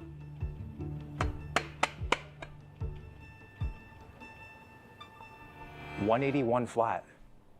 What the fuck? Huh? Oh my God, 0.9 centimeters in 7 days. Isn't it true that like your height fluctuates based on your spinal compression? Like you go to sleep and wake up at different heights? Like I go to sleep at 6'7", but I wake up at 5'3". You're basically just over 5'11" now. I mean, I didn't make it to 6 foot, but hey, I feel like because I'm You're just taller in the morning because of gravity. over 5'11" now, I can just say it. You know, I mean, I didn't hit my goal. I'll need to do surgery to get that, but that's pretty sick. I mean, 0.9 centimeters in 7 days just by doing a 5-minute stretch and the jumping. The jumping really did it. The microfractures and everything, you know? Next test, grip strength. This is something I think I really improved on, and perhaps a big indicator on if I can crush the apple waiting for me. Starting with my right hand, with the score to beat being 152. It atrophies very quick. Twice a week frequency for neck curls and extensions. It got my neck to 20 inches, which is no doubt detrimental to my health. What the fuck are you doing with a 20-inch neck, bro? What the fuck? Bro is unchokeable. 4. Oh, it shut off, literally. Oh my God. I'm like Eddie Hall. I aired it. Oh no, it just took everything out of me. Take 2. All right.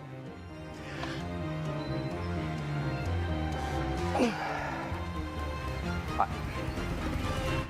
138.4. I don't know if this is a case of me just being completely overtrained with my forearms or what, but wow, I was not expecting that. 138.4. Crazy to think I actually got weaker. Perhaps it's a case of my hands being fatigued from a week of constant training. But what about my... Men with huge necks want to pull the ox cart. Yeah. Don't you have farm labor to do, bro? Don't you have fucking fields to plow? Holy shit. left side? What are you doing in the big 2026 with a 20-inch neck? Okay. 162.2. Yeah, you fucking yearn for the farm. You need nose rings like a bull. Which, I mean, 1.2 pound difference on the left. I thought it would be more, but I mean, at least it's something. I definitely didn't score like I thought I would on this test, but I know for a fact that my punch got stronger for the board break. Between the rice... This is the dumbest shit, because your the only way your punch gets more powerful is if you add speed. Sand. What I've learned this week is that people who do martial arts are psychopaths. Complete psychopaths. But out of all the things this week, the iron fist training was by far my favorite and the one that I think that I made the most improvements on. So on day one, that was probably the first time I ever hesitated in front of wood. So it's time to redeem myself. Let's see if we can make this wood explode. My striking confidence is way higher than before.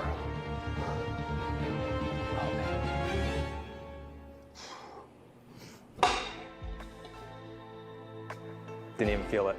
That was like punching a rice cracker. Holy shit, I just did that. On day one, I couldn't even make a dent in the board. But today... that was pretty neat. One was easy. Let's see if I can do two. We're gonna put them together now. This is just since when is plywood like... You know what? See if I can finish two at once.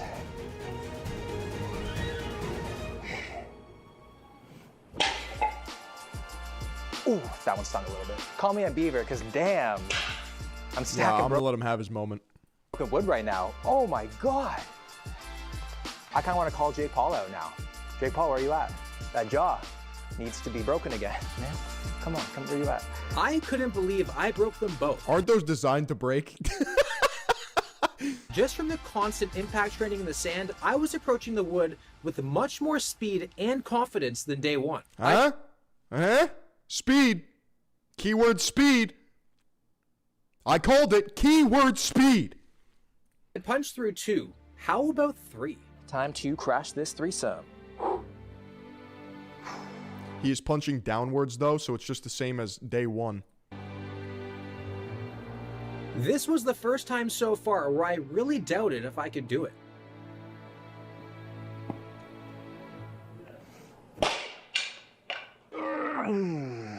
We got a blood stain there.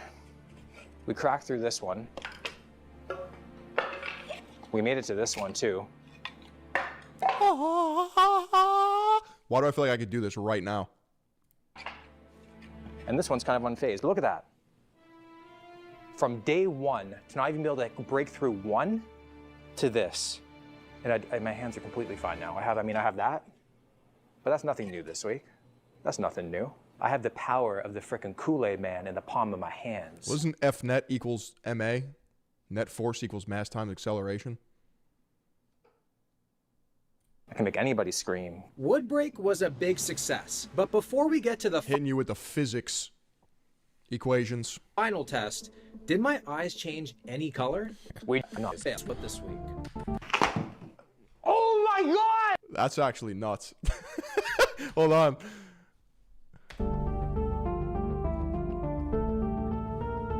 That's a different apple. That's a different apple.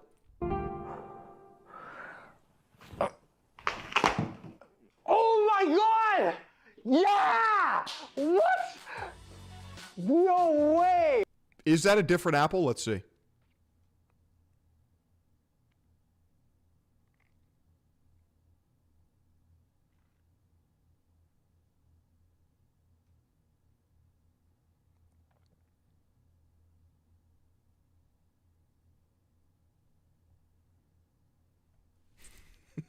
Doesn't matter. That's a Macintosh. That's not a Honeycrisp. I want to see a Granny Smith or it doesn't count. I'm Apple watching. Listen. Fun Quark Chungus training routines? Sure. Am I going to waste my time doing them? No.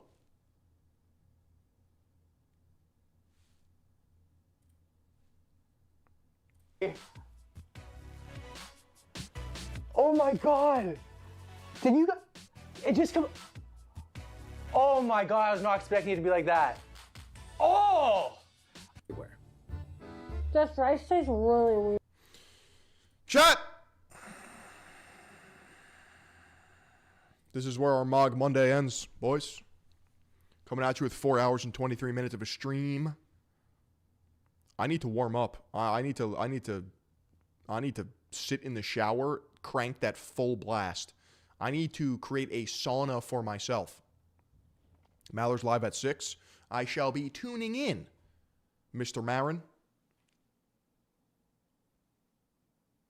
I'm going to go rest, recover, repeat, eat some food, chillax, and I will catch you guys tomorrow for a regular scheduled stream. 11:30 Eastern AM. 11:30 Eastern AM for Torta Tuesday. See you guys in the next one.